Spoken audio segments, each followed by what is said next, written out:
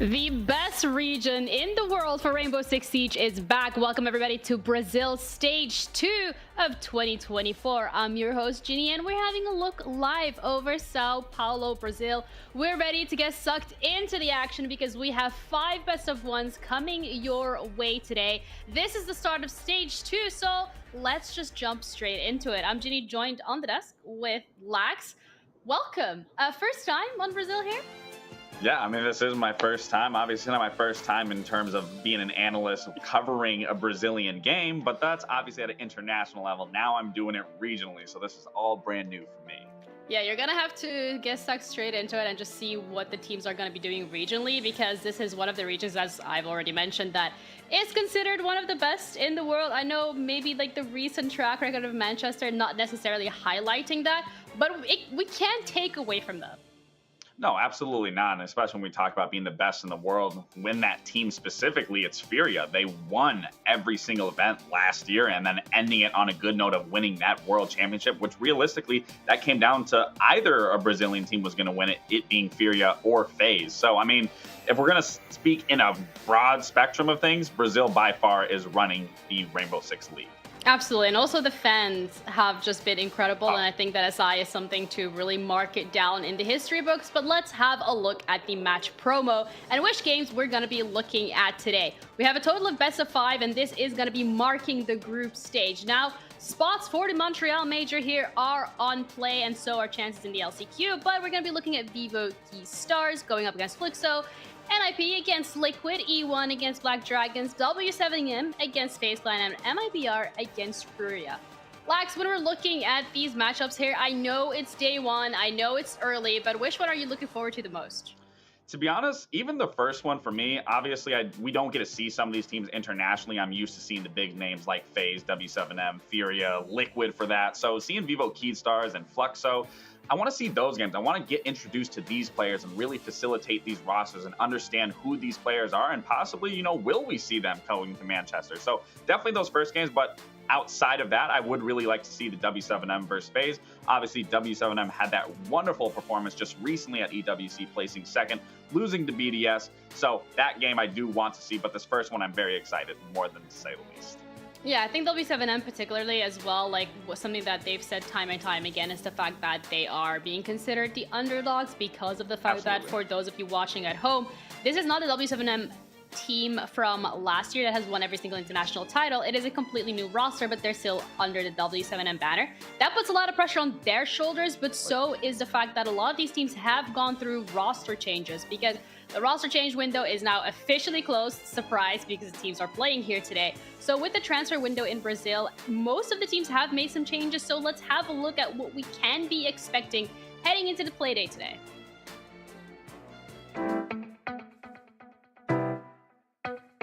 What's up, everybody? Did you miss Brazil League? Well, our championship was on a break for a while, but the same can't be said about the teams that are part of it. So let's quickly talk about the most recent changes that happened in the Brazilian Rainbow Six competitive scene. First of all, it's worth mentioning that some teams didn't make any moves in this last transfer window.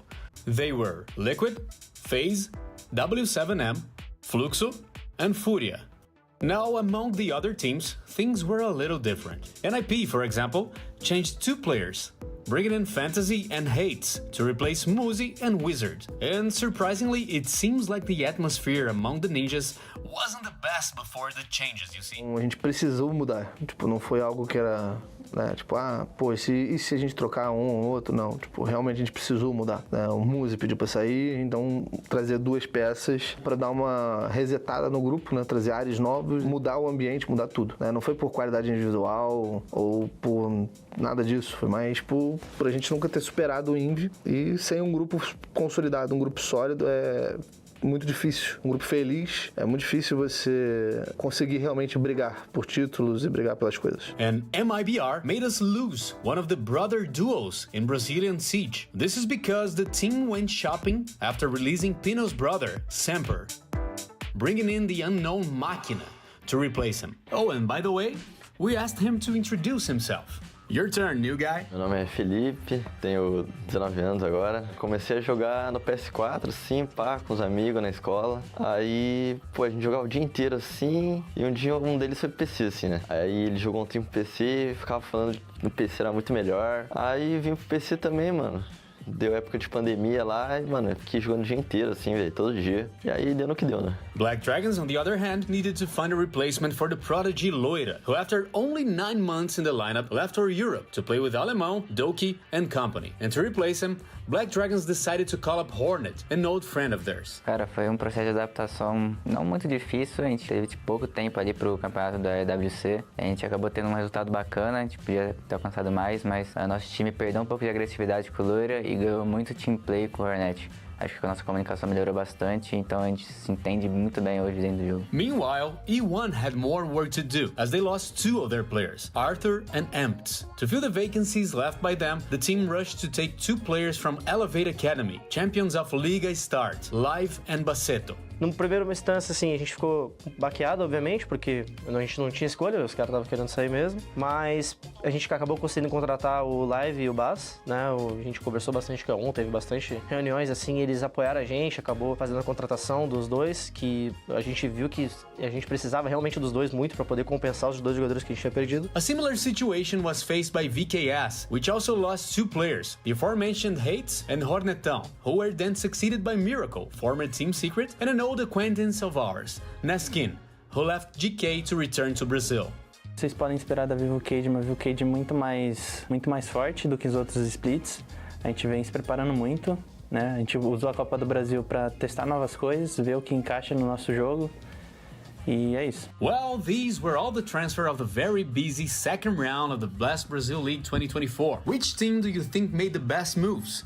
And who messed up in their bets? Tell us in the chat. See you guys. Until next time.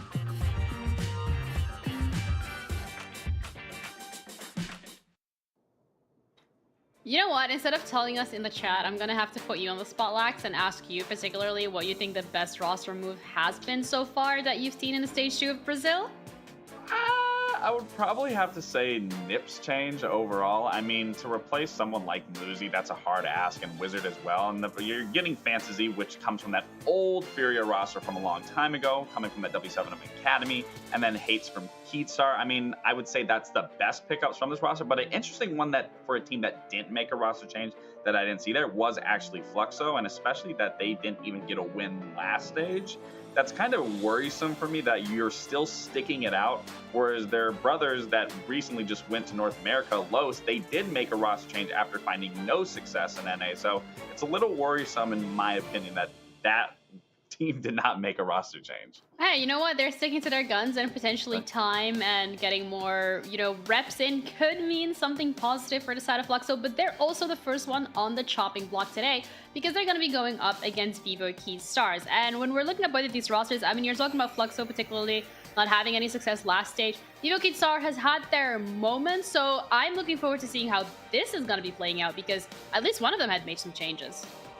Yeah, definitely. And it's, it's important that, when you do make these changes, you do run out the gate swinging here and make your roster actually look good and that it was viable. Obviously, any roster change you make doesn't matter if you're at the top of the upper echelon teams or the bottom of it. It's a 50-50 shot that it works or it doesn't. Just because you grab a really good player or maybe not so much of a good player, I'd say, bad player in that case, it doesn't always work, but obviously getting the first game underway truly gives you a true testament of what the team can look like and what you can expect from them for the rest of the stage. Yeah, and it's super important as well to be hitting the ground running here in this group stage because, again, top 6 teams, they'll have a chance to advance to playoffs. That's when you get in the best of series. But for now, it's best of 1, and it is going to be a round-robin format. Let's have a look at the head-to-head as well, particularly coming into this game, to be more exact, because when we're looking at both of these rosters, we've already touched upon the fact that, this is their moment to shine and just how important this first game is going to be, especially I want to say for Fluxo because there's a lot of pressure on them to actually be coming out with a win. And again, you only get to play your opponents once, so this is really their chance to potentially hit a weaker Vivo Keystar considering their changes. Yeah, and when I look at these two players, obviously the biggest one that sticks out to me is Astro here. This was a player that I've known since the beginning of Siege, back on the old FaZe roster, back on I can't remember what the old roster was back in the day, the old Brazilian roster, but I mean, Astro's been a historic name in Siege throughout a long time, so the fact, he isn't finding success and obviously being on the lower place team here in Brazil, that's unfortunate. But then you look at Stemp, and this is what I'm talking about. These are new players to me that I don't get to see, that I don't get to talk about at these international events. And when you look at these stats, I mean, it's a pretty huge comparison, obviously, in terms of the KD. KDR is roughly close, but when you look at those plants, I mean, that's where Astro was leading that charge and having that veteran experience. But then, obviously, now you're looking at this entire roster across the board. I mean, when you look at everything, obviously Miracle and Neskin now coming in, they don't have stats for them. But I mean, these three alone, they look pretty even. Obviously, they found themselves in 5th last stage. So the stats don't heavily favor them because they were placing 5th, middle of the pack. But I do expect to see something from this game and possibly still coming out of a win compared to last stage. I mean, they actually, excuse me on that, they did beat Fluxo last stage. So they got to be coming into this pretty confident. Yeah, absolutely. But I think as well, when we're looking at Fluxo and we're looking at that roster, particularly the fact that they haven't really found a lot of success, if any, last stage, and also the fact that you're going up against a roster that has made 2 changes, it can either be the fear of the unknown, but also considering the fact that if Vivo Kid hasn't had an extreme amount of repetitions, maybe that is some weaknesses that they could be exploiting.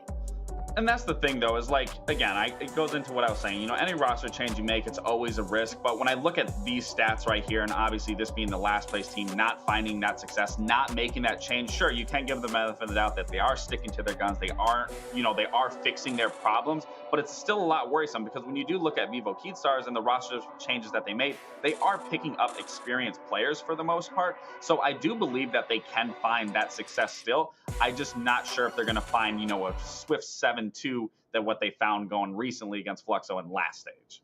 Yeah, I mean, that's something that we're going to have to wait and see as the game starts. But I think let's take a little bit of a trip down memory lane instead when we're looking at stage 1, particularly when it comes to the plans, when it comes to the opening kills, particularly for a region like Brazil that is very renowned for its aggression. I mean, Herd's on first spot with 34. Oh, well, I'm not surprised. Yeah, this is a no-brainer here, and then you go to Hates down low, and then Loria actually went to G2, so it's funny you see the G2 there. He's now over in EU. And then just going down the board, I mean, these are a lot of players that you typically would see. Like I said, Herds being number 1, that's no surprise to me. That's your world champion player right there. Cyber even being top 4 right there. I'd love to see that. Low, Bintiers, Ask, STK. Yes, and Dudu, wait, Dudu? How do you, what's... I'm so sorry with the pronunciation of names. Obviously, I'm new here, so you got to give me a little bit of credit with some of these names here. And then the most plants. So interesting one here. Obviously, Arthur now is finding himself in North America. And actually, as of yesterday, they won their match against Luminosity. No, not Luminosity, against Oxygen. And Arthur actually wasn't even getting the bomb downs. It was actually Legacy that was going crazy in that game. So interesting to see him here and see if he can put up those numbers in the NAL. But yeah, I mean, looking across this, I mean, again, Nade, another world champion here, coming in top 4. I would definitely like to see Nade have a lot more plants and a lot more success that we can see from him. But yeah, I mean, it's interesting because when I think coming from NA, when you see the plant results at the end, every region's pretty close, at least in terms of EU, NA, and Brazil, in terms of those top planters. They're all roughly close, and I'm curious of now being in Brazil, I want to be able to watch these games and truly dissect of like what the takes look like, because Brazil has always been known for their aggressive pace. So to see the plants going down and not it just coming down to gunfight solidifying rounds, I'm really curious to see what these games are going to look like. Yeah, I guess know your enemy in that case, because you are still analysting for NA as well. But either way, we have the map vetoes ready because we are going into a best of 1. When we're looking at best of 1 here, Lax, when we're looking at potentially comfortability, more so for these teams rather than taking away your opponent's most comfortable pick, what do you think? I mean, I was going to ask you what you think the most decider will be in terms of what makes sense, but I guess we're going straight away there. It's going to be Clubhouse. Yeah, Clubhouse. And Clubhouse, you know, we got rid of Oregon. This is where Vivo Keystars found their success last stage on Oregon. And Oregon is a very default map. It's very fundamental based. You're not going to surprise a team. You're not going to bring out anything crazy. And so seeing Clubhouse, and especially in a best of 1, best case scenario when it comes to a best of 1, you guys are both eliminating each other's best maps, and you're going to go on a map that is an equilibrium for both of you, where it really is going to come down to those basic fundamentals, and you both are going to have your struggles and your strengths that are, it's really just going to come down as who finds that success a lot faster than the other. And it being Clubhouse, again, that's a basic map. There's nothing crazy that you're going to do. It really comes down to the basic fundamentals of Siege and what your approach is. And you find a lot more, if you can find success on your attacks here, your defenses really should be able to push you through a win here going on to Clubhouse. Yeah, looking at Clubhouse, particularly as you said it's going back to basics, and I think that speaks volumes in terms of Vivo Keystars as well and what they're comfortable playing, because you have these 2 new additions to your team. I think we can look at it from 2 perspectives, where it's like you either don't want to give away too much too soon because of the fact that you have new players, or it's like, well, we're still in a bit of that transition period. We still need some time to get used to playing as these 5 men on a server. That could also be the way that they're approaching it. So I think from the Vivo Keystar perspective, I would be very happy to be seeing that map. Yeah, definitely. And I think you nailed it best there, especially when you're picking up 2 new players. What map are you going to go to? You're not going to go to a map like Bank. You're not going to go to a map like Skyscraper. You're going to go to a map that is very simple, very basic. It doesn't matter what roster iteration those players just recently were on. Clubhouse is pretty much played the same across the board. There's not a lot that you're going to be able to do. So yeah, comfortability is definitely the perfect choice here from Vivo Stars and locking down Clubhouse. Yeah, we're getting a little bit of more analysis coming through from Des in the chat. So instead of him typing and giving us the information, we're going to ask it straight from the horse's mouth. So Des and Ace, thank you guys so much for joining us in Brazil. I'm going to start off with you, Des, because I want you to bestow your knowledge of these map picks and vetoes and win rates for both of these teams upon us. Yeah, I always find it really interesting looking at what teams have done, what they've played historically, how they've performed. And I was just sharing a second ago, at least in track competitions, so Stage 1 and the Stage 1 LCQs, neither team has won Clubhouse. They've played it 5 times between them across the year. Not a single team has won it. The most interesting part is that Fluxo have not banned it once. They really want to play this map against seemingly everyone, even if they can't win on it. But being truthful, after getting 1 point last stage, they're not really winning on anything right now, let's be honest. Oh, okay. Well, I guess you're hitting it straight away. You can't get much worse, though. That's the thing for Flux. So you can't get any worse, right? You didn't get a win, so I mean, it's only an uphill ceiling at that point. You'd hope so. I mean, you'd hope so, right? I guess this is the first game that we're gonna have to wait and see. Ace as well, thank you so much for joining us too. I'm gonna hand over the mic to you because we are very soon ready to head into game. So guys, take it away. Thank you very much, De Niro. It's an absolute pleasure to be back in Brazil. Des, I noticed that you've covered the occasional week here and there across a couple of years. You're too high for me, Tim. I need to sit up and when I match was you. covering with Jackie and things like that, but honestly, There we go. Get involved in a full season of this. You're going to see some craziness. I'm looking forward to it. Like you said, I remember covering a couple of play days. They were long play days back in the day as well. I don't know how the hell you and Jackie managed to get your way through the whole thing together week after week. But yeah, look, it's one of those regions I think that's really fascinating to watch. For me, it's kind of, although recent results may point towards different teams at different times, we can't ignore SI as an example. This is arguably, at least over a long period of time, the most consistent and strongest region. And it's in a bit of a, I won't want to say a spot of turmoil, but there are question marks around, okay, then are they going to be the top region? Is it going to carry on? We've seen other teams really starting to fight to the fore. There was no Brazilian team in the grand final back in Manchester as a wonderful example. And so I'm really excited to see, especially for teams like Lax said, like with NIP, the changes they've made, what does it do? This is going to be exciting. But we can have a look at Vivo right now. First and foremost, why not? Seems on their side as well. Of course, a nice little rifle through. I love these graphics, by the way. Absolutely beautiful, aren't they? Aren't they just? Yes, a few wonderful players in the team. I think, as we mentioned earlier on as well, a number of teams, it feels, have been, I don't want to say ripped apart or pulled apart at the seams, but there are changes that have come through.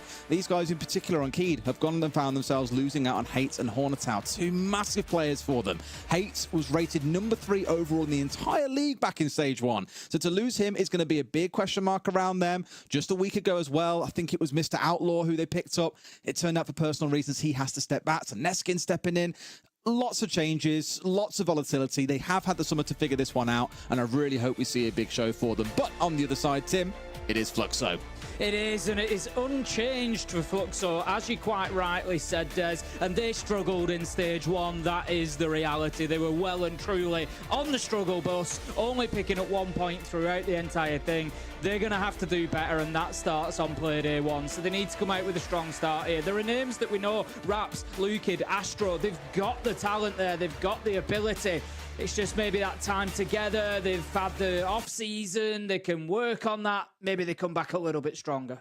It's like you say, they've had a lot of time. They're one of the only teams that didn't make changes. I think we had 4, and 3 of those are big teams in the league as well. So it's kind of strange, many would say, seeing Fluxo being down at the very bottom, that they'd stand at this point. However, let's see what they do. Hashi is the big player to watch out for as well. He's the guy that I've heard is the big one who can really pop off. Yeah, I mean, you're in Brazil now, Des. These teams are absolutely rammed with people who can pop off. That's the fact. Cool. Well, let's go out to a little video, shall we? We've got something to show you guys, so feast your eyes on this one.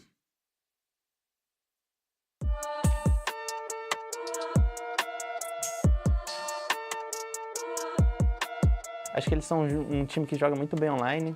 Em LAN, assim, não vai dar pra eles. No Brasileirão ali, eles têm uma dificuldade de jogar em LAN, não sei porquê. No jogo online ali, eles são meio leão, assim. Acho que vai ser um jogo fácil. Contra a Vivo vai ser de boa o jogo. As últimas 3 vezes que a gente jogou agora foi tranquilo. Eles não tem nada demais, tipo, a line é nova. Tem que ser fácil.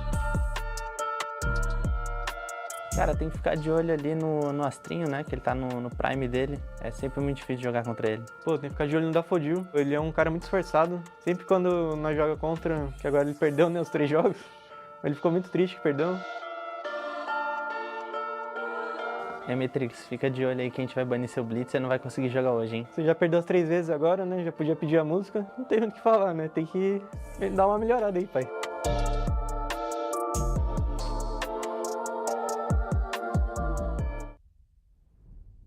And just like that, Tim, we are flying straight into game. You heard quite a bit of smack talk in there as well, which is what I love. I love seeing when teams have got a little bit of rivalry between them. And I feel like Keystars have got a point to prove. They're saying, you know, Kate, we've played them the last 3 times. We've lost to them, whatever. When we were in the last back in stage 1, we beat them there comfortably, and the same will happen again. But Fluxo equally are feeling pretty confident in their own right. Is that right or not? We'll find out after this game.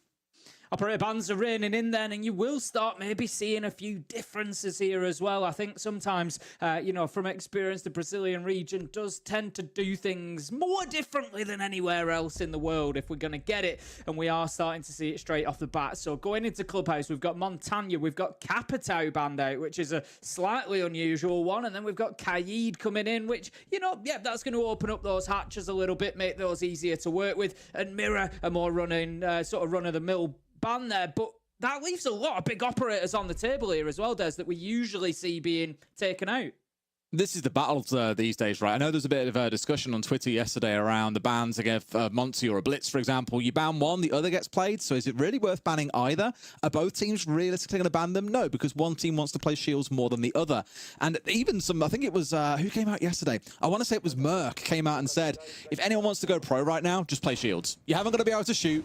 Just play Shields, because teams don't know how to deal with them very effectively. They're really strong right now. I think Capitao will surprise no one. We've seen so many attacks on towards Catwalk making use of that, so it will make Club and CC a little bit more defendable, I'd argue, or Club and Cash. Club and Cash, what am I on about? Cash and CC. God, site names, Tim, it's been too long. It'll make that more defendable, and then the other two, I think, come through as relatively powerful, strong operators. Kai, maybe you look at with a question mark, but it should just let the game flow a little bit easier. It does mean things like the Bandit will still be quite powerful, as you're seeing here from Lender.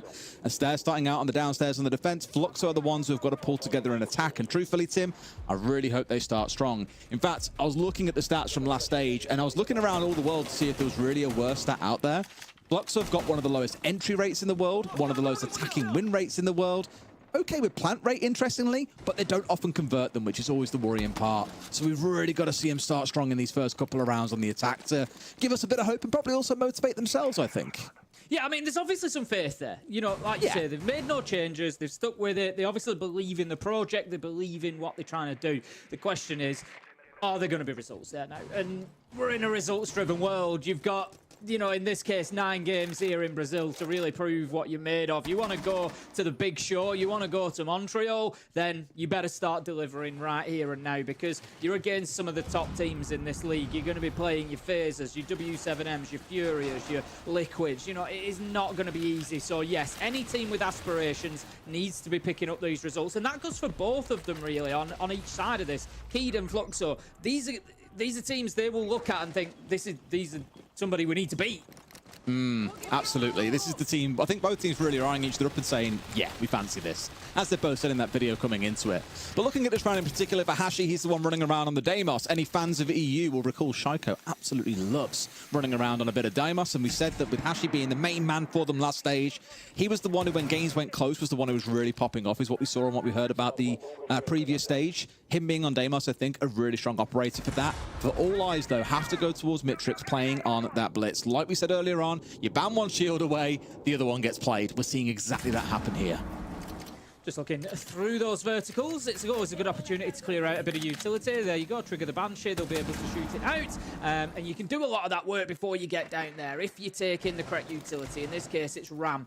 Get those gadgets in there, clear up that soft floor. We see it time and time again around Kitchen, and it just enables you to clear out what should be 70–80% plus of the utility before you're trying to push onto site. With a minute left to go, 5 alive on each side, that push is going to have to come pretty soon. We are back to Church and Arsenal, a classic bloodbath down here. That is likely what we're going to see, because ultimately at this point, Keed aren't going to overexpose themselves. They're not going to push forward too hard here. They're going to wait for Fluxo to take the challenge, to take the drops, and to come through. That's going to take another 15-20 seconds, so it's going to come down to a number of gunfights. But before they can kick off, Lender manages to find a Nitro.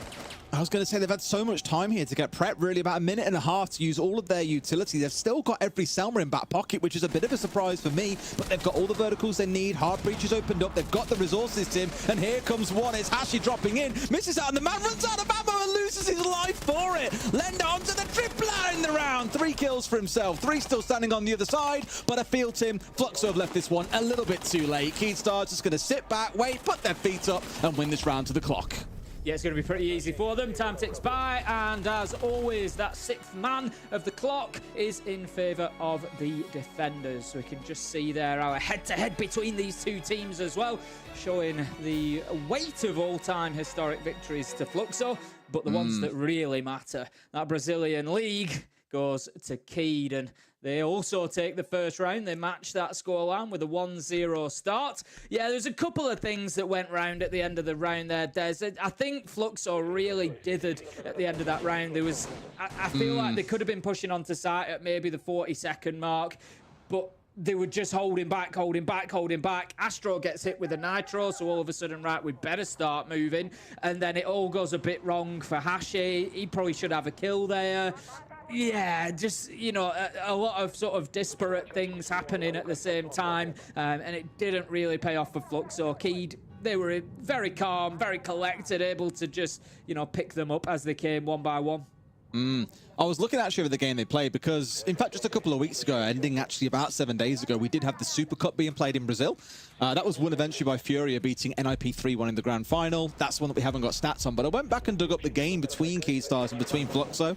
Fluxo, as we know, has won every single series, but the one map they lost when they played in the Super Cup 2 weeks ago was Clubhouse, that Keystars won 7-0. Keystars started on defense, Tim. They won 6 in a row. Where have they started here? On the defense. On the defense. It's going to be, yes. I hope it's not a repeat of what we saw just 2.5 weeks ago. Well, it was always going to shape up with a 1-0 start there, as we know, but as the rounds progress, we'll see how that counter goes and whether Fluxo are able to put a few more rounds on the board on Clubhouse this time around. A little bit risky from Rap Series, opening the bottom of the CCTV wall with Maverick there. I'm assuming maybe a little bit of intel so he knows there's nobody playing behind it. I say risky because not really keeping himself at an angle to the wall. He was stood dead stock behind where he was opening up, which you just ask him for those toes to be shot out, but he's got away with that one, and that's going to open things up for Mitrix on that blitz to potentially push forward here and just start a little bit of disruption inside of the site. I feel that blitz is going to be such a headache for them all half as well. Like, I know that they've sat back in that last round and just let them come at them. And this is probably where Fluxo have really got to start putting the pressure on a little bit here and going that bit faster. There are 2 or 3 players there out towards this east extension to try and slow them down. Like, look, they're still expecting someone to be here now. These are the kind of things that you normally have answers to from drones. You've still got 4 up and about around the field, for example, at least going off by that top right count. A quick scan says that is about the right number. Maybe 5 are still up. But they should have this information. They should know it's clear. You have a blitz who helps you enable and get space incredibly quickly, but it's taken them 1 minute and 40 to actually step inside a cache, and even now they still feel a little bit hesitant about it. So I just feel Keystars are again kicking their feet back here and saying, look, we are running this clock down. These guys aren't biting at the bit to try and get inside a site here or pressure onto us, and they're like, cool, we'll just sit back and let you guys panic in the last 20 seconds. Yeah, again, very similar to round 1. Keed knowing that that works and are going for it again. It's a bit of a risk for Fluxo. It's not to say that it won't pay off, but it just really depends which way those first couple of kills go. So keep an eye on that as Fluxo get themselves established into construction now. The Blitz is in position, ready to have that impact. He needs to lead that explosive charge, really. Kind of like throwing a wasp in the room. Just send him in, let Keed panic a bit about the shield, let him start flashing people, and then everybody else collapses and tries to pick up kills at the same time, but it needs to be coordinated. That's the problem, Tim. coordination, I think, is so key. Like you say, they've got this lineup all around, and already there's a team kill coming in. It's Neskin getting rid of Miracle, the 2 new players getting into a little bit of a crossfire as Hashi then also finds Neskin. Looking good for Fluxo so far. They've pulled on that trigger, as we said, Tim. They've made the play come in nice and quick, and it looks like it won't be a repeat of the last time we played on Clubhouse, but that clock is running down. I was about to say they've got to find their man, and Hashi does just that. Gets the first kill in the push, and gets the last one as well to close out the round. Yeah, much better from them there, like I said. Just got to create that chaos and then thrive in it, and that's exactly what they did. We saw, like you said, the team kill comes in, maybe a little bit of panic on the side of Keed there, mistake. You've got a blitz in the room, you've got a team kill going on. There's all sorts going crazy at the same time, and Fluxo certainly able to take advantage of that. So there will be no 7-0s today as Fluxo pick up their first attacking round, successfully breaking down that gym and bedroom defense. We're going to see Keed move on now. They're going to go to CCTV and Cash. Nothing wrong with that. They've decided that maybe, you know, gym and bedroom wasn't really close enough for them to try it again. So they'll switch across to the other top floor site before they can rotate back down to the basement where they won round 1. So, you know, this time I think I'd just like to see Fluxo. They won the round well, not a major problem with that second round. I just think this time, give yourself a little bit more time. Just, you know, try and start pushing and prodding. I'd like to see that opening kill go to them a little bit sooner into the round. Yeah, and I think with it being this site, that is much more possible. You get the East Breach opened up, you get control of Garage, onwards you go. It's nice and simple. The one thing I do want to pull back to is what we mentioned earlier on with the Capital being banned away by Fluxo. They will 100% have a game plan here that doesn't require leaning onto the Capital to make this happen. They're expecting that to be the case with Keyed Stars, probably what they saw from a couple of weeks ago. But if you look at the lineup coming out of Keyed Stars, there's no Wamai, there's no Jaeger, nothing really that helps them deal with utility that will be coming skywards. They haven't got to worry about a Capital. But it does mean they have other opportunities for other things to come and hit them. Flashbangs, for example, can still overwhelm someone playing up there. So I'm just a little bit concerned here that Keyed Stars may have made it. They're almost like inviting Fluxo in, I want to say, and say, yeah, come and take Catwalk off us. We're not going to hard hold it. We've got an Azami up there, and that's about it. In comes the Blitz once again. Daffodil this time able to take down Astro, but Mitrix has the answer, manages to get the trade, and that leaves us 4 versus 4. Importantly for Fluxo, they've managed to clear out the defender that was holding on to Lounge, so that opens up a little bit of verticality for them, but they need to be aware that they've got another player that needs to be dealt with out in bar. Oh boy, if they get rid of this Blitz, and again, he's the spearhead of this attack, you can get so much space, so much pressure off the back of him, that he's the one that you want marching forward here, but so far a little bit tentative. Oh, how Hashi has actually taken the confidence to step across there. High risk, but obviously they were expecting it to be a Blitz instead. Almost managed to find himself a man. It was Miracle who was sat at the top here, still with 3 smokes in back pocket, and Tim, half the round is gone. Yep, Fluxo certainly got work to do. I like that they've relocated here, they've rotated, they've used that Blitz well to clear out the player in Lounge, and then they've said, you know what, we can get more value out of that elsewhere. So they've got him out onto the rotation, and he's in a position to potentially push into sight now, but Miracle, he manages to take him down. That's the Blitz gone, and now I'm looking at Fluxo and thinking, where's the sharp end? Where's the point on this attack? And Lender takes down Lukid. They start falling like dominoes. There's 1 by 1 by 1, and it leaves Raps with it all to do. 1 versus 4. All he can try is to burst into sight. See if he can create some energy. He takes his beating along the way and finally gets taken down. It's 2-1 to Keed. That last 1v1 was like trying to punch smoke. They just had absolutely no chance there, did they? It was horrible. But let's a little look here as well at some of the stats and how things stacked up back in the previous stage, just to kind of show you the disparity here. Keyed Stars, one of the best attacking teams, tied up there with NIP. Right down at the bottom, that stat that I said earlier, Fluxo, 26%, one of the worst attacking rates in every major region across the world. We're seeing it come to light a little bit. The previous round was great, but I think the timing issues, like you referenced, Tim, are what's really starting to sting them. Yeah, I mean, they didn't deal with Catwalk really there. We didn't see Mitrix going in through the breach, but I think the Blitz has basically just pushed in through the breach into side to try and just create that bit of chaos, to create that moment of like, you know, oh my God, we've got a Blitz in the middle of the side. But there was just no panic out of Keed. They just took him down and they were just like, right, what now? What next? And in a 4v3 with less than a minute left, so players still out on Catwalk, you're always going to struggle to attack CCTV and Cash, and that's what Fluxo found out, and they just got picked apart from there. So it was really nice from Keed. It's a little bit of a shame for Fluxo. I've just put in my notes there. It was a nice, it wasn't an entry because Daffodil managed to pick up Astro, but it was nice use of the blitz. They went in quickly, they got that trade onto Daffodil, they cleared the player out of lounge, they could then hold one back in bar. Essentially, they've only got 3 on site at that point. So yeah, you can start pressing a bit of a man advantage. You can start working on that catwalk, but it just never really panned out for them, and I think a couple of decisions maybe took that edge away from them.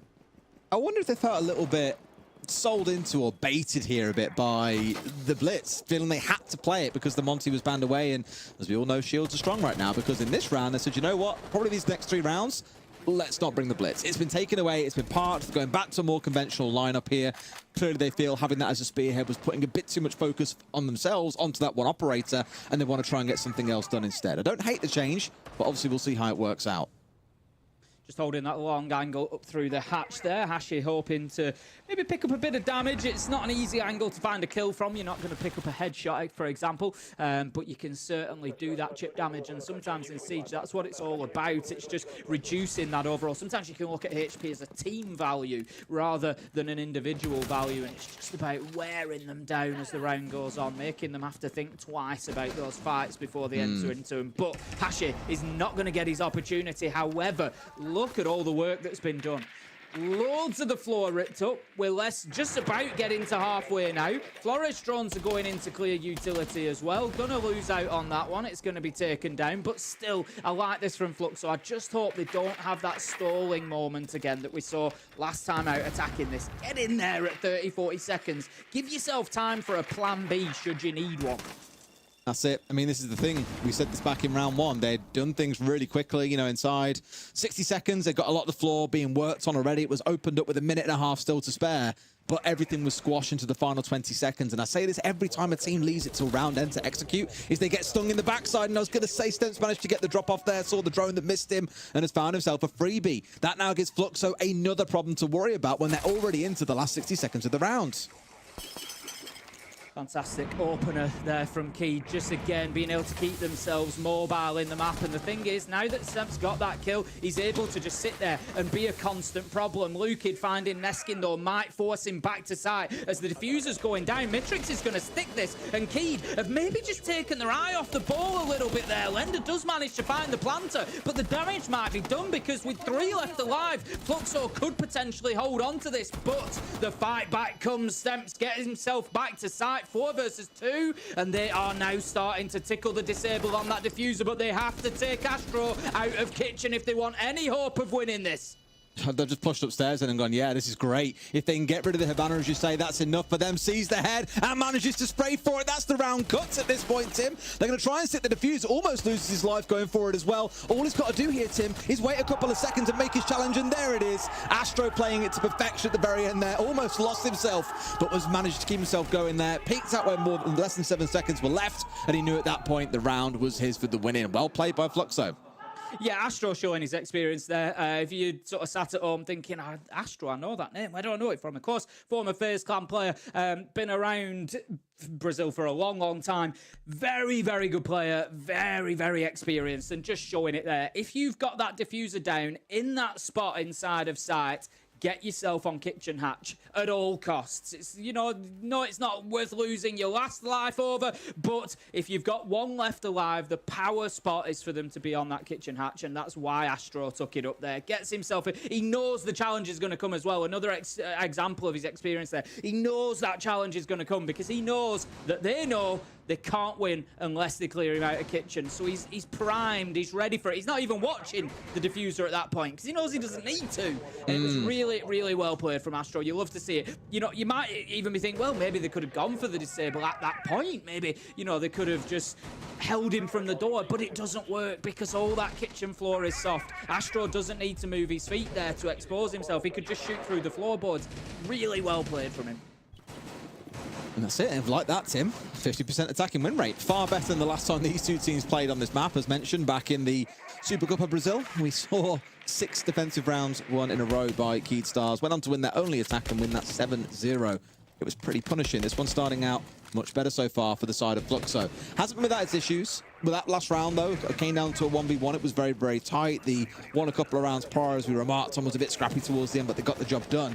Here, we're going back towards that blitz once again, so not fully stepped away from that operator. I think we've got to see Mitrix do a little bit more with it, though. The one kill that he got, I think we saw, was in the 1v1 in Lounge, when he got the flash off and the pistol kill off the back of it. But really looking to the rest of his team to capitalize on the presence of that blitz to get something done. Back to gym and bedroom we go then for round 5. We are well underway, almost a minute in here. We're going to see the impact nades come out just to try and prevent those Selma charges getting a workable breach. But I think 2 of them were actually working simultaneously there. So rather than opening the single sort of line of breach, it's actually done double at the same time, which is smart play really. Get 2 Selmas on and it prevents that impact trick from clearing them off. You just need to be confident that there's no further requirement for breaching. That's exactly it. Well, onwards we march. I think I touched on it in a previous round. We had the Hibana having all the X-Kairos being used, but all Selmas were still intact.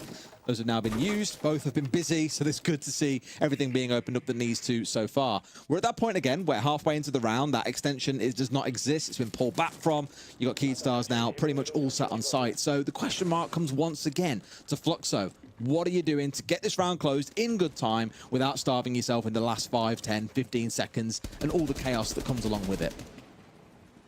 Just going to be opening up those windows there. Fluxo again, just trying to make it a little bit more difficult for Key to be able to move around the map freely, make it difficult for them to relocate. But at this point, we've got a minute left. We've still got players up on the roof. You can see ahead of you there, all 5 of Key are just sat waiting. They know that they can just hold these angles for as long as they need to. And the onus is on Fluxo to do something here, but do something they will. As Hashi goes in and takes out Stemp, but the trade is immediately there from Neskin. 4 versus 4, 30 seconds left to go. As it bleeds down, though, it does mean you have less angles you can attack from. If you're going 1-for-1, it's not the end of the world for the defenders. Of course, losing someone like the Smoke might sting, or anyone with a C4 still in pocket. As I say that, the C4 gets used, and a great shot from Miracle finds himself one more. It's Lukid falling, and at this point, with those smokes now coming out and 20 seconds to play, this feels like it should be the one for the defenders to win. Daffodil's just going to take out Raps. Surely they hold on from here. It's all up to Mistrix. He does have the shield. We know that they're powerful, but with 8 seconds, I'm not sure that they're that powerful. He takes down 1, but unlikely to find any more as Keyed. They're smart. They're keeping themselves hidden. They're letting the clock do the job, and they're taking round 5. That leaves us now 3-2. Now, we're at this point, Tim. I don't want to be hypercritical of a player I've watched play 5 rounds, but I've not been at 4 rounds of them on Blitz. I've not been impressed by Mitrix and how he's played this Blitz. It's been very passive. It's been very scared, dare I say, that he's afraid to go pushing forward. Admittedly, maybe he's saying, well, I need utility up. I need flashes ahead of me. They're on the front of your shield, mate. But the fact that he's the last man left alive on a Blitz is a bit of a question mark. He should be the one spearheading attacks, making room for the rest of his team, causing chaos in the ranks of Keyed Stars. But as things have stood, like I've mentioned, he's got 2 kills, 1 in Lounge, 1 that last round there in a 1v4 where it's completely irrelevant. We're not seeing this Blitz have an impact. And I would rather see him, like in the round they won 2 rounds ago, I would rather see him with a gun in his hand rather than being sat behind a shield where he's just not being very effective. Yeah, exactly. I mean, you know, the one standout moment for him on the Blitz was getting the trade onto Daffodil in Lounge round 3 when he was clearing underneath. And that's what you want to see from the Blitz. That's exactly the, you know, kind of example that you're giving there. You want him spearheading, going in, finding those kills. But the rest of the times that he's tried to do that, it's just really not panned out for them. And like you say, it feels a little bit at the minute like bring the Blitz because shields are powerful rather than bring the Blitz because this is where it fits into what we're going to do. And this is how we're going to support it. And this is where you're going to create space for us. So we'll see whether in this final round Mitrix can have any greater impact with that operator because he has brought the Blitz along again. And I was going to say the one key difference that's happened in their comp here is they brought along arguably the strongest operation in the game right now in DKB. Her being on side is going to change how this Blitz is effective massively because you aren't going to find yourself getting sideswiped from a room adjacent if your team have got drones in there or you're hearing audio coming from there. It just makes things a lot more smooth for the Blitz to do his job effectively. And with things like the Deimos, ping someone out, the Blitz can just run at them for all intents and purposes. So it does feel like there's a little bit more alignment, I think, in this team composition to make the Blitz effective. But again, it now comes back to the player to be willing to play aggressively and get the most out of that operator. Just Going to see once again a minute into the round. The opening kill times have been pretty slow so far in this game. You know, Fluxo certainly wanting to get themselves into strong positions before taking those initial challenges. Now then, I think Hashi may well have picked up on somebody down in the basement. Going to be supported, and this is what we kind of want to see from the Blitz, but they just need to keep the clock in the back of the mind. There's nothing wrong with chasing here, but they have to get something from this, otherwise it's just a lot of wasted time. And that's not what they want. Neskin somehow managed just to slam the Blitz. Hashi's there for the trade, but the damage is done, Des. I said I wanted him to be more aggressive, but not like that. He's basically walked into a man pre-firing and flashed him and thought, oh, he'll stop firing now he's flashed. I'll just take my shield off and try and shoot him. The Valkyrie has stood there and held down mouse 1. She had to do nothing else. Mitrix, my man, I know it's been 6 rounds, but please never touch this operator again. It can't keep going like this.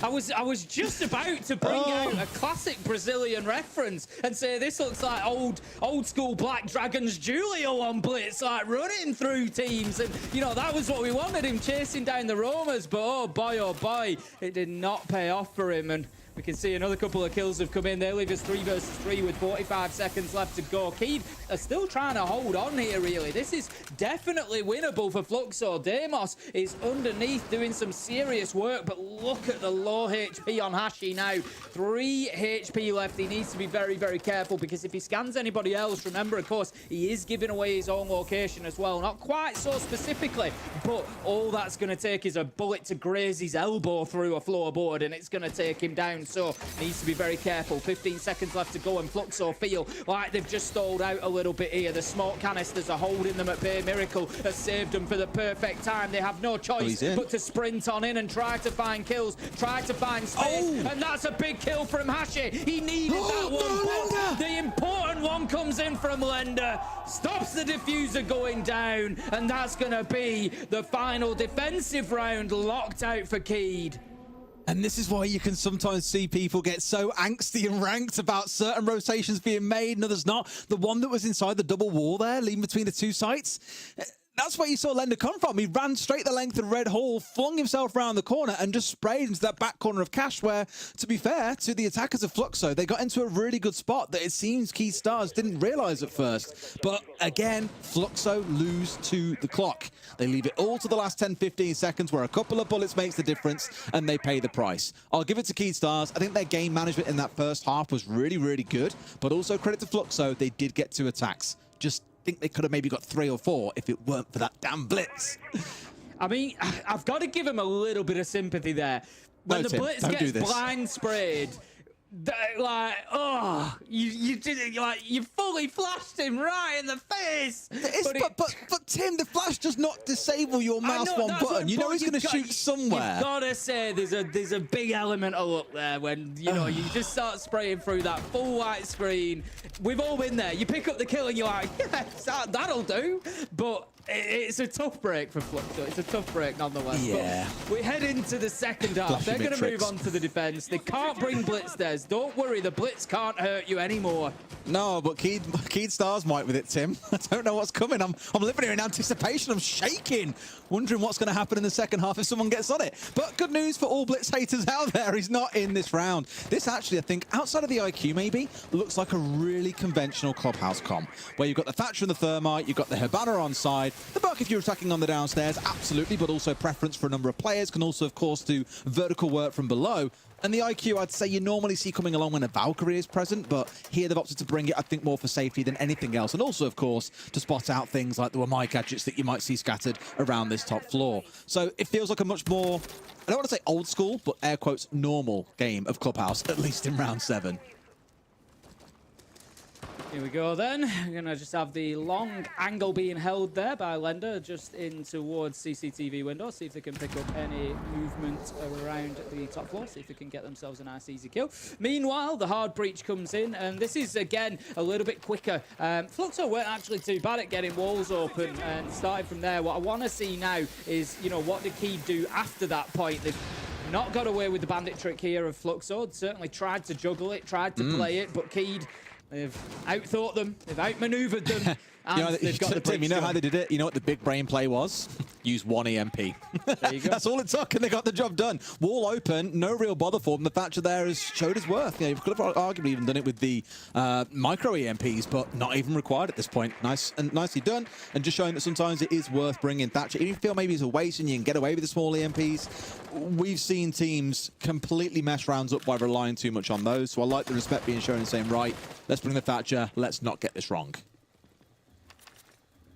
Matrix just going to be peeking around the corner. Nitro out. That's way too short, is that throw. Never going to get anybody unless they were trying to run in at that specific moment. He was hoping for a big bit of luck there, but look at this. Astro in a good position. Manages to find one. Can he get a second? No. His shots are a little bit wild. He misses his opportunity to double it up. Neskin did get taken down, but the kills fly in for Keed here as they just roll over them on this top floor. Get one after another, and Raps is left in a 1v3. Oh, naughty shot, though. Great start in the 1v3. Still 2 more to find. I was going to say Daffodil's the one that's really broken that backline open here. And I think for Raps, he's got it all to do. Plant going down. Temporary 1 versus 1. Has to take the firefight now, but he's not going to be given the chance. And sure enough, Lender sees his feet long before Raps gets the reverse angle. Keed Stars take the first attack. Yeah, looking good there for Keed Stars. The big question was, how will they perform on the attacking side once they get switched over? You know, we don't see attacking sides have too tough a time on Clubhouse, generally speaking. It's usually, you know, a pretty good playground for them, and Keed is showing that that's the case. They go 5-2 now, and you just feel like Fluxo are really on the back foot here. I'm looking towards Fluxo, and I'm thinking it's one of those points where, really, you need a player who's going to step up and do something, and I honestly thought that was going to be Astro then. He got himself established in gym. He took down the IQ, and then it all just got a little bit wild. He had the opportunity to find the Hibana as well, and you know, the Astro of old, I feel like, would have absolutely slammed that Hibana. It would have just been a flick across headshot done, but it just wasn't the case. A little bit sloppy on some of those shots, and it allowed Keed to take the opportunity. They were quick thinking, straight in through the breach, in numbers, got themselves a couple of kills, and the round was over from there. Oh, bit of a tap timeout. Fluxo realizing, oh dear, it's going from bad to worse. We've only just switched sides and already things are not looking too positive. They're the ones who need to get things back on track and figured out. Keed, much more on it, I think, in their attacks than what we saw prior. That's their coach's chance. In case you aren't aware, in a tap timeout, coaches do get a few seconds to have a conversation with their team and share some words of wisdom. We'll see how things work out down here in the basement where we head to for round 8. That's what I'm loving, Tim. I'm loving having to learn all these words in Portuguese as they're flashing up across the screen. The one of my favourite earlier back in round 1 was tripla.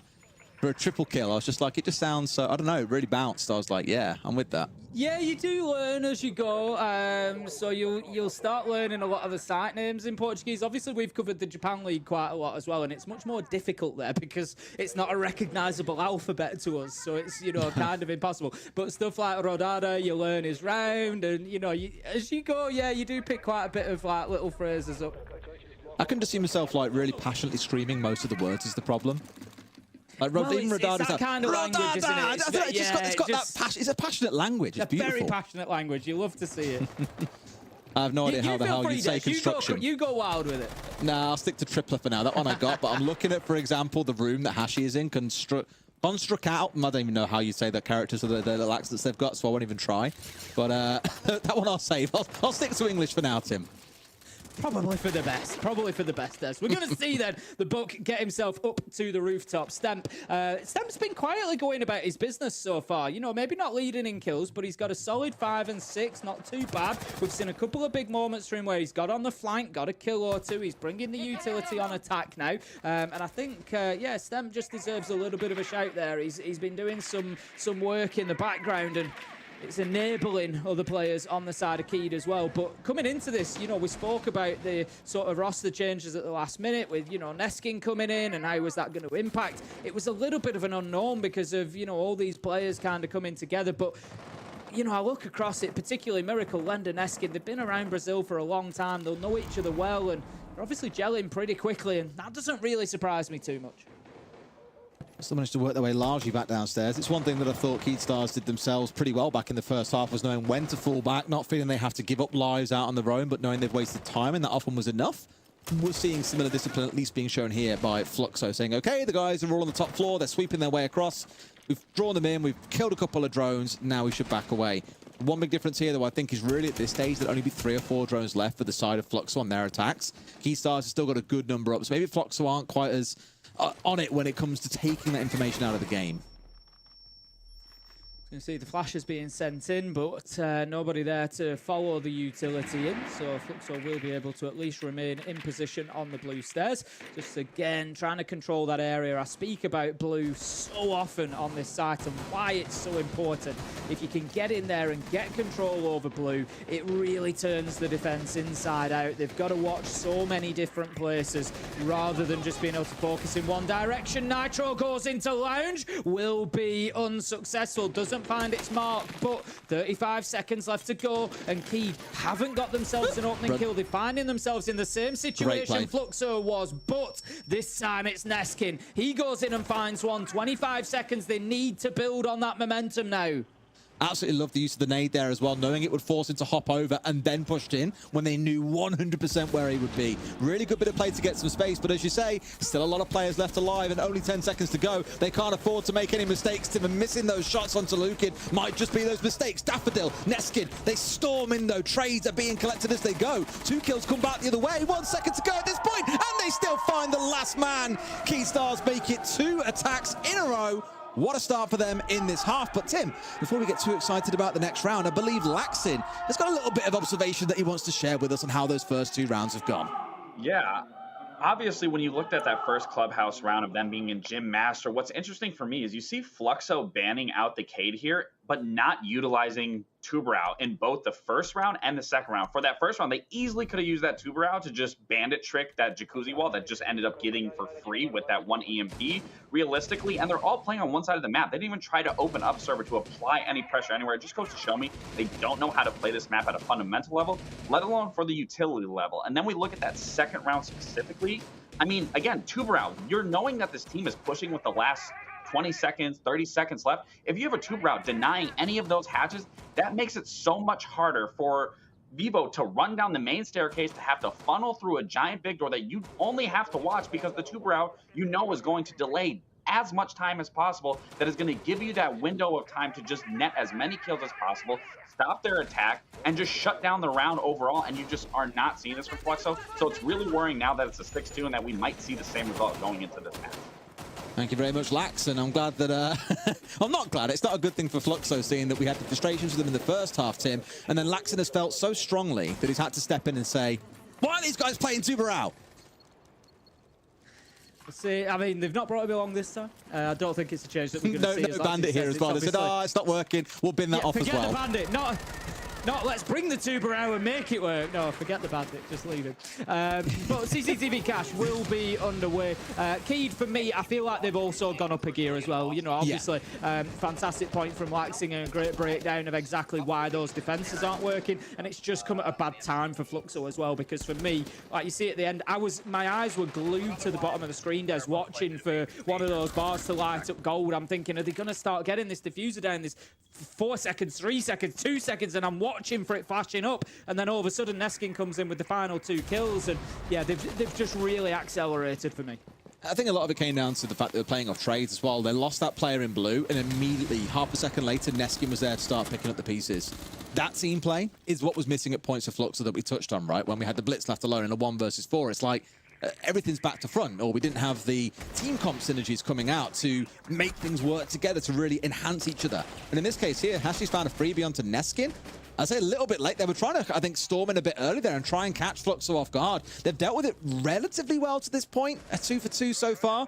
But I'd say that gives a lot of advantage to Keed at this point. There's less angles, less places here that can be covered by the defenders. And I feel with the teamwork we've seen out of Keed so far, this is theirs for the taking.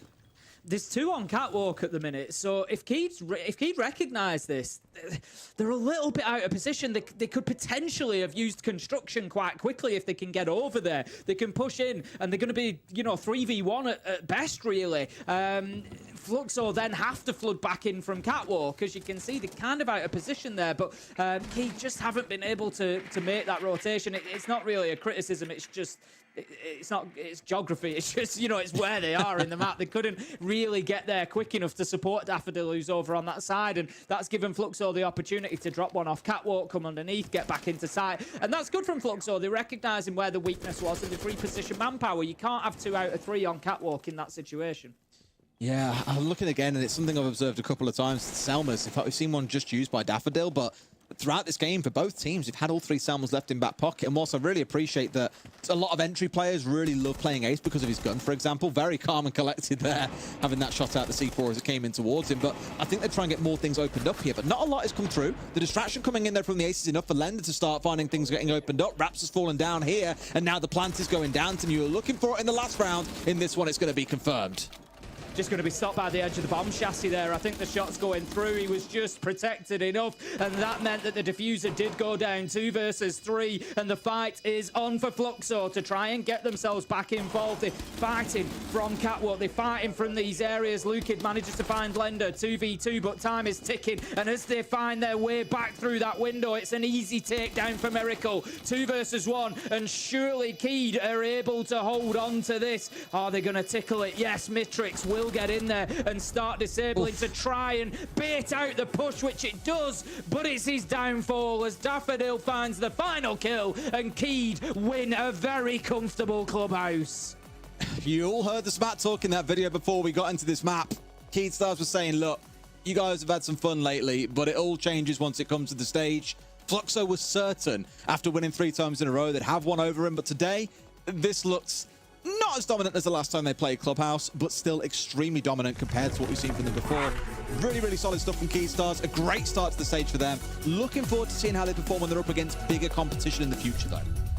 Yeah, definitely. I think, as you say, Fluxo certainly have had a few mistakes there. Keed, if there's a mistake, you've always got to take advantage of it. It's certainly not a free round necessarily. Keed have done that well, but like you say, how will they do against teams where those mistakes won't necessarily be there, and they've got to create those opportunities? A good start for them, a good foundation. Like you say, I'm excited to see them more.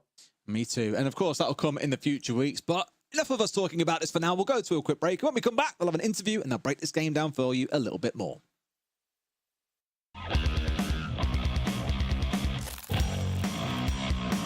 Jogadores contra 2 e o tempo é completamente o inimigo da Black Dragon. 20 segundos aí. Eles têm que avançar com tudo. Pino tá preparado.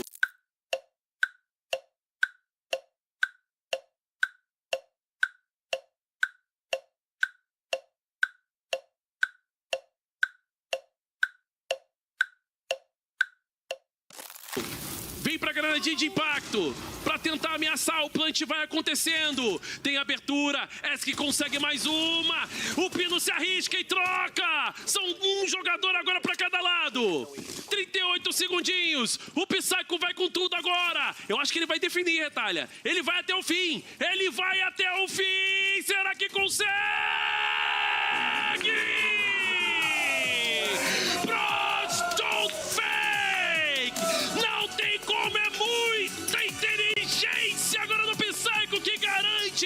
Um resultado importantíssimo para ninjas em pijamas! Vamos que vamos!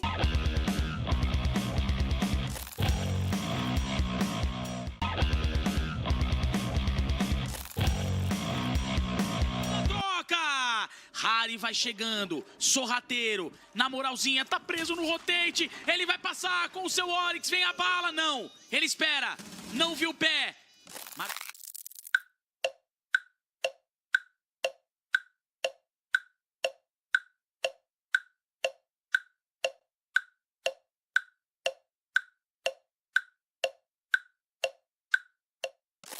Marcou.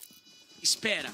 Na calma. O Harry tem que jogar na boa agora. Vamos ver se ele consegue mais um clutch. O jogador vai tentando estreifar para buscar a informação dele. Harry consegue dar bala. Derruba o Lukid. Agora falta o Raps. Vamos ver o Harry. Subiu. Pra caçada. Meu Deus. O Raps tá de costas. Não é possível. O Harry espera. Ele estreifa. O Raps ouviu. Que isso? Olha o nome dele! Que isso, Harry?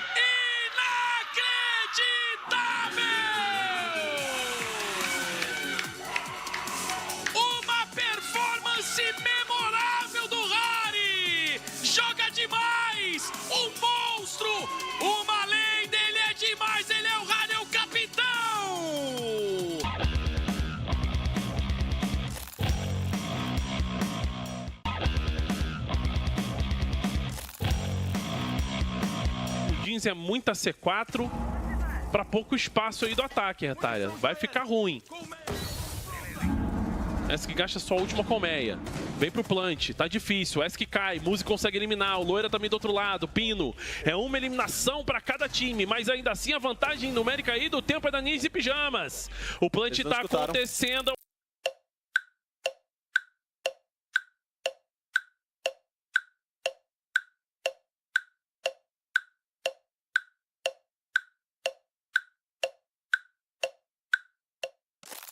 Eu acho que eles realmente não ouviram. Retalha, pegou na C4 no ar. Belíssimo trabalho. Condes volta. Pega aí a proteção para tentar fazer rotação. Tem marcação ainda por cima da área aberta. O Guto fica quietinho, escondido para tentar surpreender, Retalha. Numa subida dos jogadores. O Muzi não sabe da posição. Espera na maldade o Guto. Nas costas. Rolou a eliminação com sucesso. Ainda assim o Nusga por trás da área aberta. Surpreendendo todo mundo, Retalha. 15 segundos, Flório com mais uma aqui, After Plant. Sensacional da Black Dragon! Que isso? 1-0 PD em cima da Ninjas e Pijamas!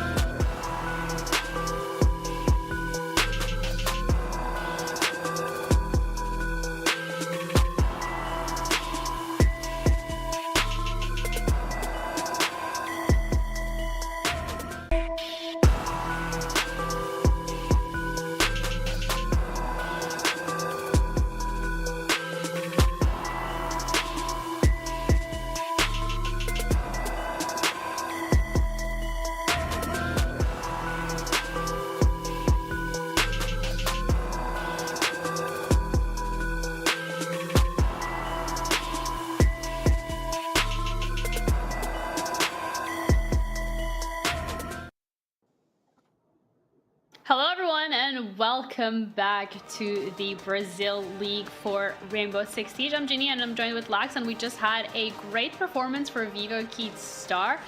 I want to start off by talking about how frustrated you were with Fluxo, because they just didn't seem to approach those basics and fundamentals like we thought they were going to.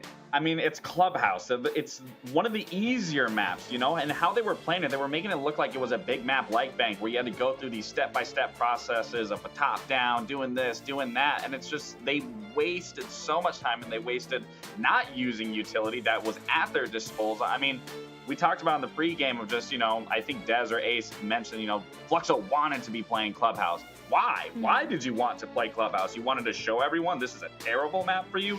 I don't know. I'm not here to save feelings or anything like that, but they look horrible on it. Wow, don't sugarcoat it too much. Either way, Vivo Keith Stars, however, had a great start to Stage 2 of Brazil for them. Going up against Fluxo on this Clubhouse, we also have Miracle ready for an interview. So I think it's time that we ask some hard-hitting questions in regards to how the prep has been coming into the Stage 2. Thank you so much for joining us, Miracle. You've had 2 new players on your roster. You've made some changes. So you looked really confident as well in the interview ahead of this game, particularly. Where did that confidence come from? I mean, the confidence from my experience, my confidence in the guys. So, I mean, we were ready to play this stage. I mean, we have been some motions changing the roster, but I think we're still finding ourselves. But I mean, with this show, I think we are good enough. I mean, even with you guys joining, you got a quick 7-2, so I mean, that's got to feel good. And I want to say welcome back to Brazil. Obviously, you were just recently with Team Secret at that Manchester Major. But question for you, Miracle, were you a little surprised that Clubhouse was the map? And then in terms of it being that map, were you surprised at how Fluxo was playing it? Because they looked lost. I mean, we were a bit surprised when they picked because we just beat them 7-0, like at Copa do Brasil. So, I mean, we don't know why they picked the map, but we were ready for it. So I mean, and then it happened. Yeah, you guys look far better, and a 7-2 already speaks for that alone. Yeah. You guys definitely were ready for this matchup going up against Fluxo, but I also want to talk to you about your goals and ambitions for the rest of the stage. This is kind of a blowout game in terms of how you guys presented yourself, and everyone was looking forward to seeing what Vivo Keystar is going to be looking like with the new additions. So when it comes to the rest of Stage 2 of Brazil, when it comes to that Montreal Major, there being a spot there as well, what is your personal goal and achievement for this going to look like? My personal goal is, of course, to make to the Montreal Major, and to be able to help the guys, because last stage they were almost went to the major, like they are just a little this to classify to the major, and I'm here to make it happen. How do you think you individually are going to be able to make that happen? What do you think you're bringing to the table for them? I mean, I got a lot of experience. I've already played with Landa. I mean, I'm a good gunner. I can make my clutches, so everything counts. When the pressure comes, I mean, I'm there for it. Ready? All right. Well, I'm looking forward to see how that's going to play out over the next couple of playdays. Thank you so much for the time to do the interview, and once again, congratulations on your first win here at Stage 2. Thank you. We'll see you around. See ya. Thank you. All right, let's have a little bit of a conversation in regards to the confidence that we're seeing as well from Vivo Keystar. I think the interview with Miracle speaks for itself, right? He's saying that coming into this, he's looking to fine-tune some of the mistakes that potentially Vivo Keystar had last stage, getting into that Montreal Major. I'm excited to see how that's going to be playing out. Yeah, definitely. And I mean, Miracle seems confident. I mean, he's an experienced player. He said it himself. And we did just recently see him on Team Secret back at the Manchester Major. So he obviously is into his name that he has success. He can create success. He was on rosters that were successful. So I am confident that joining this roster now, we can possibly see a new Vivo Keystars and possibly see them in Montreal. I wouldn't say Fluxo is really a true testament of their skill, because just previously in that last stage, they got beat in the same result of a 7-2 with Miracle not being on the roster. So I really want to see how this roster can develop as we get into the later bit of the stage. Yeah, Fluxo particularly has not had the strongest showing in Brazil so far, but again, it's a new stage, it's the first game, maybe a couple of jitters when it comes to being on stage, but that's something that remains to be seen over the next couple of play days. But I want to start talking about the highlights and looking at how this one match was very much whatever when we were in the last battle. I mean, it just looked overall that Vivo Keystars had a plan, had an idea of how they wanted to approach everything. I mean, they just looked clean and concise. I was a little concerned with both teams with how slow they were to take something or to take map control, because obviously just transitioning off of the NA broadcast, the games were pretty quickly in terms of map control, which me notoriously, I've known Brazil to be extremely fast, but watching this game, they're still keeping that like 20 to 30 second mark to then hit a site where then it just gets chaotic. So kudos to the spectator of catching all of that action, because there's a lot that happens in 10 seconds that you can easily win. Yeah, I think as well, when we're looking at Vivo Keystars, particularly coming into this matchup, I think Fluxo was like the perfect team, quote-unquote, to be going up against for your first game. It's a very big boost of confidence as well for them heading into those next play days, because it's like, okay, we were confident heading into this, we've made change, but it looks like we can still take on Fluxo the same way we did in Stage 1, and if anything, they are looking really strong, and they've proven themselves so far. But I want to go back to what you said earlier, Lax, in terms of this might not have been that opponent that really did test their capabilities. Yeah, and it can also give a little bit of false confidence. Obviously, starting out your first game hot like that, win a 7-2 with a roster change, it's got to feel great, but you really got to bring yourself back into reality. It's like, is Fluxo really the true testament? Are we really that excited that we beat them in a 7-2 like we did last stage? So again, it can create false confidence that you're feeling really good, everything went your way, but then you start meeting those upper echelon teams like Furia, like Liquid, like FaZe, like any of those rosters, and see if you have that same result. We don't know that. Obviously, still starting out hot on that 7-2 looks good for Vivo, but again, I don't think Fluxo is a true testament of what this team's capabilities really are. Hey, it looks good for them, and it looks even better for the stats, particularly for this matchup when it comes to a 7-2 dominant performance from the side of Vivo Stars. I mean, we're looking at every single one of these players genuinely did pull their weight, but I also want to give Hashi from the side of Fluxo a little bit of credit because it did feel like, you know, he was trying to make things happen. Absolutely. I mean, Hashi was their entry player, and that's exactly what we're seeing from him. He was getting in there. He was creating a space for his team. It was just unfortunate whether it was miscommunication that he went a little bit of ahead and getting those kills where no one then could retrade and try to follow up off that, or it was just the team just didn't have a general understanding of how they wanted to approach after Hashi would end up inevitably losing that round. But one play that I also wanted to focus on is Mitrix. I mean, the shield play from him just was not it today. I would have loved to see that shield play being used with Hashi more, and more so Mitrix being that entry point and being that spearhead and Hashi following up. But Hashi was the one without the shield that was taking the brunt of everything and still fighting that success where Mitrix just absolutely was not. And even for Astro being the most experienced and renowned player on this roster, I would really like to see him really lead this team and to create more success, because not making a roster change and finding yourself in a 2-7 once again, I don't have a lot of hopes for this team. Yeah, I think as well in that regards, a little bit of a wake-up call in regards to Fluxo and what they need to be stepping up for the plate. But when we're looking at Vivo Stars, Lenda coming out as the MVP, I mean, he's had a great individual performance, the team has had a great performance, and this can generally be that little bit of a confidence boost that they need coming into the next play days. And also, it's just a testament that what they're doing seems to be correct. Absolutely. And Lenda in that interview, you know, he seemed very confident of what the result was going to be going into this game. Fluxo was a little too confident, in my opinion, obviously not even winning a game last stage. But yeah, I mean, Lenda, I mean, he was popping off nonetheless. And on the roles he was doing, he was playing the Bandit, he was playing the Thatcher, he was flexing around and still finding those opening engagements. But again, I don't want Vivo to get in their heads a little too much here and run away with this win, because again, I hate to keep bringing it up, but like, again, I don't think that this was a true testament, and they haven't been tested yet of what their skill truly is with this new roster. Yeah, something that we're gonna have to wait and see. But when we're looking at this game particularly, obviously every single game will have an impact on the standings. And with this one, Vivo Stars are the ones to be going towards that top spot because they are the first one to get a win, and they've done so in a dominant fashion. But something to really keep in mind is that we're going to be seeing every single one of the teams playing today, with the next best of one coming up being NIP against Liquid. Now, I think this is going to be a phenomenal best of one. Two of the titans of the Brazil League going head-to-head against each other on the first day of the competition. I'm looking forward to that one.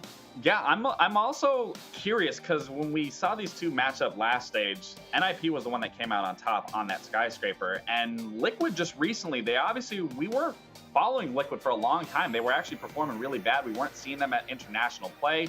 Obviously, as of recently, we saw them in Manchester. We just saw them at EWC. I'm really excited to see what Liquid's looking like. I think they're actually finding their stride with this new roster, with resets and all these guys joining the team. So I am really excited to see what this matchup looks like.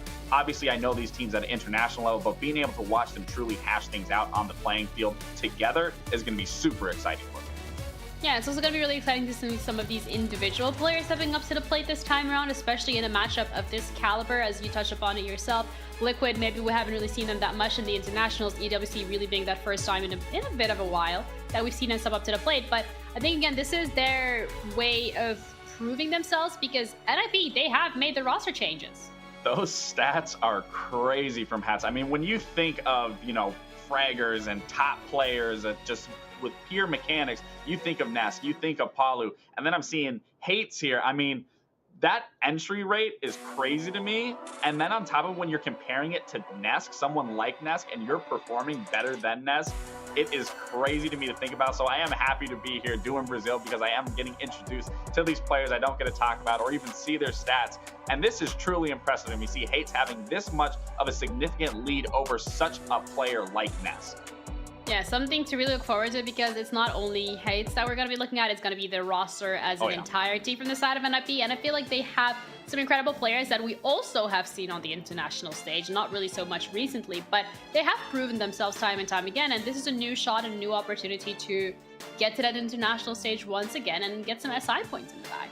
Yeah, and I would definitely love to see NIP make it to Manchester because this is an org that won a world championship. So if you're playing under that org, you have to be at these international events. You have to be representing this org. And I think, obviously, when I see Hate stats, I mean, there's no reason that I shouldn't see this team in Manchester. Obviously, that's one player. It's a 5-man roster. But I would love to see this team thrive and be the old NIP that we used to see them become. Yeah, Liquid, on the other hand, that's a team that we have seen consistently make it to internationals. They had a little bit of a blip. They were back at EWC. But even at EWC, for being completely honest, it doesn't feel like Liquid has been hitting the marks that we're used to them from the good old days, quote unquote. I mean, I don't want to necessarily say that they aren't hitting the mark. It's just, I need to see them win something. Like, this team came so close in so many different instances, so many top 4 finishes. They actually lost to NIP at that World Championship where NIP ends up winning it all. They take second there. I just want to see Liquid finally win some. It's so deserving of Palu Ness for how long those guys have been together to not find that success. I just want to see a first place from these guys, whether it's this year or I want it from this year. I don't want to say next year because this is always kind of what it's been with this roster. But like I said, I do think that this roster is now settling in that we can possibly see a first place finish from these guys. When we're looking at Liquid particularly and them not necessarily getting those first place finishes in some of these international events, what do you think would then prompt them to not make any changes when it comes to heading into a new stage? Because it's not like that it's only happened once. It's been something that's more of a theme with Liquid. I mean, I thought for a long time when they weren't finding success, I thought you have to get, like, after most recent SI's result, I figured, you know what, Nesk and Palu have to split up at some point. We've seen duos split up throughout the time of Siege, and I thought maybe this was going to be it. This is what was going to have to happen, but they've stuck it out. They got resets. They got Maya. And they got who's the? Hold on, I'm blanking now. Let me look at this really quick. Maya Lagonas. Sorry, Lagonas. Their IGL. I mean, like I said, I don't think that a roster change would happen if they don't find success here. But they need to be finding success because, again, we haven't seen them in that first place finish. So if you're going to keep making all these roster changes, keep Palu and Ness together, there has to be light at the end of the tunnel here for this org. And this is what we have to see. We have to see this pure consistency and improvement. And I think we have been seeing that from the old results of them not making lands and now to making lands and even making main stage and top 4 finishes at these lands. It's just pushing that hurdle and getting over their fundamentals of where they just hit that mental block of once they get to that semifinals finish. Yeah, and what a way really to prove that they have gotten past that mental block by going up against a very trial and tested rival, NIP. I mean, this is not the first time that Liquid is going to be going up against them. They have a great match history behind them, and I saw that Ace particularly was very excited to break that one down, but it's 17-15 for the all-time historic, so it just further highlights how close of a matchup we should be expecting today. Yeah, this is no shock to me. I mean, these guys have battled. This org specifically has battled for so long throughout my career in Siege. I mean, like I said, playing under these organizations, you have to be putting up promising results. And I have no doubt that possibly we could see a change from NIP. But again, we don't know. Obviously, any of these teams, when you look at that brackets and where they place, as long as you find yourself in the top 6 and you find yourself in those playoffs brackets to qualify for Manchester, that is the biggest factor here. But starting out today, I mean, you obviously want to hit the run. You want to start out strong. So for Liquid to equalize this stat and possibly have a 16 win and then make that a 17 win and balance it all out, that would be perfect here. But I'm sure NIP wants to keep their train going of beating Liquid. Yeah, absolutely. This is the proving point and the starting point really for that Montreal major for both of these teams. And when we're looking at the map, Veto, I think something to really keep into consideration here is that it is day 1 of stage 2. Teams are going to be playing against each other for the first time on stage this time around. Maybe a couple of changes. I mean, there's been changes in the meta coming through as well. So I wonder where we're going to be heading to, and it looks like Clubhouse once again. I guess people want to stay trial and tested to these fundamentals that we're hopefully going to see this time around. and I've said this a lot on the NAL, I mean, with Oregon being removed, I mean, how I viewed Oregon was that was the Coliseum map. You're going to bring a team to that map because you are just absolutely better than them on every single aspect in fundamentals, gameplay, gun skill, mechanics, and to see it on Clubhouse here. And again, in a best of one, you're going to want to limit they're going to limit your best map pool just like you're going to limit their best map pool. And you're going to try to go to a map that creates balance, equilibrium for both, and Clubhouse obviously to me is a no-brainer for both these teams. And it really, again, it's going to come down to those fundamentals and those attacks. Obviously we didn't get to see much from Fluxo, but I do expect this game to be a lot closer in terms of those fundamentals from both teams of being able to quickly adapt and identify in the mistakes or the pros that they are making throughout this match. Again, I do expect this to be a lot closer than what we saw last game. Yeah, hopefully we get to see some fundamentals this time around, and I'm sure we will because it is going to be Liquid against NIP, and we're going to have Dez and Ace casting and walking you guys through this one once again. So Ace, I want to start off with you because you were geeked out a little bit that this is going to be the match that we're going to be looking at. You're like, oh, this is the match of the day.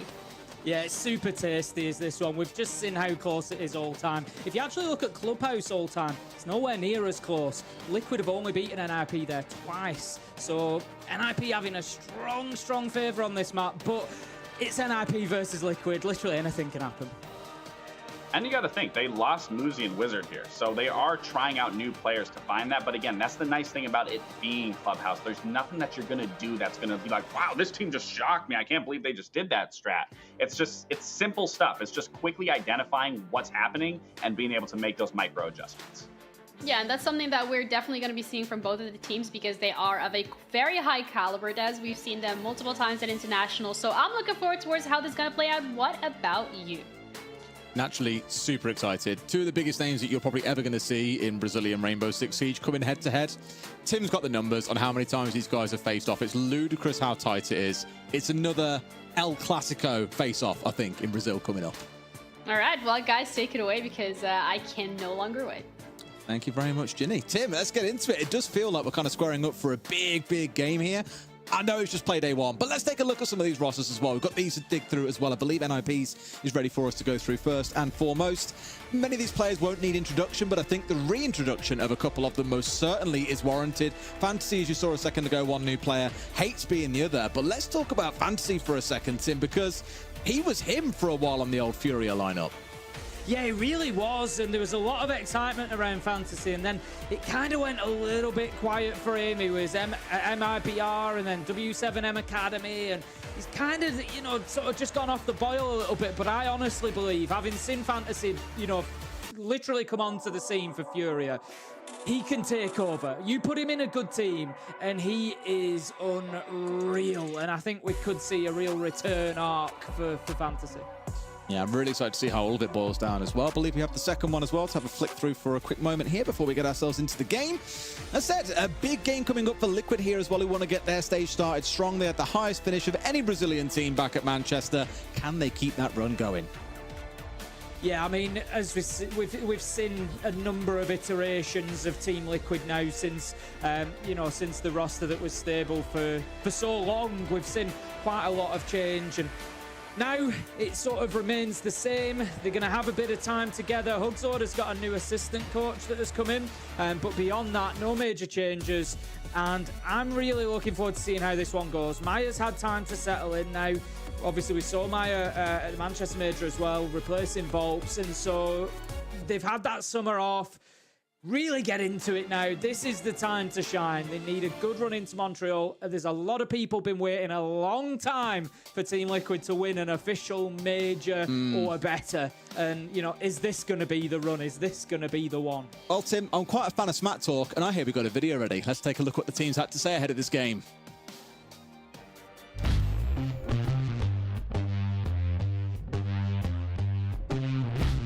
Eu acho que vai ser puta de jogão, guys. Por quê? A Liquid é um time top de linha, mas a nossa Niponha é top de linha também. Então, vai ser um espetáculo. Sempre é um jogo bom, né? A gente já teve alguns clássicos aí valendo vaga para a Arábia no ano passado. Eu acho que o time que fez as melhores mudanças, né, do split, então a adição do Hates e do Fantas foram ótimas, acho que substituições ali. Eu acho que na Liquid tem que ficar de olho em um cara, meu amigo, Pablo, vulgo Resets, né? É o vulgo dele aí, que que todo mundo conhece. Esse cara é craque do Siege.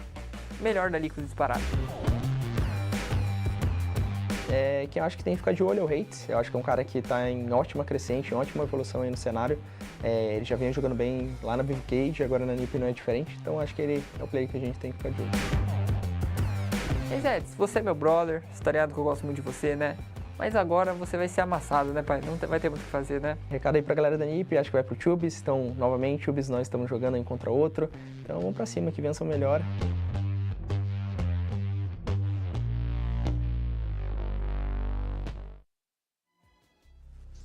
And there it is. Always room for a little bit of smack talk, but a lot of excitement about these new players, Tim. And I think that's what everyone's really keen to see today. For years, NIP have kind of muddled and waddled their way through, it feels, never quite sprinting over the finish line. Is this their time to get back to former glory with the changes they've made, or are Liquid going to deny them that right? Because they equally have been a team that many have been saying for years now need to win something. Yeah, they absolutely do. If they want to, cement themselves in the history books, it is going to take one of those big trophy lifts. But I just feel like, imagine the day that happens. The entire community, I think, would be behind it. Every neutral would love to see it. And it'll be a fantastic occasion. But like you say, the work has got to go in and they've got to get there. This being many a rematch, Des, many a rematch, but obviously a big rematch for you and I. May 2021 in Paris, we saw these two and were fortunate enough to cast them face off in the 6 Invitational Grand Final. Probably one of the closest times that Liquid has ever come to winning one of those major titles, really, all the way to map 5. It was a hell of a game, and hopefully we have something of the same caliber here today. Do well, bans, at least one of them, 2 of them, not dissimilar to what we saw in that last matchup between Keystars and Fluxo. It's going to be the Monty being taken away and the Kaid also following suit. The 2 new bans that are coming, though, of course, it's going to be the Grim and the Valk. Saw Valk weaponized a little bit on the previous map, and the Grim, I think well put together teams really benefit from making use of a Grim, just helping them control areas of the map, not having to worry about when pushing into a room, for example, that someone may be sat somewhere. Very good for forcing certain anchors to move away as well. Just overall very good, like I say, in good controlled hands. So I'm not too surprised to see that one denied away from the side of NIP, who do start things off on the attack. And Tim, that operator that we did see banned away in the last map, Capital, is at least being hovered by now for Hates. I imagine it won't stick given the site that we're on, but if it comes to a top floor take, I do expect we'll see it then being brought along to help attack into Catwalk. Most likely, I would expect, and we'll see whether that generates any additional success than what we saw in the first iteration of this map today. So let's get into things. Round 1, NIP versus Team Liquid. It's going to be a huge game. That much is for sure, and it could really already at this early point in the stage be very shaping for the rest of the outcome of what happens here in the Brazil League in stage 2, because these are 2 teams that are going to be fighting potentially for similar spots. It was, back in stage 1, if we have a look at where they finished, they're always going to be in and around the mix. Unfortunately for them, it was down towards the bottom of the table last time, 8th and 9th. They're going to be looking for it to be much higher up the table this time around. Well, hopefully so. Well, let's get into it then, Tim. Round is underway. Of course, got that Vigil on side. One that I think many would probably dub to be a selfish operator that you wouldn't see too much at the professional level. I think 1 or 2 teams would break away from that. I think about a Lems back in days of old would run around it on an awful lot. For example, back on Team Secret, really winding the clock back a couple of years there. And here, just stood still, planted, waiting, letting this drone rifle on pass. He will probably have to shoot it out in a second, but may well have managed to dodge his way through here and instead has got himself watching up onto this open hatch inside of Logi. Now spotted out, he's got to get out of dodge. Yep, going to move himself rapidly there to relocate. Get himself over the other side, but look at this, the net is tightening here, and they need to find these kills. It's going to be Fantasy that gets one. Does Nest get taken down as well? No. Manages to find the trade, and a beautiful second from Nest. Absolutely slams guns on the outside of that breach, and he's going to hightail it back to site now with a nice little advantage for Team Liquid. It's really not a case of you being stuck in there with him, is it, Tim? It's them being stuck in there with him. It's the other way around. It's painful because they made all the right actions as well, with 2 players pushing in, 1 from that East breach, 1 from Catwalk, wanting to get the crossfire on. The problem is, in some cases, you just cannot stop Nesk doing Nest things. May not have been quite at the peak that we saw from him a few years ago, but that is one hell of a way to start out this match, getting rid of both the Ash and the Selmas of the Ace Pit now being taken offline. taking a brave peek around to have a look at the mirror there, but is not going to... Oh, I was going to say going to get away with it and managed to blow the mirror out. We had a bit of back and forth there as I thought the impact nade was going to be able to take those X-Kairos pellets off the utility, but it didn't quite, only catching one of them. So it's going to be replaced with a keeper barricade, but not quite as useful. Hits and Psycho managed to get one apiece, and NIP, they've swung the numbers in their favor. However, here comes a return, but then Pino and Psycho have the answers, and NIP, although they're a man disadvantage, managed to deal with a bit of that utility in the basement very well, find a couple of kills and turn the round around in their favor. Turn the round around. We've gone on forever there, Tim. Exactly that. I liked it. The thing there, I think NIP, for me at least, they look scary. I think back to when I first saw Now Furia, back then W7M coming onto the scene, and they were absolutely terrifying. They just gunned down anyone that got in front of them. Their pace was really good. There was nowhere for the defenders to go. That round felt very similar, where NIP were just not willing to miss a single shot. They were pretty quick in the movement as well. They were catching individuals out. Yes, they had one, I wouldn't call it a small error, one error in the form of Nest really starting to pop off, but look at what happened. They lose 2 players. They managed to pull themselves back together. The next time they see him is they're hitting site, and even then he gets away with almost getting one, gets them down but not out, but is still immediately traded with 2 players pushing him, one from the church wall and one from the Logi drop as well. They are just prepped for seemingly everything right now. It's good team play. It's got good pace to it, which is what NIP have really sorely missed now for a number of years. I like what I just saw.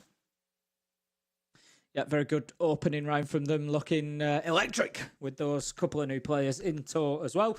Liquid certainly going to be set up for a tough time on the defence here, I would suggest, as we continue on into round 2. It's going to be Gym and Bedroom this time, deciding to forego basement altogether, given, I mean, basement is one of the strongest defensive sites on the game, or considered that way a lot of the time. So there was an opportunity, a potential consideration for giving it another go down there, but instead they're going to move themselves upstairs. Interestingly, we've got Lagonis on the Castle. We've obviously seen a lot more prevalence for Castle, not just in ranked, but pro play as well, since the ACOG, the zoom scope, has been given to him. But a lot of value being found from these barricades for teams at this level as well. You know, in ranked, it can be a little hit and miss. It depends who's placed in the castles. But here, they're going to really support them to hold on to key areas, to slow down, to slow down NIP, and just make those approaches more difficult, burn utility, and just really work to funnel them where possible. But interestingly, Jim has been knocked out, pre-knocked, and there's going to be potentially a double jump out here. Oh, this could be absolutely filthy. Sure enough, there's one. They were hoping for a bit of a spawn peek, I think, rather than a jump out, and obviously found nothing. But you've heard me speak about Castle before, Tim. I see him picked up, and I get quite excited because I'm thinking, okay, they've got a plan in mind here. They want to isolate a certain walkway. They want to play around that denied angle in some way, shape, or form. It just suggests that there's something a little bit different coming into what you might get in a more conventional round.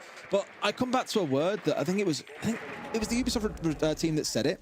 I think when they were revealing Azami, they said they created this classification of operators they called architects. And it's a beautiful word, architects. I just really like it. And they've got 3 of them on side here. Azami, Castle, and Mira all change the way that sites or parts of the map are played quite drastically. As having all 3 on side puts up a lot of roadblocks in front of NIP. It's giving them a lot of problems they need to figure out. And teams really come undone when their problem-solving skills aren't quick or particularly insightful or creative. This is where I think you're really going to see NIP tested. So I like that Liquid have put these barriers up in front of them. Resets is just holding on to this Nitro for the time being, and it could be an absolute beauty if he's able to thread the needle, find it, you know, going through that breach at the time where they push in. If he gets seen, there you go, the game is over. That's good drone in there from NIP to just avoid too much danger. He throws it out anyway, hoping that he might catch somebody, but NIP are not going to give themselves away to an easy explosive throw like that. So be careful here, because these drones obviously zipping around as feed a bit of information over. They are slowly starting to run out of them, but it's enough that I was going to say it will open things up for NIP, and that's exactly what happens. Look at this. Fantasy has taken over Mira. He's kicked her out. She's paying no more rent. Evacuated from the property and has found himself 2 kills. Cons into another. Fantasy finds a 3rd. My God, you wouldn't guess. This guy has been missing 4 kills in the round. Completely tears Liquid asunder. What a start to this game. Fantasy is just so good. When he's good, he's terrifying. Phenomenal. He's absolutely terrifying. Terrifying is the word. I remember it was actually, I think, for SI21 in Paris, and Fantasy arrived and was playing ranked, and I remember seeing a couple of the EU pros at the time, like, basically saying, ranked isn't safe anymore. Fantasy's arrived, and he was just terrorizing the EU servers because this is what he does, and I'm glad to see him doing it. He's aggressive. He plays not without care, but he will take the risks. He will, you know, we were talking about it in the first game with Mitrix on the blitz, wanting that player that's going to take the onus, that's going to go in there, that's going to, you know, throw the dice and try and get those kills, and that's what Fantasy will do. And if he's hitting his shots, he will create so much space for you to build from, and it's phenomenal to see him doing it again. Absolutely brilliant from him. 4 kills in that round, 5 overall, and he's one of those players. He's another, you know, I say the same about players like Shaiko and Doki, and you know, these players that once they get a couple of kills in a couple of rounds, they get more and more dangerous, and Fantasy is one of them for sure. It is, and it's one of those where he's also collected both entries. He's the one making things happen. He's the first in. He's in there taking that first gunfight, putting himself in the most dangerous or risky positions with the least amount of information, the least amount of cover from his team. Yet he's the one walking away with 5 kills after just 2 rounds. Magical stuff. More than the entirety of Liquid has done so far, but we are only 2 rounds in. We'll see if things can change from here. For Liquid, though, not the best start for them, losing your first 2 opening rounds. Real kicker. Cons. Maverick of Cons. Just going to take 15 damage there. 3 ticks just to open up the bottom of the construction wall. We'll see how impactful that might be. Not much of a choice for the Maverick. I mean, he could have gone down onto the platform and done it from there, but you do expect you just expect someone to shoot you back, right? Yeah. So a little bit of a risk either way. We'll see how much of it shouldn't have a big effect, but if he loses a gunfight by 1 shot, then you might be asking questions later in the round. We'll see how that goes. For the time being, NIP still working on those entry points. They're still working on removing, you know, what utility they can and just trying to push Team Liquid out of the positions to begin with. Yeah, I think they're getting the right stuff done here. Like the Maverick holes, for example, help them remove the bandits, and now you can get the Thermite over there and get that wall fully opened up. Both Exothermics for now at least still sat in back pocket. You know, a lot of options they've got here in Hardbreach. Having 3 on side is rare, dare I say. Normally you'd see a Thatcher coming along just in case for this case, but they've obviously figured ways around that. They're happy with the Maverick as the response to the bandit instead, and can keep on chewing their way forward. One worth noting, they've kept hold of both of their Dekebi calls so far. Both are still in back pocket. None have been burnt early in the round. Maya also arriving on scene, letting us know that Fantasy ain't him, at least not in this round. And here comes the first one. These 2 are going to be so critical for them and towards the closing parts of this round, I think, for their execute. And there it is. Hate's getting a kill off the back of that call coming in. Good stuff. Yeah, it's a great start from Liquid, able to pick up Fantasy. We've seen the damage that he can do, so taking him out of things early was just what they needed, and it just gives them that best foot forward. 4 versus 3 now for Liquid, and they're just going to keep trying to hold on to positions for the time being. We've got resets just dancing around inside of sight, but Maya is going to be taken out. Lagonis is super low health as well, not going to take much for him to lose his life, but Palu steps up and finds Psycho, leaving us now 3 versus 2. Cons and Hits with it all to do. Trying to push on into sight, but gonna find himself coming up short. Cons taken out, and that's the round as Lagonis manages to find the last man. Liquid get the first one on the board. A bit of a whiff by Cons, let's be completely honest there as well. Basically drew an outline around the man like a crime scene, but couldn't actually land the bullets to secure the victim. Unfortunate, but good hold by Liquid as well, as you say, get themselves around on the board. Welcome to the game at this point. Would have been a pretty dire state of affairs to be down 3-0 so early on. Otherwise, outside of that, I think for an OP again, it's been a strong game. I think having Fantasy control is probably a good sign as well. Him being the first one to go down tells you a lot. When he's the one that's been commanding those first couple of rounds, if he's removed off the board, who then steps into his shoes? And the answer, at least in that round, was no one. Just going to be sat in silence for the time being. I think we've just got a little tech timeout going on. One of the NIP players dropped out of that round last time, so they'll get them loaded back in, and we will continue on. So Chubbs and Hugzord are unable to have any input. The coaches of NIP and Liquid, respectively, here. They've just got to hold on to it for should they choose to call that tactical timeout at any point and get themselves able to have some influence. But right now, I think Liquid will be sort of happy enough with that. They've managed to get themselves around in the first 3. They can go back to Church and Arsenal now. There's a real opportunity here, despite NIP's great start, for Liquid to be able to level this out at 2-2. Obviously, you know, there was the issue of the dropped player last time, but Fantasy being taken out to kick things off was a big one. Maya finding that kill it really just sort of took a little bit of the teeth out of the attack of NIP. So if Liquid can focus on that, if there's been some prep they've been able to do and maybe get an idea of the entry points, you know, the popular routes that Fantasy likes to use, maybe they can pick him up again. All right. See how things step forward then. If they are going to find that control over Fantasy, or if they'll be the one tearing them asunder once more. Nice thing is, of course, here you get that same full 3-site rotation, so both teams will have learned from the previous rounds, figured different things they can do. Liquid still sitting in quite heavily behind the Azami, behind the mirror, those architects that we spoke about before.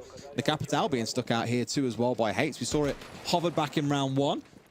Saw it run around by him as well, to be fair, so choosing opposite more for the downstairs than it is looking towards, say, a catwalk push, as we might have expected it to be.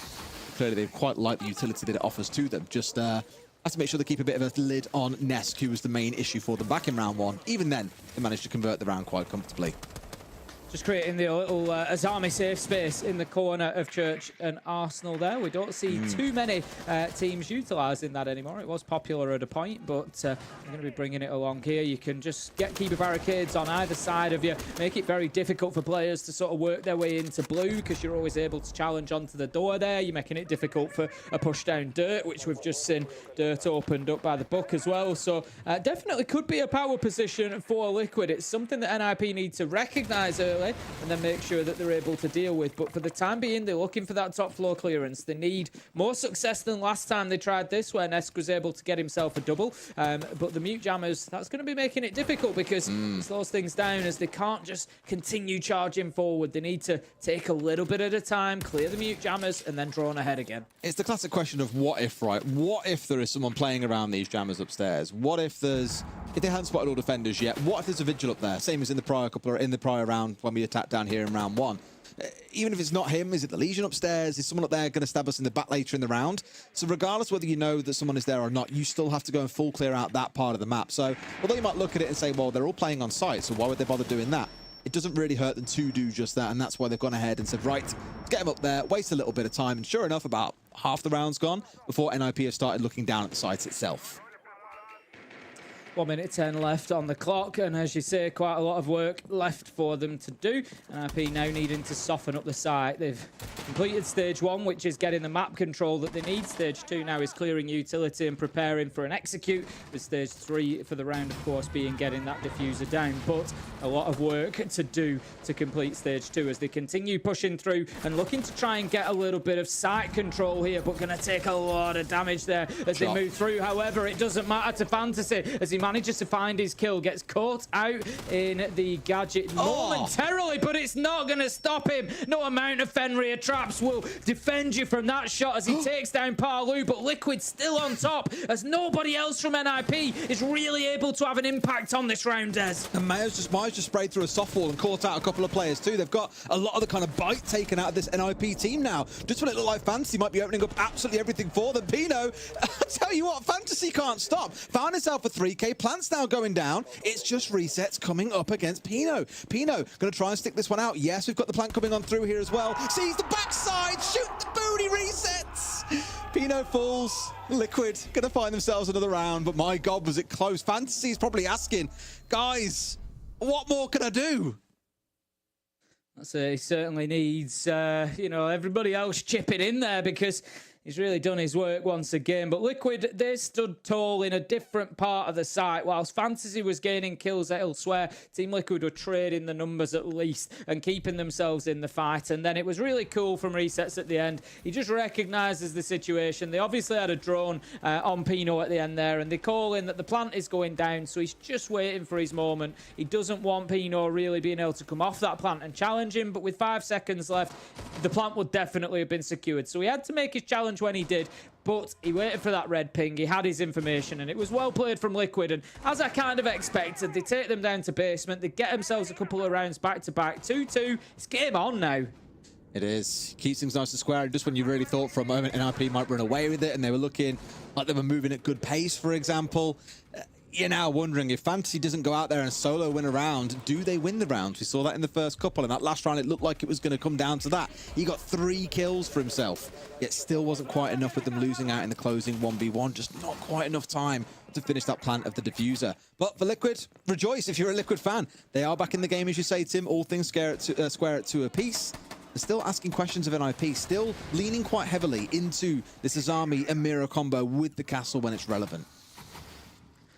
Getting into a tricky position there for NIP. They need to deal with that because it just creates a situation when he's down in lounge, he can challenge onto garage, he can challenge out into bar, you know, he can get back up here in a couple of seconds and look for a trick. He's not going to find it as the AMP is disabled, the bandit battery to the right, he goes left and luck is not on his side. The Thermite of Psycho getting the breach open, so that's a great start for NIP. 40 seconds in, breach is open, they can start challenging onto Catwalk now. They've got the Capitao, which we discussed at the beginning of the game, and that will likely be used to clear out this Catwalk position. But Maya says, I'm having none of that. I'm going to back Nesk up here, and he manages to find a kill onto Fantasy, and that's just going to give Nesk a little bit more breathing space as the Capitao is gone.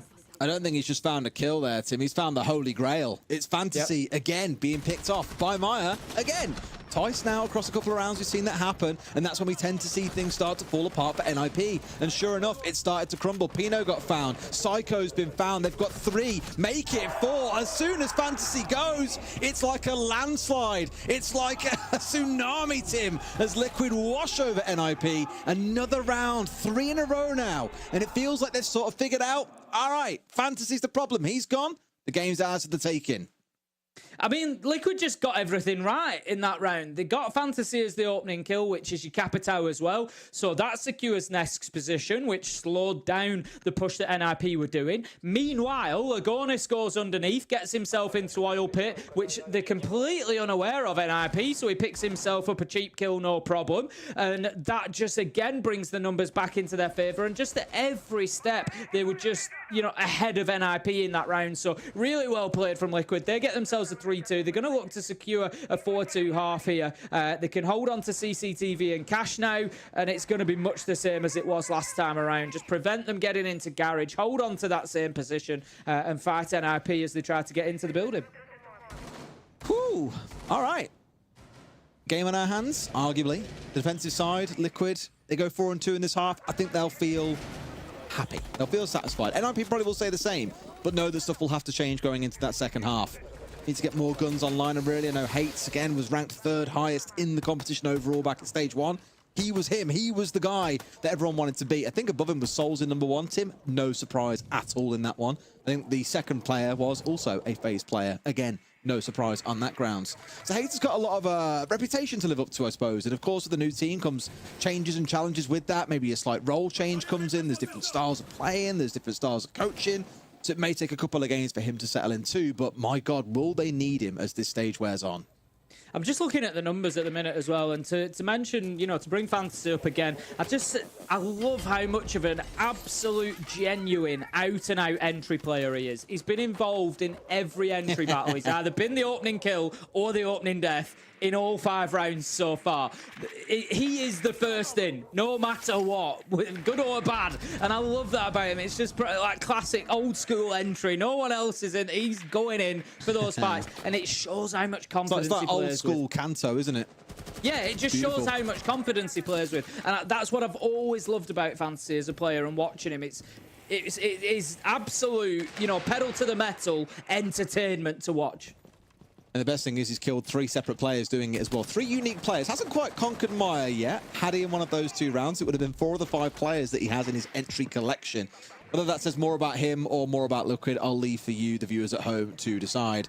This round, though, is marching on forward, Tim. We are halfway through. There's been a lot of the work of making sure they've got control of the downstairs, and now they've got mostly control of Catwalk as well. But it's going to be about how they push things through. Well, take control of that. More pushing into what is Garage, and they've got pressure coming onto Catwalk. But they do need to force this army away. There's nothing up there to cover him, for example. So Nades will do the trick here. It'll help them press onto him. But already, they've found Fantasy. And you know what I've been saying all game long, Tim? You get rid of him, you get rid of a lot of problems. But like that, Cons has found 2 kills. A 4v2 now for NIP. This one is surely theirs for the taking.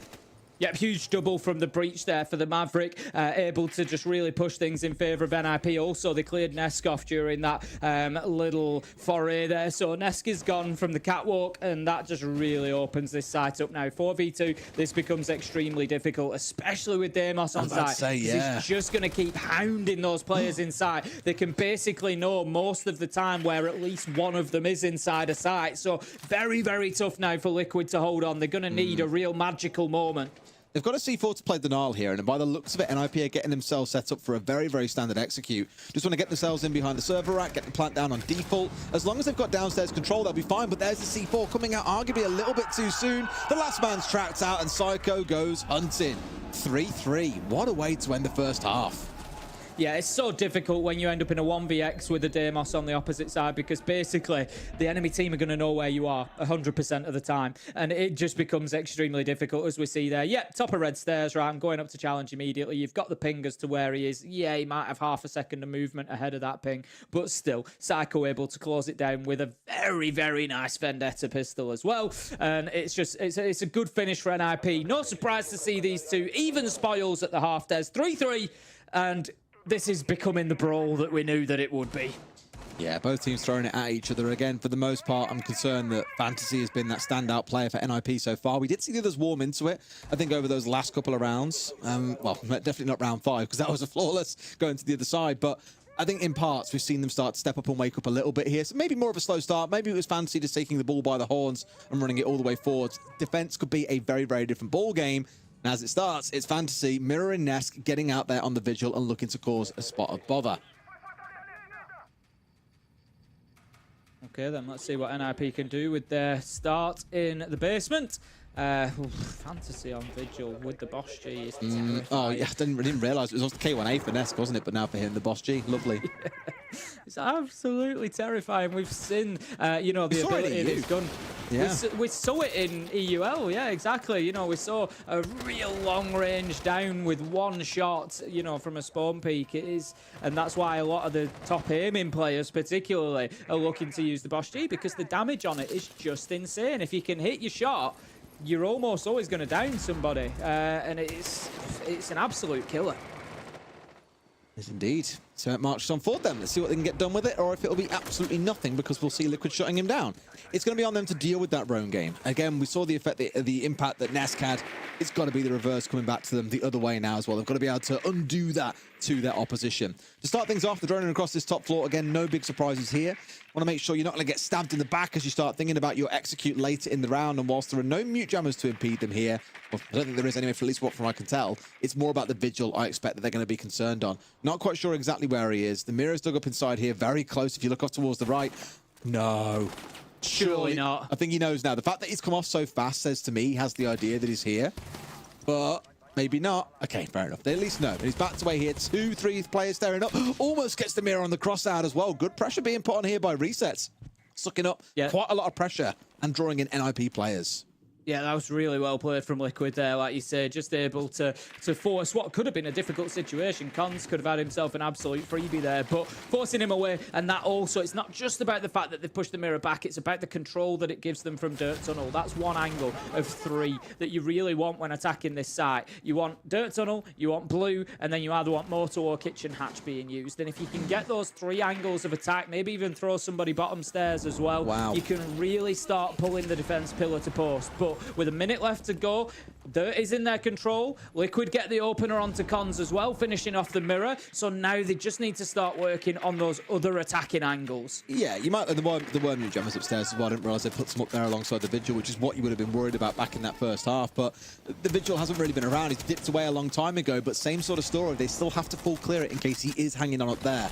The key difference in this game versus the one that we saw earlier is they've been working, like you say, Tim, on different parts of the map. They've got that Dirt control. They've now got themselves opening up on the verticals, but it does restrict them a little bit. I'm a little bit worried here that with only 30 seconds to play, 2 minutes being spent clearing that top floor, that Liquid are about to pay the price. Yeah, they're going to have to get this right when they go in, and I think it's going to be about the first kill. If they can manage to get another kill onto NIP, there it is. That's the one they needed. That's brought the back of this now. Dropping in without maybe the proper information, though, but the trade is there. It doesn't matter. The damage was irrelevant. 2 kills come in. Meyer and Resets. There's only Lagonis that's dropped as he went into plant, and that's going to be Team Liquid taking their first attack, and that was a really nice basement attack. Pressure into Dirt, using Blue Hatch, using Kitchen Hatch, coming down down stairs, resets picking up Fantasy. Just pressure from everywhere. Flood that site from the opposite sides, and it makes it very, very difficult for the defenders. Really well played from Liquid. I love what I see on that attack. Yeah, really beautiful. And I think you saw it at the end of the round as well. Again, coming back to the last game where it felt that Fluxo on their attacks were a little bit out of time, out of sync, not really playing together as much as you'd hope. Someone comes in through the kitchen drop, gets down and killed. Immediately there is a swing in from a player in dirt to convert and get the kill straight back for the side of Liquid there. So it's good team play, it's good timing on their execute, even when they had to spend 2 minutes worrying about that vigil up on top floor. Really nice stuff. Now we go to Gym and Bedroom for round number 8. As we step into it, the Soul is potentially coming on side here as well. Not potentially, is coming on side here for NIP. And of course, it's got those changes coming up as well. Of course, seeing how they have an impact. But for now, at least, going to run it along and see what they can do to limit the information flow on the side of Liquid. Yeah, the Fenrir as well. Obviously, there's been a reduction in gadgets for Fenrir, but still potentially very useful. High impact gadget if you can play off it at the right times. And NIP, they've got to show us on defense. It's only 1 round in, but timing is going to be an important factor for them. You know, just it didn't really sit with them very well in the last round, losing, you know, Konza's position in the tunnel, for example, being pushed away, forced around. If you're using utility like that, like the FNAT, you got to be able to keep hold of them positions because you're looking to play off it. You're looking to be within a second of it. You want to be able to peek onto it when it's triggered. And if you get forced out of those positions, then the utility becomes almost wasted. So we're going to see, a bandit trick to begin with. And that's going to take one Selma off the wall. The second will detonate. Not able to get across and do both of them. But it at least burns a little bit of utility for NIP. But it's not going to matter too much on the side of Liquid. It may help in the sense that it will give them a little bit more agency and freedom, a bit more wiggle room when trying to run through hallways. Well, not entirely, as you're still going to be at risk there if you try and run too deep in towards the jacuzzi wall itself. But by keeping that right-hand side of the wall locked up, you haven't got this fully exposed angle from far that someone can play over the rappel to watch main stairs, to watch lodgy door, to watch site door. Yes, you can still watch 1 or 2 of those angles, but it's going to be a little bit more liberating, I guess, for the side of the defenders to be able to make use of that area of the map throughout the round. Going to be holding his position at the minute, Fantasy. We've seen how deadly he can be on the attack, but he was shut down on the vigil in the last round. Can he get any value out of this Solis? Nope. He strays across and gives Nesk an absolute freebie. And a player like Nesk needs more invitation than that to take his entry. So Fantasy starting to struggle a little bit. We saw this really impactful start from him. He was getting the entries, getting the kills. He had a 4K in round 2. He was just really mixing things up. But now, last couple of rounds, he's been a little bit quiet. And we often see this sometimes from players. They'll be big on the attack, quiet on the defense, nice. Or the opposite. The drop comes in. That's better use of the blitz than we saw in the first matchup. And this needs to continue being aggressive here. And Liquid do exactly that. They still have the blitz shield to play behind. And it's all up to Psycho in a 1v2 now to try and find something for NIP. Oh, breaking the rule of Counter-Strike here, walking in through the smoke, and sure enough, that's exactly why you can't go marching through smoke. They see you long before you see them, and Maya puts him in the dirt. A great attacking round once again. Yeah, Team Liquid really finding their feet here. I commented coming into it that they'd only beat NIP twice before on Clubhouse, with NIP having 8 victories against them. But right now, Liquid are in the driving seat. On the attack, they are looking like a different beast. They played pretty well on the defense. Both teams had a good first half, I think, in equal measure, with it finishing 3-3. But now, Liquid seem to have really found their feet here and are definitely hitting the accelerator. Aren't they just? I mean, across the last 5 rounds, across the last 6, sorry, they've won 5 of those rounds, giving almost nothing to the side of NIP, who very understandably take in their attack time out here. That's why we've now got the coach with the mics down, having a conversation, getting involved, offering some tips and words of wisdom over to their teams. And I imagine on the Liquid side, although admittedly the coach looks pretty impassioned, I'd say arguably here, Hugsaw's giving even more lip service over to his team than the one of NIP. Chubbs, it's not looking too hot over there. Hopefully, there's still something shared, though, that can move this one forwards, and NIP can battle their way back in. Otherwise, Tim, it does feel like Liquid really are on course to, at least in my opinion, charge on forward and close this out. They've looked really good the last couple of rounds. Yeah, I'd agree. The attack timeout largely for Liquid is just keep going. Just keep doing what you're doing. You know, they're taking multiple angles. They're using operators well. We saw the Blitz dropping the hatch there. It worked fantastically well. You know, NIP managed to win 1 or 2 gunfights in there, but weren't really able to hold on to key positions. And Liquid just flooded through. They knew that the blood was in the water, and straight in they went from logistics. It was great stuff from them. So they're going to be attacking onto bottom floor once again. What worked so much in round 7? It was the control of different areas they had. We saw, you know, pressure from dirt. We saw a kill in blue. We saw a kill at bottom of main stairs, and they just turning NIP inside out. By contrast, I don't think NIP committed to the map enough. They had the vigil. You know, Boschio or not is largely irrelevant to the point I'm making. They had the vigil, and if you're bringing along the vigil, his utility is entirely aimed about making him a nuisance. You've got to get time from him. You've got to get kills from him. That's the value that vigil brings, and he delivered neither for them in round 7. So they don't have the vigil on side this time, but I would like to see them off in the map a little bit more. Try and burn a bit more time. Don't give Liquid the freedom that they had last time around. We were really commending Fantasy in his entry success, but across the last 4 rounds, he has lost all 3 entry battles that he has been involved in. Certainly not keeping up that successful start that we saw, but one player I will touch on actually is Resets. And it's not even so much that he's a 7 and 4, and that denies things to say. 6 of his have come from just 2 rounds. Round 7 and round 4, where he collected 3Ks in both. Round 4 was the one where he won that 1 versus 2. To me, it's a player that, although you don't see him popping off every single round, those 2 rounds that he has won for his team so far is the difference between his team being up 5 and 3 or NIP being up 5 and 3. So it's about someone really quietly going about their business and shining when you really need them to, waiting for the opportunity and popping in the right moment. So just a bit of a shout out to him on that front. Yeah, Resets has been great so far. I said, you know, a number of players, Maya as well, 3K in the last round, 3K prior, and round 5, it's just had a couple of those big moments that are sort of round-defining, round-turning moments, and that's exactly what Liquid are thriving on at the minute, is those explosive, you know, we saw it after the Blitz went down the hatch last time, just those explosives, 15-20 seconds where a bunch of kills all drop. So for the time being, they've been given the map largely. They've got the hatches open and they're starting to work on site. And this is why I say I'd like to see NIP out in the map a little bit more, challenge them, maybe try and get an entry kill, waste some more time, because right now Team Liquid have got a lot of time to start applying pressure, to remove utility, to use the book, you know, to clear that out, to put the Dokkaebi calls in, just to be as disruptive as possible, maybe find an opening kill and start then pushing onto site. They've got a lot of time to work with.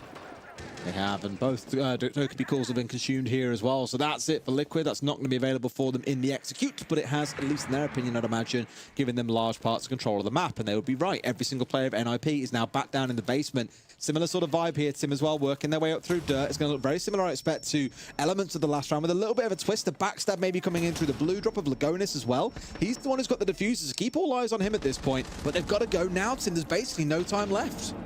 Yep, 20 seconds to go. They've pushed their way down main stairs. Resets is trying to work his way in there. There's the first kill. Maya onto Cons, but they're going to need a few more quite quickly. Resets does get one. Pino onto Lagonis. Might put the diffuser down cold on the ground, which it does. 7 seconds left to go. They're going to be looking for this kill. I don't think they've got time to get the diffuser back into sight, and they get the one they need.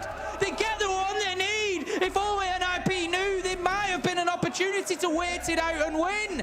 But Liquid, in the nick of time, close out another round and put themselves on that point. Just real patience being shown there in the push as well. I think we all felt for, I forget which player it was that was stuck essentially down long. They're just coming through down main stairs. We're stood there with a mirror window on the right, players inside of sight. It was horrific. Loads to try and contest with, and you're never quite sure who's going to peek you and when, but keeps himself going, goes on to collect 2 kills in the execute as well. Another brilliant round by Resets. Liquid absolutely cruising here, Tim. Of the last 7 rounds, they've won 6. It started off looking pretty ropey. We had Fantasy absolutely popping off, but since then, it has been the Liquid show. Yeah, absolutely great stuff from them. 6-3, and you just feel like the spirit of NIP might just be broken a little bit at the minute. It's been such a big swing for them. The first, you know, they won the first 2 rounds, 3 out of the first 4. Fantasy was cruising. They were getting entries. You know, they were really on top of things, but Liquid, they've dug deep and they've shown fantastic character and perseverance here to turn things around in the second half. You know, really showing and proving that Siege truly is a game of 2 halves. They held on through the defense and they've excelled on the attack. Oh boy. And for NIP, As we saw, their time is up when it comes to tactical timeouts. They've got to figure everything out live here as they proceed through round 10. And then potentially still 2 more rounds to even have a chance of winning this game in overtime. Something tells me Liquid are not going to give them that opportunity. Here coming in again with 2 of the hard breachers alongside the Capitale. Spoke a lot about that. We've seen it used on various sites throughout this game actually as well, so not too surprised to see it being used here. But for this one, Cash and CC, very common when it comes to trying to attack in towards, into trying to get control of Catwalk. Now you've got to test with both the Azami though, and the Wamai. Something we didn't see earlier or in the previous game was that Wamai being brought along to help protect whoever is playing up on Catwalk. So that's going to be an extra little problem or a challenge for Liquid to work through. I like this from Liquid. It looks like they're just pushing towards the path of least resistance as well. Everybody's actually gone over to the construction side, and I think that's on the back of droning and intel because, look, there's nobody over here to challenge them. They're all locked back in sight now, our NIP, and if they move quickly here, Liquid can just get control of this, and they can sweep across, and they can have themselves established in construction. They just need to hold off and deal with the flank of main stairs, which is pretty easily done, and then they can start pushing towards this site. I'm not sure where... I think there was 4 from Liquid pushed in there. I'm not sure where the final player remains. It looks like Paolo who's going to be moving up main stairs to join them on that construction side, but it's Resets who's going to be the one to watch. We've picked him out so many times now, and it looks like he could be having a little lurk underneath, maybe a little bit of red stairs pressure later. He's found himself inside a stock. They are aware of his position, but maybe not too much that NIP can do about it right now. That's the problem, right? I feel like it's really good from Liquid to have basically said, you know what, forget all utility stats on that side of the map. We're switching and going over to the other side entirely, and it's looking good. But they found that isolated player in Resets. So now this kind of blob of 4 is all together. And that could be a little bit of a problem. As you've seen, there's already a C4 pointed in his general direction here that they're going to have to worry about. You've got the Echo potential to play Disruption. They can put those keeper barriers down. The 2 they've got in back pocket still. There's a lot of things that can still hurt Liquid here, and this one-dimensional push is always a massive risk to take. The Wamai Magnet just saving that Kiba barricade as well from the Gon 6 there, picking up the projectile and destroying it, so the Kiba will stay in place. Fantasy did manage to pick up Resets as well. He's got the Hibana shotgun, sorry, the Echo shotgun, and was actually using that he picked up the kill with underneath. So great play from him to level things out 4 versus 4. And once again, Liquid are leaving this down to the final 20 seconds when they're going to have to push on in and just hope that the gun skill comes out on top. It has done them well so far, but I just don't know if they can create the space they need here to be able to go for a plant as they try to go for it. Fantasy finds one, Pino another. 4 versus 2 now, and with 12 seconds, surely NIP can hold on for this one. Hits picks up the final kill, and they keep themselves alive for another round. It's a great defense, but this is why you need to really be attacking 2 different directions when you're going in towards Cash and CC. Single doorways, a very thin breach being opened up, a window that immediately got keyed off as soon as they managed to catch a couple of those bolts coming out from the Capitale with the Wamai magnets. All they've got to do then is point their guns towards breach and towards door. It's nothing particularly difficult for them. So for Liquid there, I don't know. Maybe a little bit too one-directional, a bit too one-dimensional, and they've got to rethink some ideas if they're going to have to attack into that again later in this game.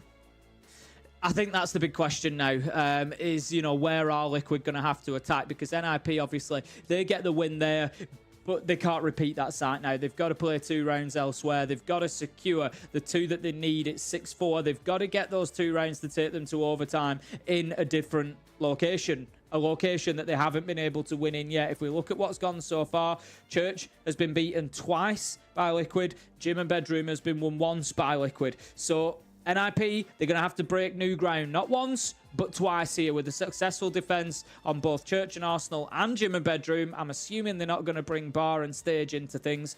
It's going to be a tough finish for them to claw their way back to overtime. It is. Still 2 more to go, of course, and that really... I don't want to take it away from NIP because their defense was good there. They had the right idea. They rotated utility around. They pointed guns in the right direction. They had players set up for trades. Fancy was very aware about the backstab coming up red. They were in full control of that round. But it more feels like Liquid kind of did that to themselves there by saying, nah, we'll take the easy route. And as we saw, it really didn't turn out to be that easy. Sure, the start was, because no one was playing out towards Gym and Bedroom side. But once it came to hitting the site, that's where you hit the more architectural decisions, things like single doorways or single windows that you've got to start worrying about, and just left themselves with a bit too much to do and not really many places to do it through, unfortunately. Weren't going to be able to get away with a plant inside a cache without first being able to remove the 2 players that were playing inside of there, which they simply could not do. So, as said, that's where we've got to see some change. I think it really is on Liquid here to be the ones that still are in the driving seat and have the ability to dictate how these rounds should be played. Just got a small tech pause. We will get that sorted ASAP. Fancy looks like he's having a good lie down there, Des. He's kicked back. That's why he's not getting many kills anymore, Tim. Maybe he's just too chill. He did get a few in the last one. He's like, guys, I've got my 5 to 10 kills. It's on you now. Go on, go make it happen. He did get a 3k in the last round on the Echo. But we'll see whether that fires him back up or not. The thing is this badly timed? Because he gets himself a 3k on the Echo. He then sort of, we lead into a tech pause and he's, got to just come sort of off the boil for 5 minutes. And it might genuinely not be too helpful. I joke about him lying down. He's just comfortable. That's fine. But it may be that the pause isn't too helpful for him. That's it. We'll see how things play from here once they get back into things. And it's a question that a few have asked. I saw it flashing through Twitch chat earlier. I saw people wondering about it online as well when it was first announced. What happened with Fantasy? Why didn't we see him back in stage 1? Whether it was down to personal life, he had things he wanted to go and focus on. If teams had already locked things in by the time they realized that he was an option for them, it just felt weird to not kind of see him be in a spot where he had a little bit of a disappearance for a stage or two, essentially. We didn't get to see him pulling off what we know he's very, very capable of doing. But it's good to see that at least on his first game back, he's definitely still got what he once had. Oh, yeah, absolutely. There's, no taking that away. As you say, there's many, many reasons why, players might end up sort of quiet for a stage or away from a team or, whatever it might be. But like you say, Fantasy, I think, I guess all the way back from the Furia days, this is a player that we looked at and expected to be at top teams at some point. We really did expect to see him come through, such a strong rookie at that time as well. And it's no surprise to now see him getting picked up by NIP and getting his opportunity there. And I'm excited to see, not just obviously today, it's been fantastically entertaining to watch, but, going forward as well, I'm very excited to see what he can achieve with this roster. Absolutely. It looks like the issue we're seeing here is on NIP's side as well. Issue that's being sorted out. Cables, monitors, headsets, you name it. Probably an audio issue that's then being resolved. So should be back into the game in a few moments' time. Looks like it's largely there. Headset is going back on. So hopefully that is the end of that and we can start focusing on what could be an exciting couple of rounds to take us into overtime or potentially a decisive win by Liquid. And of course, a reminder as well, we do have 5 games in total today. This is our second, so there are still 3 more coming up. Next up, we have E1 coming up against Black Dragons, and we have a real showdown, Tim. And W7M coming off against FaZe. Maybe a question there that the older W7M might have put more challenge to FaZe, but right now FaZe are the team to beat before we close things out with MIBR against Furia. I think Furia have got a lot of music and expectations to live up to here as well, because after, of course, SI just a few months ago, God, its time has flown, hasn't it? 6 months ago now, 6 months ago in Sao Paulo, that roster was the World Championship winning one, but didn't quite have the same experience, I guess, in the previous stage or in Manchester compared to what many expected. Right, well, I think we are good to go. We can see the fist bumps all round. We're going to get back into the lobby. Let's get this thing going, see whether we get another 2 rounds and another 3 after that, or whether Liquid are able to close it out. They've just lost 1 opportunity, but they won't mind that too much. They know they've got a couple more chances to go. It's going to be down in Church and Arsenal, a site that Liquid have won twice. The last time out that we saw it, I sort of suggested I'd like to see NIP get some players out on the roam. I think they've given Liquid a little bit too much time, a little bit too much respect in that instance. So Liquid have been able to sort of massage the round, create themselves a situation where they can get into favourable positions and find those kills on site towards the end of the round. So I really would like to see a presence, at least, from NIP out in the map a little bit. Take the chains off Fantasy. Just let him get out there. Let him make a nuisance of himself. If he can find a kill and get back to site, you've probably won the round.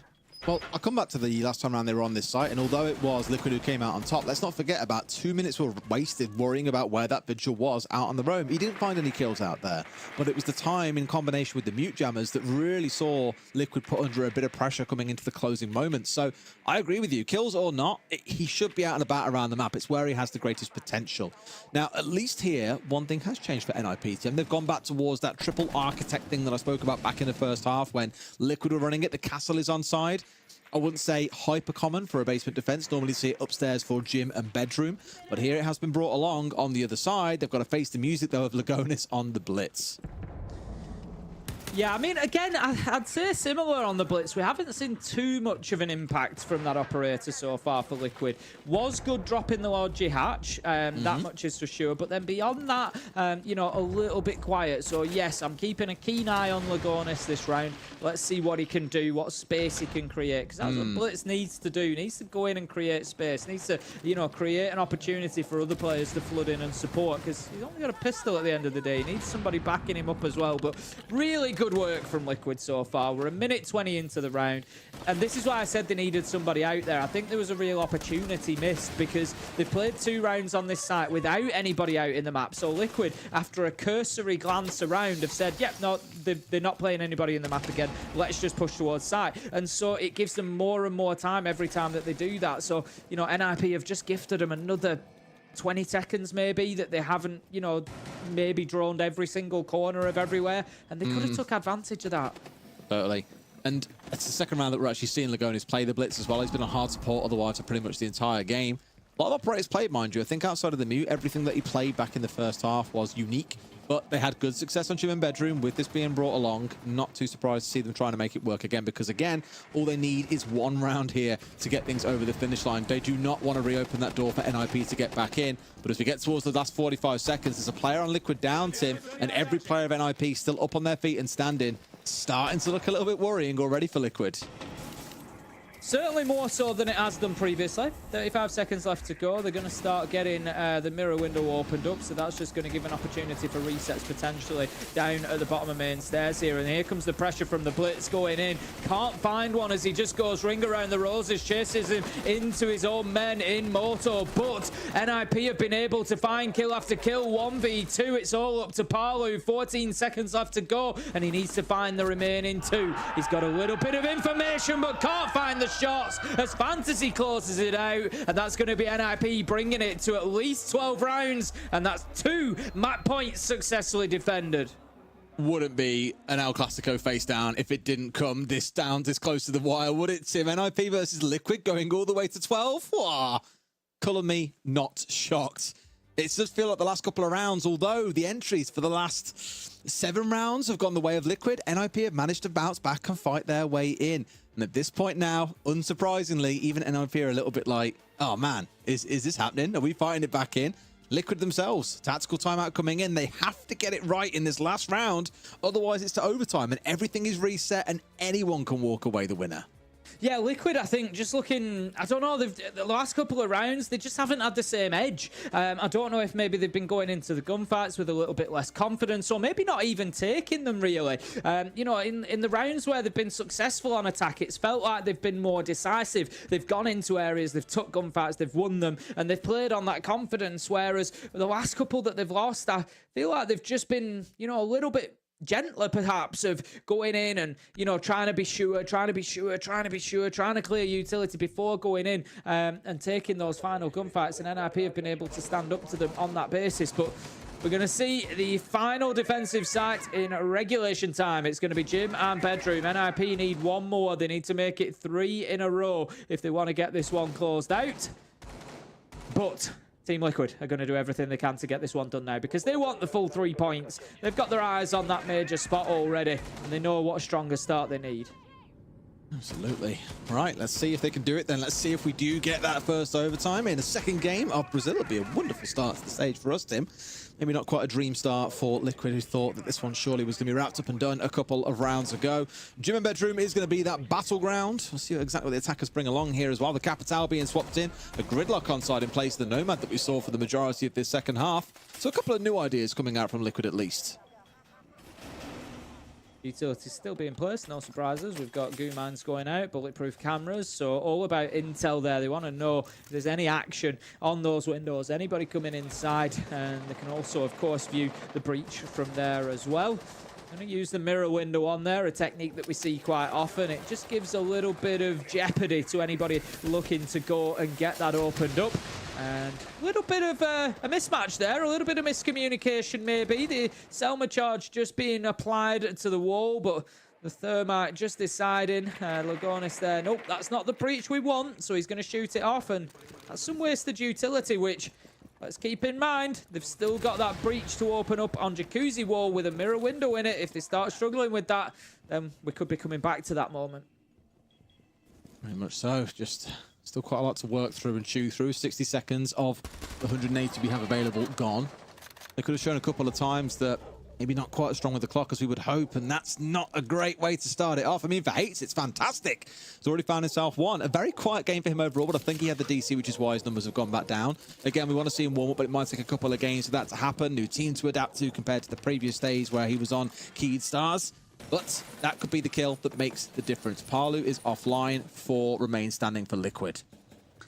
Yeah, not too big a loss in operator terms, the Ash that's gone, so that's not the end of the world, but trying to deal with Kiba barricades can, of course, be useful, but I'll tell you what, there's a quicker way of dealing with Kiba barricades, and that's to run around the back of them and shoot the player. Fantasy, however, does manage to find Nest to keep that advantage for NIP. Fantasy finds another. We said this, take the chains off, unleash him, just let him go, and he will deliver. Taken down finally by Resets, but the damage is already probably done. It's now down to Resets and Maya in a 2v3. They have time on their side. They have a minute, but NIP can just lock themselves back into sight now and hold those angles. What I love about this is it defies all conventional siege play that we see at the pro level. Like, normally you'll hold here for a minute and a half, you'll try and get back to site, you'll be okay if you lose a player out on the roam and say, okay, cool, we wasted a minute and a half, this isn't too bad, it'll put pressure on the attackers. Fantasy says, forget that, to put it politely, hangs around, secures those 2 kills, and that really, as you say, Tim, just undoes so much of the round. So being willing to be aggressive, to kind of back yourself as well, I think can be what really makes the difference here and gets NIP over the line. But don't count Resets out or Maya. Both have had fantastic games themselves. Maya on the entry has shut down Fantasy a lot. Resets had a couple of 3Ks. Now he's going to have to find a 4K in this round by the looks of it, because Maya's on the deck and it's not going to happen. Tim. We're going to overtime, Des. NIP managing to get themselves 3 in a row to lock this down and get themselves back in the mix. Team Liquid are going to have to look at this as dropping points. Yes, you're against, you know, what is probably going to be one of the best teams in the region, but you had it. You had 3 rounds to close it out, and Liquid just have not been able to shut any of them out. Fantasy really winning the round for me there. Just coming in with a huge double kill when his team needed it. If Liquid get him there, if Lagonis wins that gunfight around the server stacks, then I think Liquid go on and win the round, because they've got a numbers advantage, they've got the map control they need, and NIP are all of a sudden on the back foot. But instead, NIP find themselves in a 3 versus 2, able to just hold their positions and wait for Liquid to push in, and they know where they're coming from. It's the easiest round in the world to close out, and NIP get it done. So 6-6, and we get another 3 rounds of this. It's delivering as much as we hoped it would. I'm curious what's going on that church wall. They've opened, I won't call it a rotation, but okay, you call it a rotation if you want. Through the middle, obviously you've got the mirror on side as well, which leaves you somewhat exposed. Like, sometimes you'll see the far left side left soft for you to be able to swing around if you want. You put the mirror on the middle one. So something a bit unique maybe coming out here as well. We'll see what Hates' game plan is on the back of that one. Could mean that they can get quite aggressive on towards main stairs as well. As we all know, we've seen many a C4 get tossed over that top straight in towards bottom of main. It catches out a player or 2 that's dilly-dallying around there. But for me, it feels like Liquid want to go fast. You've got the Ash on side. You've got the Blitz on side. They want to get in and get busy once they've got themselves set up for the execute. Fantasy was spotted out by a drone then, so I will be completely unaware of that. It tells Liquid where he is. Obviously, he's moving around quickly. He gets spotted again, so that communication's going to be rattling around the team as to his position, and he's been forced back to site now. So again, well dealt with from Liquid, but I like what NIP did. I said this previously. Get him out in the map. Give him an opportunity. It doesn't matter that he hasn't found a kill. It doesn't really matter. 40 seconds he's wasted there, and that's going to be now 40 seconds that Liquid have to work quicker, because previously they were going straight into the map. They knew there was going to be nobody there. They'd done the droning. Hates manages to pick one up onto Nest with the Nitro as well. This is a brilliant start from NIP. I think they may well just turn this result around and keep that strong advantage on Clubhouse that they've had for so long. That's it. After again what looked like a really tumultuous first 8 or so rounds, they won the first 2 and could only win 1 in 6, where Liquid really pushed ahead, and it looked like they were set to take the game. We were asking, is Fantasy the man for it right now? Is he the one that's going to get them over the finish line? It's not just him, but it's the whole team that have come back together to bring it up to this point. And the starting kill onto Nesk, who equally started this game out in pretty interesting fashion. certainly a good start. This is the exact same way the previous round played out as well. Catching Parlo in the previous round, leaving it in the 5v4. Oh dear, this is not super ideal, is it? Can he get through? There we go, all good. Yep, Lagonis manages to just hit prone and go through there, but I think they're aware of the presence, NIP here for players in Dirt Tunnel. I just saw one of the silhouettes glance in this direction. Yep, you can see the keeper barricades coming out just to provide a little bit of cover to be able to challenge on towards there, and so much so that Maya is going to hightail it away and head back into Kitchen. It leaves the Blitz all alone, but Resets, he manages to find Pino and take him down with a headshot. 4 versus 4, 45 seconds. This hangs in the balance. The info being fed across here. We always say it's either the Monty or the Blitz. Pick your poison, essentially. He knows where the man is, and he's ran straight in for it as well. Whilst the rest of his team has made their march in down the bottom of main stairs. Liquid up to a 4 versus 2. They've caught NIP on the back foot a little bit here, and this could be theirs for the taking. 25 seconds to play. Another one potentially coming out here. Shepherded, corralled in by Lagonis, and he blows NIP wide open. Match point now for Team Liquid. Massive round from Lagonis on the Blitz. That's what we've been asking for from the Shield. We've seen glimpses of it from him, but he absolutely delivers in round 13. Wonderful play to break down that fortress that his army had created in the corner. Just got that kill, then charges through to Church, creating that space that we spoke about that the Blitz needs to create. Players then able to flood in at the back of him, drop the hatch, take the challengers. Brilliant stuff from Liquid, and once again they've shown an ability to dig deep. They'd lost 3 rounds, they come back with an important one, and they now get another 2 opportunities to close this match out. Woo! Well, we really thought, again, it looked like Liquid were the ones bouncing back in. Then we had the NIP resurgence, and it was like, oh, surely they're battling through, and this is done, it's cooked, it's over. Now Liquid has suddenly given challenge to that thought, Tim. Both teams confident on the attack, it feels, as well. Once they get themselves into position, the executes are looking fantastic. The team play around them has been absolutely brilliant. And outside of a couple of misnomers on the defense where individual players have really popped, again, I'd say generally advantage leans towards the attackers. NIP are now the team that get that chance to show what they can do attacking into the basement. Got that similar setup in the corner there. Like I said, just creates such a difficult position to deal with. But you can always just run a Blitz into it and run around the corner and get the kill with the pistol. So that's an option, if nothing else. We will see whether Liquid go for the map roaming strategy or not. We saw Lagonis, sorry, it was Nesk actually in the first round. Had a great impact, got himself a nice double. Doesn't look like that's going to be the case this time. They did have mute jammers out around the map that were able to support him, but this time he's down in the basement, and it looks like Liquid are going to be playing a much more turtle defense here and just try to slow this NIP attack down by taking drones out, maybe looking for the odd nitro up through the hatch just to try and cool things down. What was that first 60 seconds feels okay. I was looking at the stats actually earlier, and overall, the kills haven't been super early in these rounds. It has come more in the sort of mid-round when the defenders are like, cool, they're in the building, they've got parts of some control now, they've assumed parts of safe, and they then manage to catch someone out or explode forward with a bit of energy and catch out an unlucky sod or two. It feels like we're into that 60-second window now where it can happen, but for the most part, Liquid have been really, really conservative here. Look, we're inside 75 seconds, every single player is back on site here.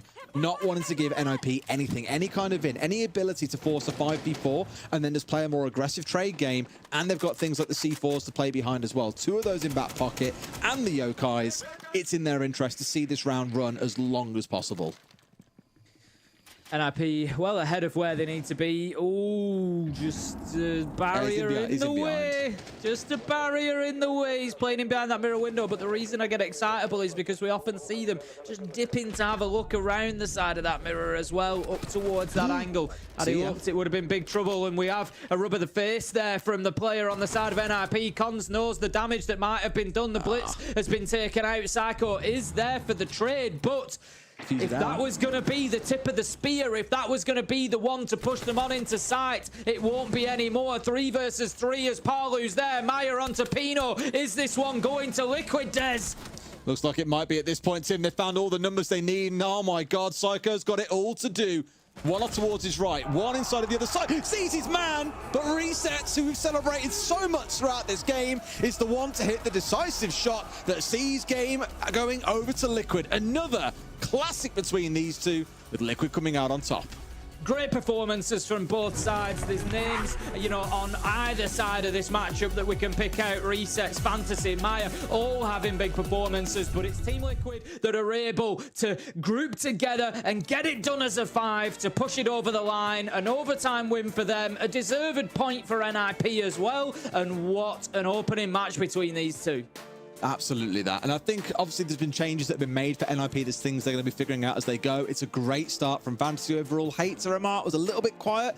Showed promise, I think, towards the back end of the game, but still more work to be done. But don't forget, it's still relatively early doors for these guys. They've got things to figure out. It doesn't all come together in a month or two. I'm sure we'll see them coming back stronger. And I was impressed by what we saw from them in terms of pacing, aggression, things like that. But ultimately, Liquid win out in this rivalry once more. We'll go to a quick break. When we come back at the desk, we'll break it down for you. See you in a few.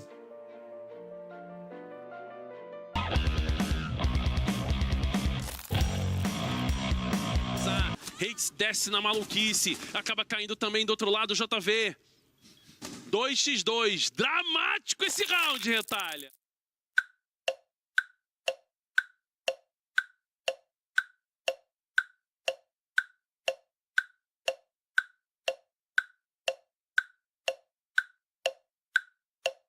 Olha, cara.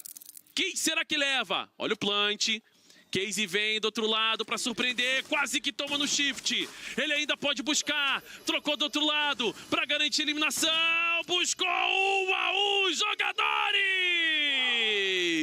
Fúria leva o jogo, Retalha.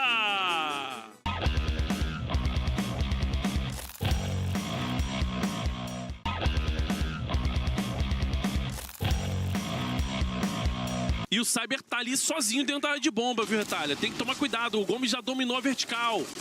Tem jogador também no palco. Abriu de novo o Cyber. Sabe da posição, vai no prefire. Se adianta. Ah, não! Aí não pode! Avançou displicente, mas ainda assim...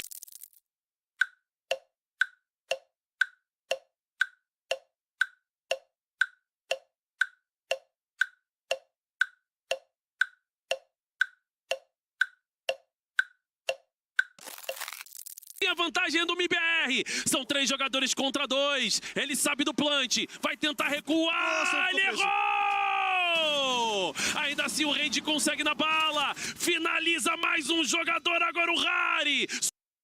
Sobra apenas o Raid vivo e é finalizado numa triple kill do Rari.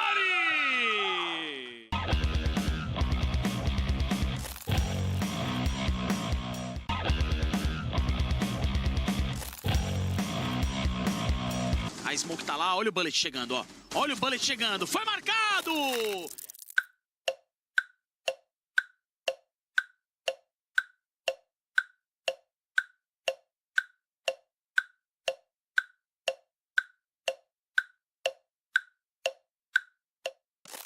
Marcado! Astro conseguiu eliminar, o Gomes caiu, o Harry derrubou, Mitrix pega mais uma. Astro parte pro plant desativador, olha o Harry! Olha o Harry! Olha o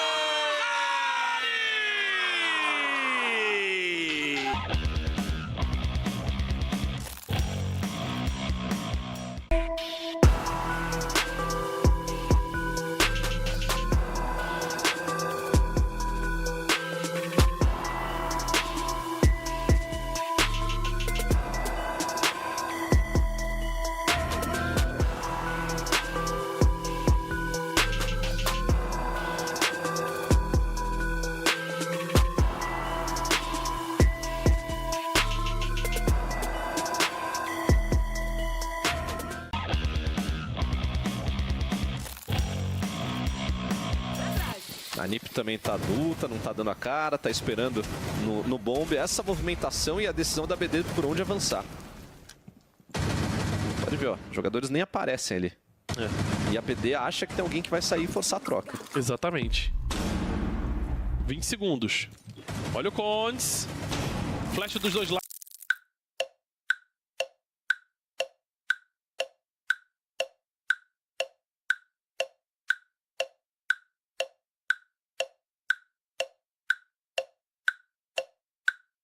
flash dos dois lados, o Flório consegue pegar a primeira, ainda tem trocação, o Psycho cai também, 2x1 agora, Retalha.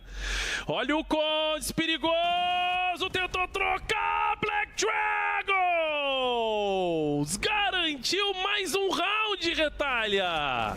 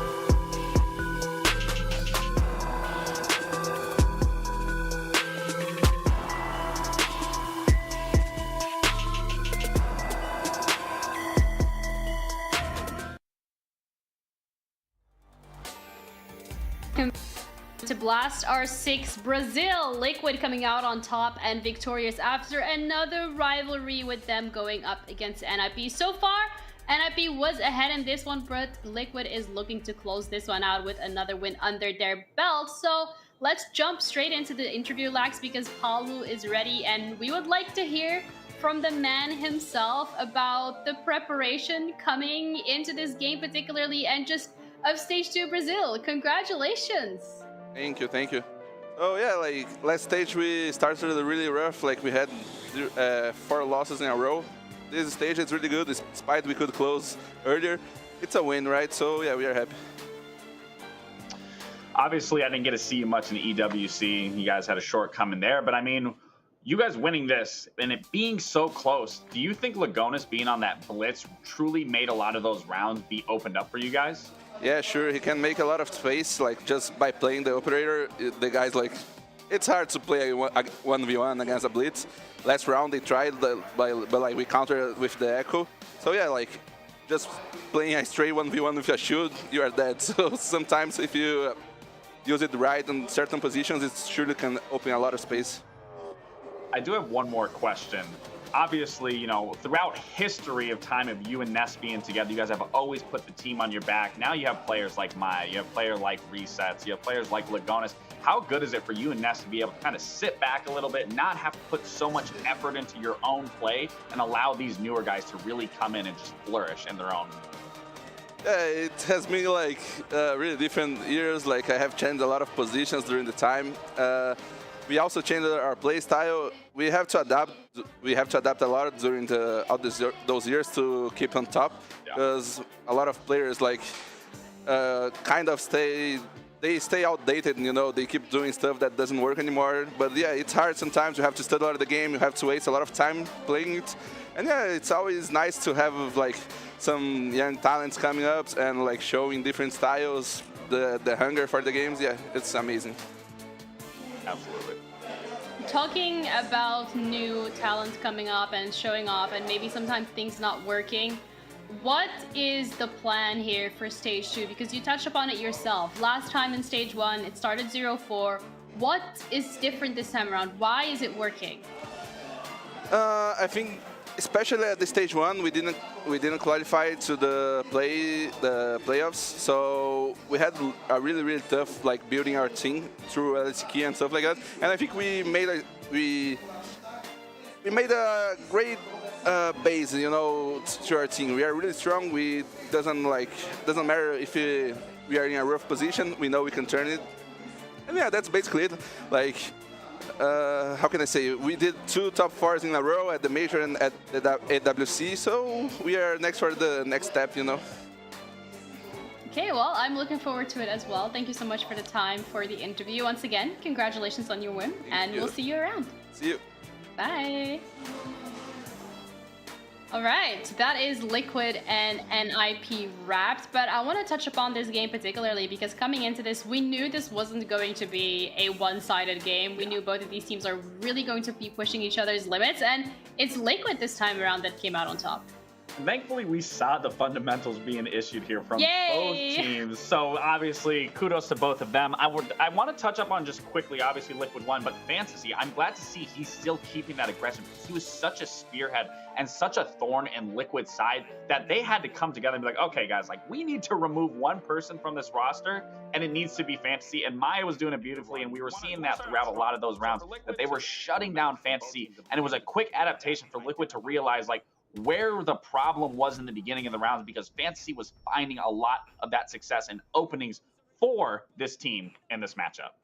Yeah, but also not to take away from NIP, because NIP genuinely did give Liquid a run for their money. This wasn't the easiest one of the games to close out. I mean, compared to the game we just had, which was a 7-2 between Vivo Stars and Fluxo, this was a very much going down to the wire and pushing it all the way to OT.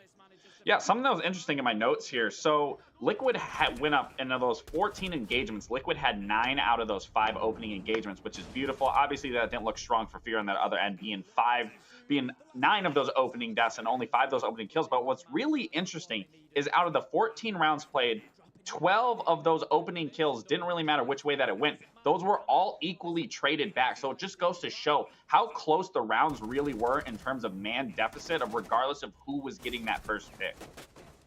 Yeah, and I think as well for NIP, again, this is one of the games that, I mean, what a game to start off your season with, right? Stage 2, immediately going up against Liquid, a rivalry as well this time when we're looking at it from a Siege perspective. And I hope that they don't take too much out of it in terms of a negative side of things, because again, this was a difficult game and it did really prove themselves, but a couple of mistakes here and there that they can clean up heading into the next 2 play days. And that's the beautiful thing about both these teams coming in here and having a really strong showing, and especially on a map like Clubhouse that really just tests the basic fundamentals and your coordination and teamwork, is that it really comes down when you're losing these rounds. And what we were seeing, it was really just minute details. Someone overstepping, someone getting a little overzealous, or not getting getting aggressive that ends up losing these rounds, or just making such a small adjustment of just bringing a different operator, as you saw NIP try to bring that blitz in and it didn't work out in their favor because they end up losing him right away, where Liquid identified it right away in the beginning of the map. So bringing that blitz, it's just small details like that that you can take away from this game that both teams can walk away here happy and be like, okay, we showed up, we did what we needed to do. These were the small mistakes that got us the win. These were the small mistakes that had us lose this match. It is important to take from both these situations and bring that into tomorrow's matches.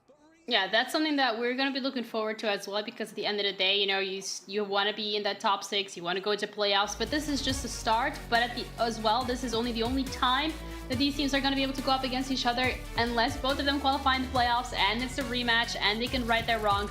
But either way, an 8-6 for both of these teams. I think there's a lot of takeaways from here, both positively and maybe improvements for both of them. But I also want to talk about players really here, Lax, and individuals that stood out to you. Yeah, I mean, Fantasy, we talked about him in the beginning. He was the spearhead for this roster. He was the one that was finding this team success on those attacks. We did see it start to taper off towards the end, swapping sides, but then he immediately bounced back. We see him at a 16-11. And this is important. Fantasy isn't a rookie by any means. He's been in the scene. He's been on that old Furia roster, not the one that has tons of success now, but still, that roster did find success. But to find him here at the top of the leaderboard, being the brand new player on this team, carrying this, is phenomenal. Obviously, Psycho's been a historic player on this team. Everyone's looking good. Obviously, Khan's didn't have a strong game, but then you look at Liquid's team, and this is where I talked about with Paulo in the beginning of having Maya, having resets, to to be able to step in and play the fragging out role so Palu and Ness can kind of sit back a little bit. And I say sit back very lightly because they're obviously still at 9-8. They aren't underperforming by any means, but it's got to feel good to let the new guys, the younger guys, come in and really flourish and be their own player and bring that heat to Liquid. Yeah, and Liquid, for anything, they also had individual players step up to the plate. And I mean, we talked about Maya already, and I feel like in general, it's great to see how everything has played out. Maya as well, with that performance that he's had today, is going to be able to take away that MVP, and I would say very much deserved. Oh, absolutely. I mean, the way that Maya plays the game, he's just so smart. He just always seems to know where to position himself, how to work a map, even how to work 1v2s in some scenarios. Like, he's just a really smart player. And it's no brainer to me after him being switched from that Los roster that we saw back in Atlanta that qualified for the not the semifinals, the grand finals, to now see him on Liquid and still finding that success and to still see him growing. I love to see and watch Maya because there's a lot that you can learn from just watching him play. Yeah, and you're going to be watching him a lot throughout the entirety of Brazil because we're going to be having a couple more play days. Yeah, absolutely. But I also want to look at the standings particularly because we now have had 2 games played. I know this doesn't really say much, but it's just a little bit of a sneak peek at how things are starting to shape up a little bit with that overtime as well. NIP has managed to get themselves 1 point, which is a good position to be in. Yeah, I mean, it's important to be getting points nonetheless. And like you said, hitting that top 6, that is most important. Regardless you come out first or second here, sure, it's great. You get to sit pretty for a little bit, but you still have tough games to play. You still have to qualify for Manchester. So a lot of these teams, as long as they're getting the points and as long as they can find themselves in that top 6, that is the most important factor here because no one, and I can tell you from being a player and my personal experience, no one wants to have to play through an LCQ or an open qualifier. Yeah, I mean, Liquid's done it once for that Manchester major, but they don't want to do it for Montreal. We've heard it from Paulo himself. He was like, no, we're done. That was really difficult. There's a lot on the line when you are playing through those LCQs, so something to keep in mind here as the pressure builds, but we are ready to head into our 3rd game of today. It's going to be E1 going up against Black Dragons, and both of these teams that we've seen last stage lax, they've had some oomph to them, but it felt like when it came to those very last moments, those moments of really proving themselves and really being able to go onto that international stage, they weren't necessarily ready.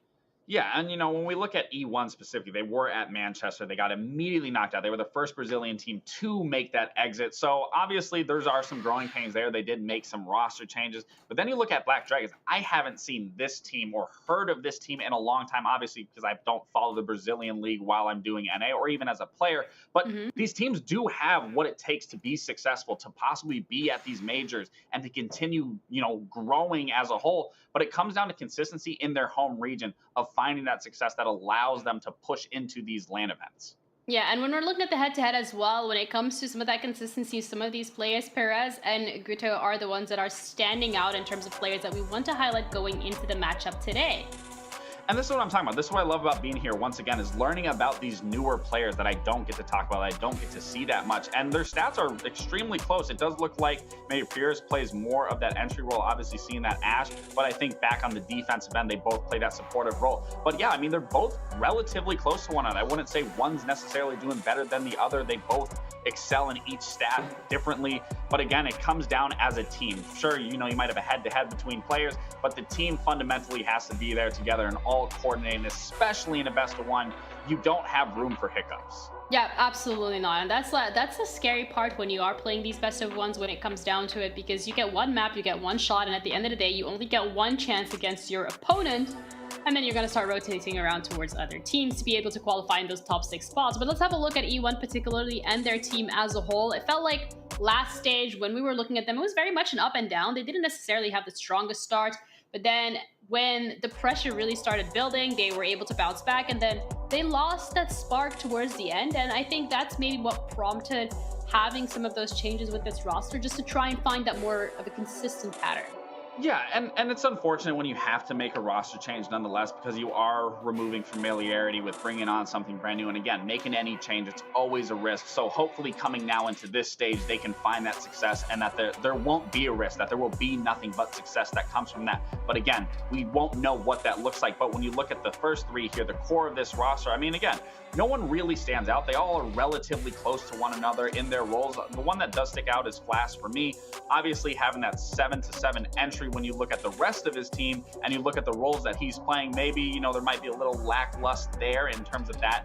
But overall, everyone looks ultimately relatively close. And then you're bringing on Besito and Live. Obviously, we need to see what these two are going to bring to this roster and see if we can find them at this major in Montreal.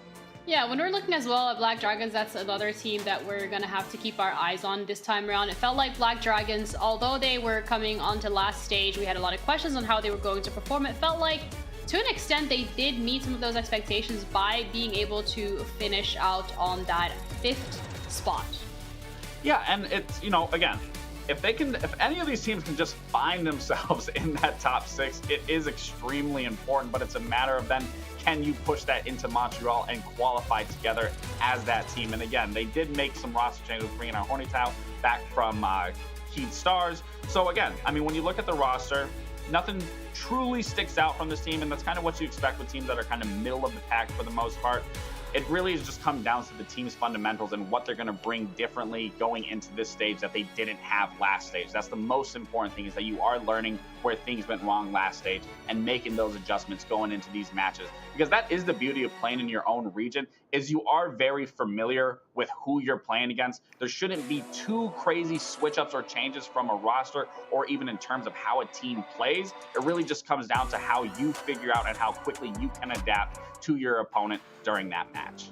Yeah, I think as well, when we're looking at this matchup, particularly E1 and Black Dragons, even though E1 had a very successful stage 1, I would say it wasn't maybe too consistent.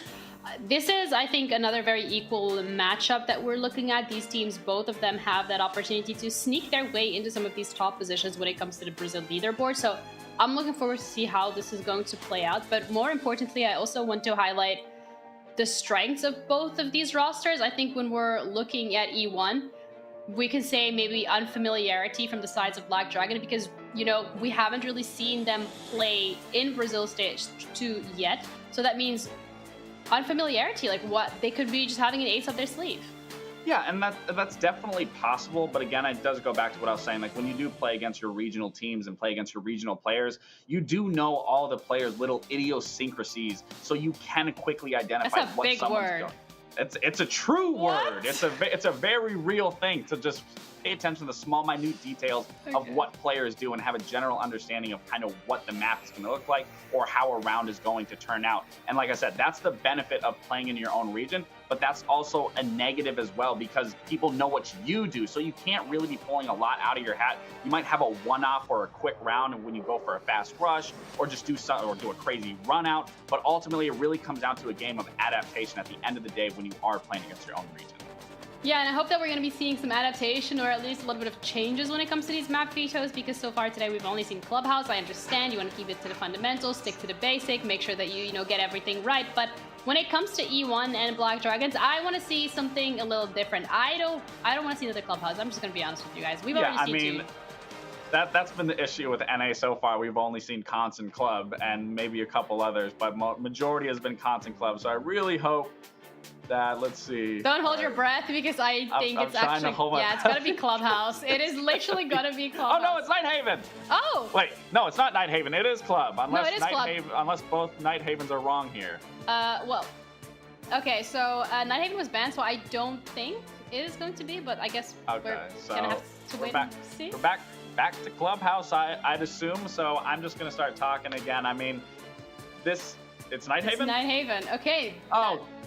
Hey, let's go! Thank you. We got Nighthaven. Okay, well, that obviously is a little different. Nighthaven really comes down to your attack. So whoever's starting on attack here really has to come out strong in trying to figure out where their main focus is going to be and how they're going to adapt around the map if they're being met by a strong defense. Here really matters with your attacks, and I can say that pretty consistently across the board, is if you can find at least a couple attacks, maybe end on a 3-3, even a 2-4, and just have a really solid defense, you will be looking good.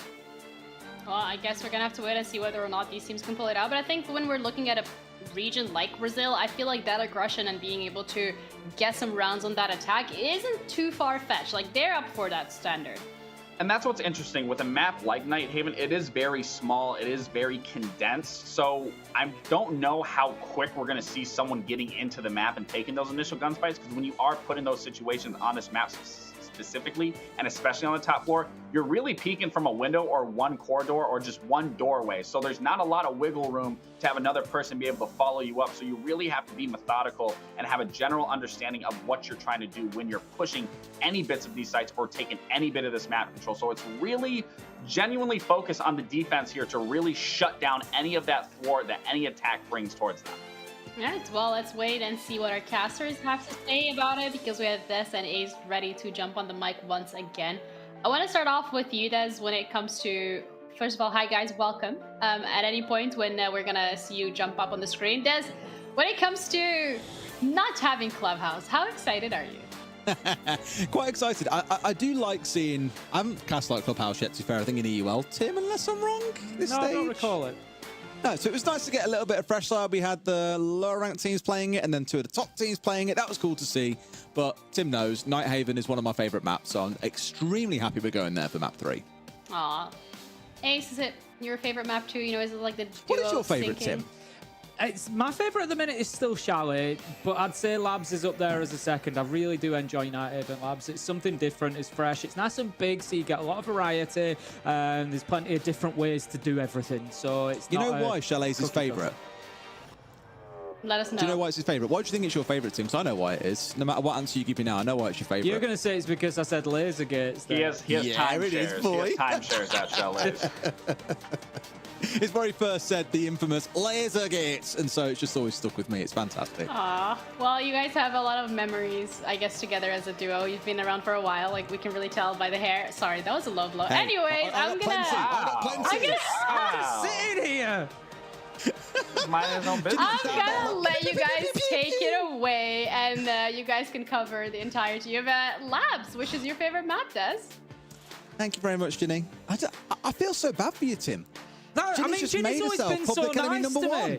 Ginny's She's always come for you. I thought we got along really well. She's always been, and then out of nowhere, she just attacks me. Just when you really think you know someone, hey? Let's have a look at the lineups for this game, though. We have got a great map coming up, but what about the teams? Let's take a look at who's going to be on the field and how things are shaping up for team number 1 production. When you're ready, there we go. Beautiful graphics for E1. Tim, a team that I think surprised everyone with their qualification to Manchester, beating out some big teams the last stage. The big questions that now sit over them is, can they repeat that success? Look, the reality is that they did a fantastic job getting there. They had to beat Black Dragons and W7M in order to qualify. They fell down at the final hurdle, which was FaZe, so they didn't take the absolute top spot. But they came into Manchester, into that Swiss FaZe. They struggled there, is the reality. You know, they didn't win a match. It was tough for them. They've had a couple of roster changes since coming into this now, but what a great foundation for them. You know, they finished 6th in the league. I think realistically, the realistic goal in my mind shouldn't necessarily be major qualification. It should be beating that 6th place finish. Absolutely. And then, of course, Black Dragons, a team... one of the oldest orgs, I think, in esports. These guys were formed in like the 90s or something crazy and entered Siege obviously a good while ago. I think 2017 was when they first came in. And a team that many, I think, would love to see be performing better, and we see them more at big events, but they always kind of hold out as this mid-level team. Will that change with the introduction of a new player? Of course, Hornet's coming and join them as well. Is he going to be the difference maker, or is losing Loira just far too big a hit for them? Because so far, Loira has been playing damn well for G2. Yes, you know, the big question for this Black Dragons roster that finished 3rd place last time is, how do they do it without Loira? As you say, we're going to see straight away today, hopefully, how they survive. But he's going to leave a big hole. That much is for sure. I mean, they've got Hornetau coming in. Hornetau has played for Black Dragons previously. It's not his first time with the org. You know, for anybody who's maybe a little bit newer to see, Black Dragons is a really old org in terms of Brazil. They've been there since the beginning. The NIP roster, it became the NIP roster. They had Julio and everybody with Black Dragons. That roster was taken over by NIP. They replaced them, and they're still going strong. So, yeah, Hornetau's 2nd time around. Is it going to be even better than the first? That's the question. Well, let's take a look at how these two have fared up against each other. We've got their head-to-head as well to bring up on screen for you here to take a look at some more juicy numbers. And we know that we love some numbers here, Tim. This is how these teams face up. They have both beaten each other previously, and here in the Brazil League, it currently stands at 2-1. So Black Dragons have had the advantage, I think, as many would expect. But for E1 again, are they on something a little bit special here? Are they becoming a stronger team? Will they be taking the spot that Black Dragons have held on to for so long? That's, like I said, that's the big aim for me for E1, is improve that finish in the league and overtake somebody like Black Dragons, because looking above, you know, for other teams to sort of beat out, to overcome, you're looking at rosters like Liquid, like Furia, you know, like W7M, big names in the Brazil League at the minute, FaZe as well. So for me, E1 should really have a target on the back of Black Dragons. You know, they're the ones, they've had the changes, they're the ones that they can potentially really, you know, push towards and overtake and take their spot. Absolutely.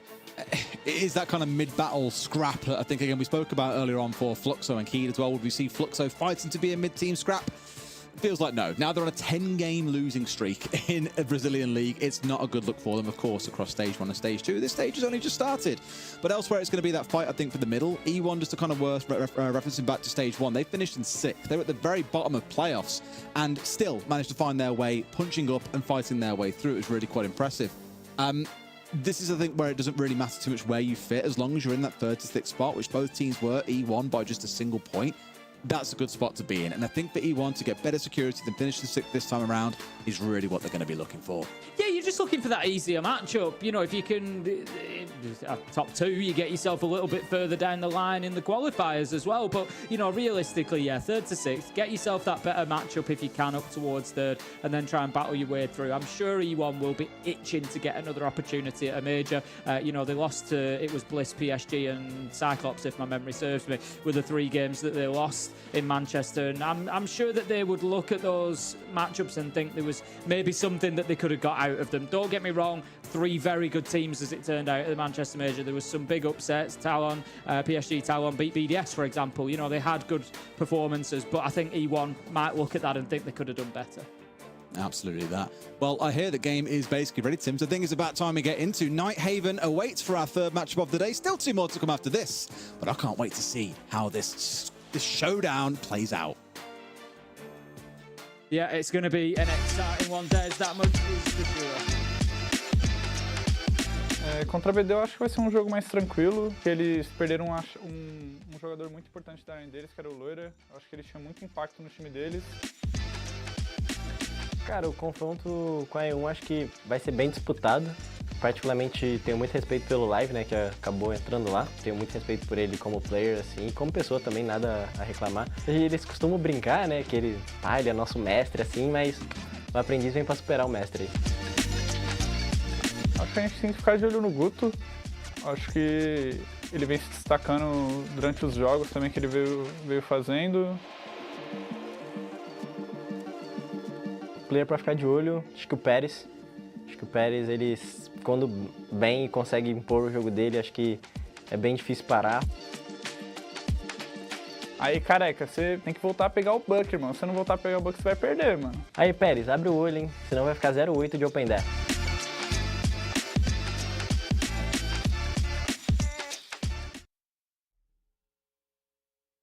And here we go, perfectly in time, just for the start of the ban phase. As said, Nighthaven Labs or Laboratorios Nighthaven. Yeah, it just all sounds so much better in Portuguese, Tim. It certainly does. To us at least, does. You know, to us at least, it sounds exotic. But, you know, to the Brazilians out there, I'm sure it just sounds, you know, as normal as English does to us. But, yeah, we will go through Banido, and we will see who is going. We've got Demos gone, Ying gone, Banindo. Sorry, I missed an N in that. I'm just going to stop trying, I think. I'm not sure everybody will appreciate my attempts at pronunciation. Estabanindo! I feel like Melio now. There we go. Ooh, no wonder he shouts so much. I feel so gassed up after doing that. Valkyrie will be our first defender off the board. Nothing too sort of drastically surprising here. Demos useful, of course, on a big map like Nighthaven to track people down, those roamers that are going to be undoubtedly out in the map. As Laxing said, the defense is really going to have its work cut out for it. Trying to keep on top of the attackers, trying to keep them guessing. And that's going to be one way that they're able to do it now that the Demos has been taken off. The mirror is going to be that final ban to round them out. Alrighty, so a few changes in bans, no big surprise. Valkyrie sticking through, Mirror sticking through, still sticking around those common bans, you might say. Of course, Kai not really too likely to make an appearance on Nighthaven. Have seen him banned away here a few times because he's used down in the basement, but definitely not as impactful as some of the others that you might see come on through. The Deimos and the Ying, no big surprise. Ying, I think, really looking to inhibit teams that lean very heavily into the operator for their executes. Will make life a bit easier. I still expect we'll see Warden across the majority of these sites because flashbangs are very powerful, but the Ying being taken away, not too big a surprise. Here we go, though, starting up in CC and server to kick things off. Tim, did we cast this last week? I remember watching a lot of Nighthaven over the last week, but it may have been days that I wasn't working and I was just watching. But we've seen so much of it. We've seen real creative use of Azami for this particular site as well, so I'm keen to see what the teams bring out. Here we go then, up onto the top floor. It is round one, Black Dragons versus E1. And E1 will kick us off on the attack. As Laxing rightly points out, they're going to be looking for a good start. It's going to be crucial for them, really, looking in towards the rest of the matchup, trying to get as many points as they can out of this one. So, top floor it will be to begin with. What can we expect from the attackers? We'd usually expect to see them open up that RT wall. They've got the Monty being brought along as well, so a shield is likely going to be used, I would imagine, to potentially bully Catwalk in Warehouse, get up there and just challenge for that side. You get RT wall opened up, a little bit of pressure through connected, meet inside into connector, get that wall open up, and you've just got that sort of multiple angles of pressure that are going to help you get onto site.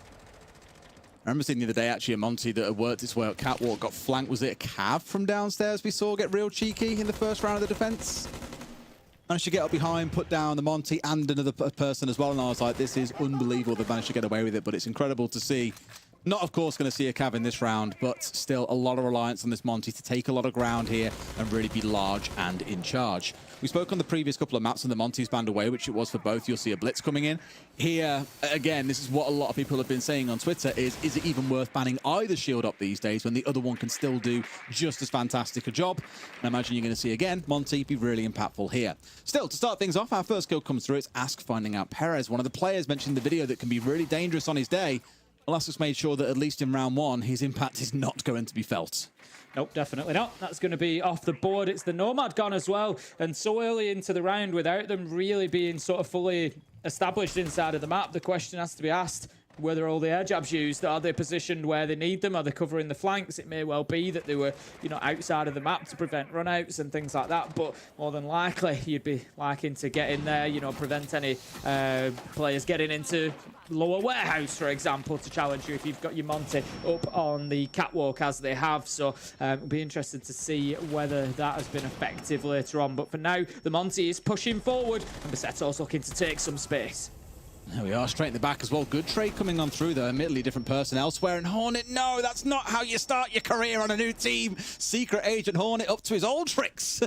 Finds a team kill. Unfortunately, to put his team slightly behind here. And the problem is, Tim, the Monty is still standing. We all know that as you get down to the sharp end of things, a Monty being alive in a 2v2, a 3v2 in this case, really starts to have a profound impact, and that is very hard to shut him down. I worry at this point that this one is already going to be far gone. The one real fact they've got, I was going to say, is a C4 from the mute that's in back pocket, but it's been put, I'd imagine, in the wrong place. It would take a miracle for Bassetto to walk over it. Just going to keep firing a few pot shots out towards that angle, but the Monty is getting the plant down. Pizzetto's going to make that stick. Flashtree finds Hornet as he tries to move his way back into sight, and it's all up to Ask. And we just get a perfect footage of the problem, don't we? He's aiming towards the door, and the shield just comes across the screen, blocks him out, and the final kill is a matter of seconds after that. A good start there, locking out that first round. Yeah. You saw the exact problem with the Monty, though, when you come down, as I said, to the sharp end of things. He is just going to bully you. It's information. It's suppression. It's constant awareness that someone's in front of you. It's an attention soak, right?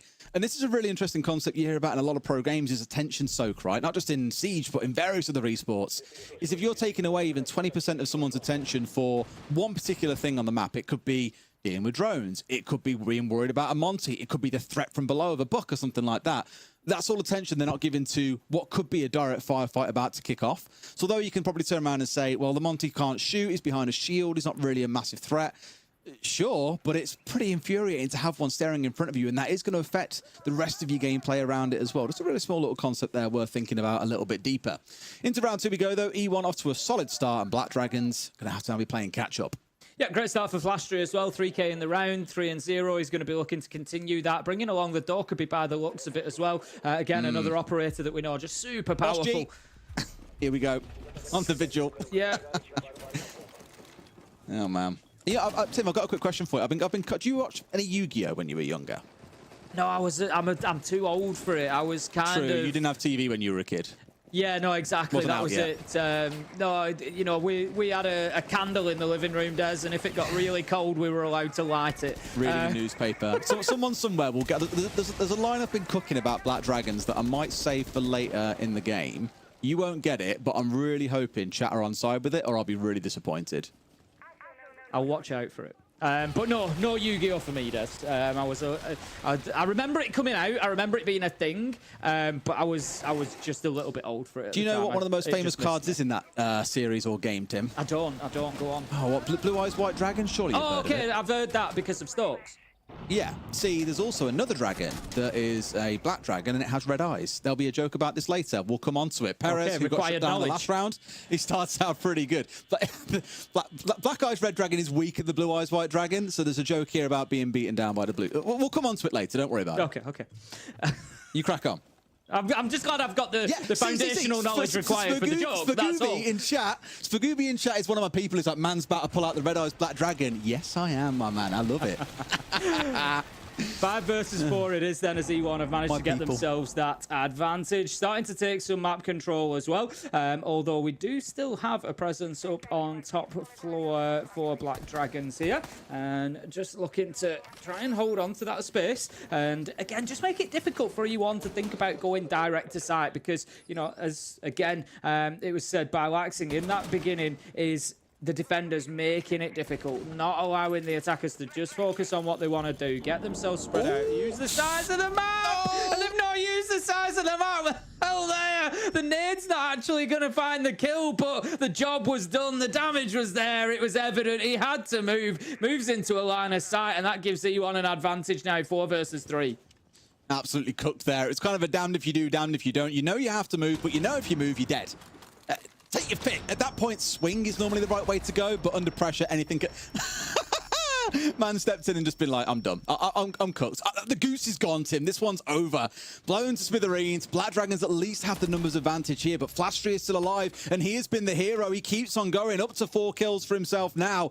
2v2. This is winnable, but the clock is working against them. Are there any more twists in this tale? That is the question. It has bounced back and forward like a rubber ball so far. 15 seconds left to go, and E1 need to think about getting themselves inside a site. No smoke canisters left to prevent that, so there might just be an opportunity to put this diffuser down. I'm not sure about the cover, though. He's watching the opposite side, but the push could come through direct through site. 4 seconds left to go, and Live doesn't have a choice but to stick it. The push comes from exactly where I was worried about. Noska manages to finish that one off, and that's going to be the round for the defenders.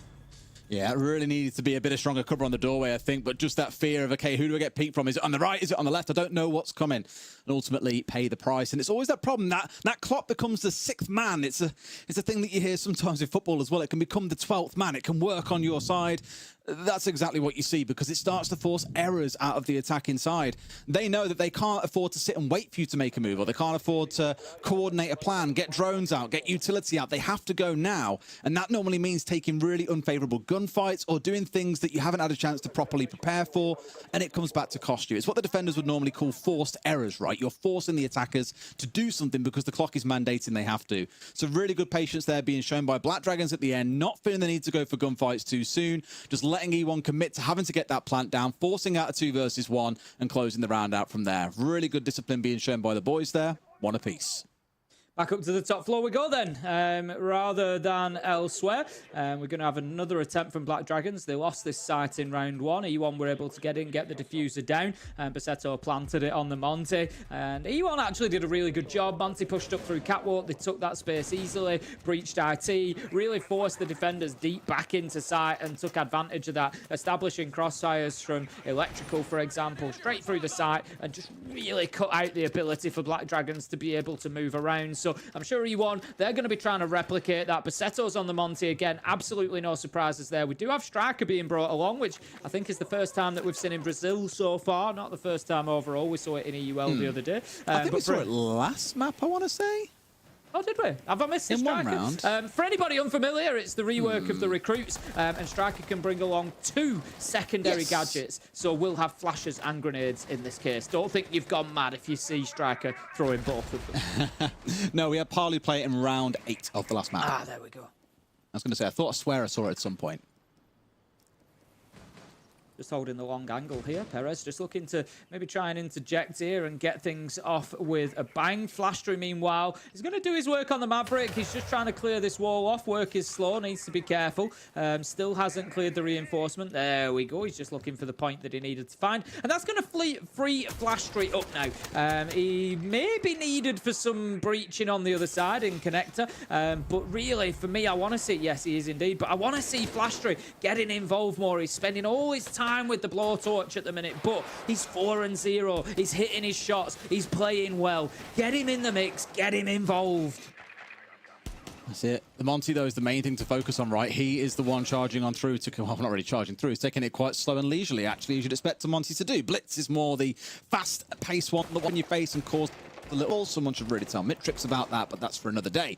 Here, working his way through in towards Electric, spots one out, going to force them back here. Again, the pressure coming off the Monty, the information that he provides can often be enough to force defenders out of rooms without really any chance to fight back. There are a couple of C4s that can play behind. I don't think it's going to be enough for them. And sure enough, they're making them uncomfortable from below as well. The Bucks getting to work. So now they've got another angle to worry about, and that is what I mean. The combo of the Monty intel, the Buck from below, gets them a kill, and they catch the rotate. Hornet, stop team killing people! God! Yeah, that's his second in 3 rounds now. You know, one can be forgivable. Second, I think, is becoming a problem. Hornet's suffering there. Or his teammates suffering rather than him. But I'm sure he's not going to be happy about it either. E1 able to take the round on the attack then, as you were saying, Des, at that time. You know, before the team kill came in, I think regardless of that team kill, they get that round anyway. The teamwork was just beautiful. You know, the way that they were sort of corralling people into position. The Buck was opening it up. Live was doing great work underneath with that skeleton key. Shows a good amount of map knowledge. You've got to know your angles. You've got to know where you need to open up. And, you know, it seems like such a sort of an easy fundamental skill, really. But I tell you what, sometimes you just get thrown on a map and get thrown underneath and say, right, can you open up behind the second desk? You know, all of a sudden it's a bit of a different ball game from down there. But Live doing a great job. Really well played from E1. I got a question for you, Tim. Would you team kill me to secure another kill? Yes. What? Why? Oh, you didn't even hear the second part. You just said yes. That is disgusting. Would our team kill you for what? I feel we can just end this discussion now, to be honest with you. Wow. Just when you thought you knew a guy. Sorry, I think you're getting the backlash of the heat that I got from Ginny just before we came into the game. Wow, it just keeps getting passed. Now I've got to give heat to Ginny on the next desk, It's just passing along, so now you maybe need to go in on Laxing. I was going to say, actually, yeah. It's just going around. Laxing's getting a lot of freedom given us from North America. Who's going to be next? Yeah. We'll make sure that's the thing. I'll cook and think about this for a while. We'll see. We'll see. So, yes, I'd definitely team kill you, Des. Unreal. But moving on, hopefully we're not going to see any more team kills coming in from Hornetau. He's already had his quarter for the entire stage, I would have said, with 2 so far in 3 rounds. And it's really Corey's getting jealous. Help him. Very jealous. So someone's coming from my title. If you know, you know. Yeah. If you know, you know. I've seen some beauties from Corey and over the years, that's for sure. Maverick getting to work once again, though. We've seen this across the last few rounds, really. Seeing quite busy on a number of walls as well, so it's certainly giving Flasher an awful lot to do. And it's not just the Maverick, it's the kills that he's having to collect along the way as well. Of course, looking out for that, he has been the player that's really stood up big so far. Perez, we again heard in the video that he was a concern when he gets going. He can be quite scary. Finds himself currently set at 4 and 2, and those are the 2 players that have drove these rounds for E1 so far. Will there be a new hero stepping up in round 4? Onto the drones they go, the halfway mark of the round. Just again, try and gather that intel. Exactly where has everybody moved? Where has everybody been pushed? These roamers are still present up on the top floor. Not too much of a surprise. Just sort of heading on back in now. And just trying to keep themselves as much of a nuisance as they can. The Flores drones are going to go in, try and clear again some of that utility that's just keeping these players there. Now then, he's going to be able to thread the needle here. Nitro goes out, will not be successful. Nope. A good attempt, but can't quite find it through the electrical window. Perez's brain is too big for that. He won't be caught out by these C4 things that people are throwing around. He was there when C3s were a thing. He's learned. Dokkaebi call is going to come through. I'm sorry, I mean, it's just stupid moves. I don't think it's really going to gain. Here he comes. Oh, Lord, he's coming! But he's not managed to get anything done. They're taking a few little chips towards the feet, though, down to 82, and suddenly they spin it on him. They say, you know what, forget about the stairs guy. Spin on the guy behind us. They do get rid of him. A couple of kills come back the other way, though, but the numbers advantage is there for E1. Gutto into one, finding out Flashtree. A trade coming in from Live. Again, new player to this team is making himself seen, at least in this round. It's not looking too bad for them. A 1v3 now stepping up for Hornet, and he's just gutted there are no team members left to kill. He definitely get his one then. The thing is, this is an opportunity for him to make amends. If he can hit this 1v3, then I'm sure all will be forgiven. Basetto, we just see his silhouette in front of us, though. The Monty going in and planting behind the pillar, just looking to get that secured. It's almost certainly going to be the case as Perez is there for that final kill onto Hornetau as he tries to move back into the site. And that's going to be another round for E1 on the attack. Ooh, all right. Flying start for them as far as things kick off. I wrote down what the previous result was between these two, and we were looking at it back then. Black Dragons won 7-3 on Bank. It was quite a stomp, really, to kick things off. Finishing third overall, E1 just about squeaking into sixth. As said, it was quite clear there was a gap where BD were, again, behind two massive teams in FaZe and Fury. They were one of the teams to beat Black Dragons, arguably, and E1 has started out doing that spectacularly so far, enough that it's forced in a tack timeout and clearly killed the stream as well, as we're down to a little tack timeout countdown, as you can see at the top of the screen. It's not Liquid's tack timeout, but of course, we'll get back into things in just a moment as well. We certainly will. As you say, I mean, E1, yes, they lost to Black Dragons, but let's remember they won the one that mattered, the upper bracket quarter-final in the last chance qualifiers, that set them on their path to Manchester to have that experience at the major. And it's for E1... business, they can just go business as usual at this point. They can just continue on from here. 3-1 up, fantastically well on the attack so far. But the big question is going to be, can they be more disruptive on the defense than Black Dragons have been so far? All right. Well, does anything change? It should do after attack timeout. You'd hope that when a coach gets involved and the team have got time to talk about communication issues, what's going wrong in the rounds, that they start to devise solutions. That's where the mettle of a team is really tested.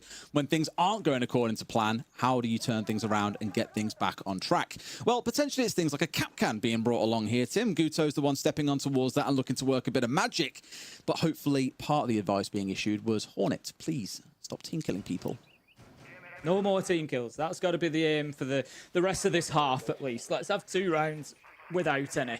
It's going to help immeasurably. So, round 5. 2 rounds left for Black Dragons to try and salvage something out of this defense. You feel like... I kind of feel like at the minute 4-2 is the best that they're going to get. E1 have looked too good on the attack. We know that the defense can be a little bit tricky. On that Haven, the presence around the map just isn't really doing the job for them. We saw it in that last round that the Roamers were just dealt with reasonably easily. They actually didn't do terribly badly in trying to get trades up there at least, but it just wasn't enough for them. And E1 were able to come away with the advantage there. But that's a better start. Black Dragons picking up a nice opener, and it is Hornetau. There we go, getting what he needs to do, starting to redeem himself a little bit. Finds Perez, takes him down. That's going to be the book off the board. And we've seen some big impact from the Buck players so far. Turns out he's not blue-orange colorblind. Down to 25 HP, admittedly, so that's one to be mindful of. One more bullet from anyone really on the other side. We'll see him finished off, given the majority of them are DMRs that are coming his way. Oof, don't fancy that one. The Ram might well be his best guess, but even then, I think it'll be enough damage to see him finished off in just a single body shot. Otherwise, for now, E1 are the ones that have kept things at least behind. They've got the globals to work behind, and in fact, Tim, they've just gone through the last of them. No EE1Ds left, no Dokkaebi calls in there, and less than half the round is gone. Black Dragons will be ecstatic at that. You burnt through so much utility and got a kill. What's not to love? STK, I think, knew that the player was on the stairs, but it's going to be Basetto who gets taken down with the Nitro Flashtree. He's been the sort of shining light on this attacking lineup so far, and he continues to be so, managing to find another, finding himself 6-2 so far, and it might just give E1 a little bit of a glimmer of hope here. The diffuser is recovered, so they've got that in hand. STK is going to hold on to that for the time being, and time is on their side at the minute. 1 minute 10 left for them to go, but there's a lot of work for them to do yet to get into a position where they can think about putting this diffuser down. And I would say at least 2 kills is the starting point before they go anywhere else. I was about to say the problem is, though, the Vigil not able to run around relatively uncontested. This is where I start to worry for them. And Ask, sure enough, is going to find STK. They've got no way of finding him out, and he's collected a couple of kills for himself, has slipped the net, dodged all that global utility, danced around the drones, found 2 kills, and it looks like E1 will fall apart here. Maybe a little bit too over the top with their early global usage, but Black Dragons have fully capitalized on 3-2. Yeah, and if Black Dragons were only going to win one more defensive round, that was the one to win, because they now have the chance at least to go 3-3. So it just guarantees them that 4-2 split at least. But they can hope to better it, you know, rather than going the other way around if that's the way that it needs to go for them. And, you know, given the way that last round has gone, they've just shown us that there's absolutely no reason why they can't win it. However, one thing that I would say, they've struggled on this top floor site, and I think it's actually been that they've can't really have a presence around the map that's going to be that impactful. We just saw in the last round there, a lot of those kills came whilst they were trying to chase down those roamers, the opening kill, you know, particularly. So I think Black Dragons have, you know, could benefit from being able to get somebody out in the map, but it's a tricky one here. As you said quite rightly in EUL, we saw P4 do a great job of it with the Caveira just sort of disappeared off into the site, came back up onto the catwalk and got a couple of kills. But you just, I'm not saying play the Caveira, but I'm saying maybe Black Dragons would benefit from having a very, very clear visual presence elsewhere in the map to force E1 to clear them out because of the concern of that potential flank. Alrighty. Who do you see taking this one? So do you think E1 managed to claw it and get the 4-2 half, which would be fantastic for them, or do you think BD bring it up to 3-3?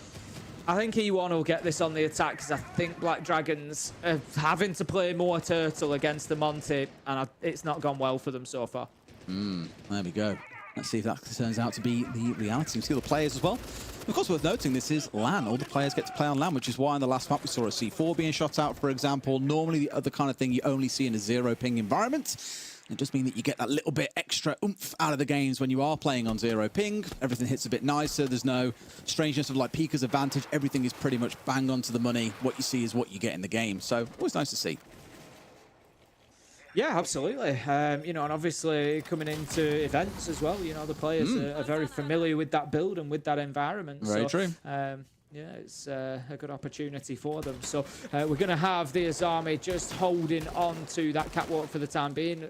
A much contested area is the catwalk of Warehouse, and we're going to see that continue. That's where I say it might have been nice to just see Black Dragons with an opportunity to flank onto those stairs from underneath, to just have a couple of peeks and make it difficult for them to be too comfortable there, E1 trying to push forward. But for the time being, we're going to have Flash Tree again on the Maverick, just looking to do all that breaching. I said this last time, it was one of my concerns with the E1 attack. Flash Tree playing really well. He's hitting his shots, and then you burn in 2 minutes of his round with him just taking barricades off walls. I'm just not sure it's the best way to do your breaching.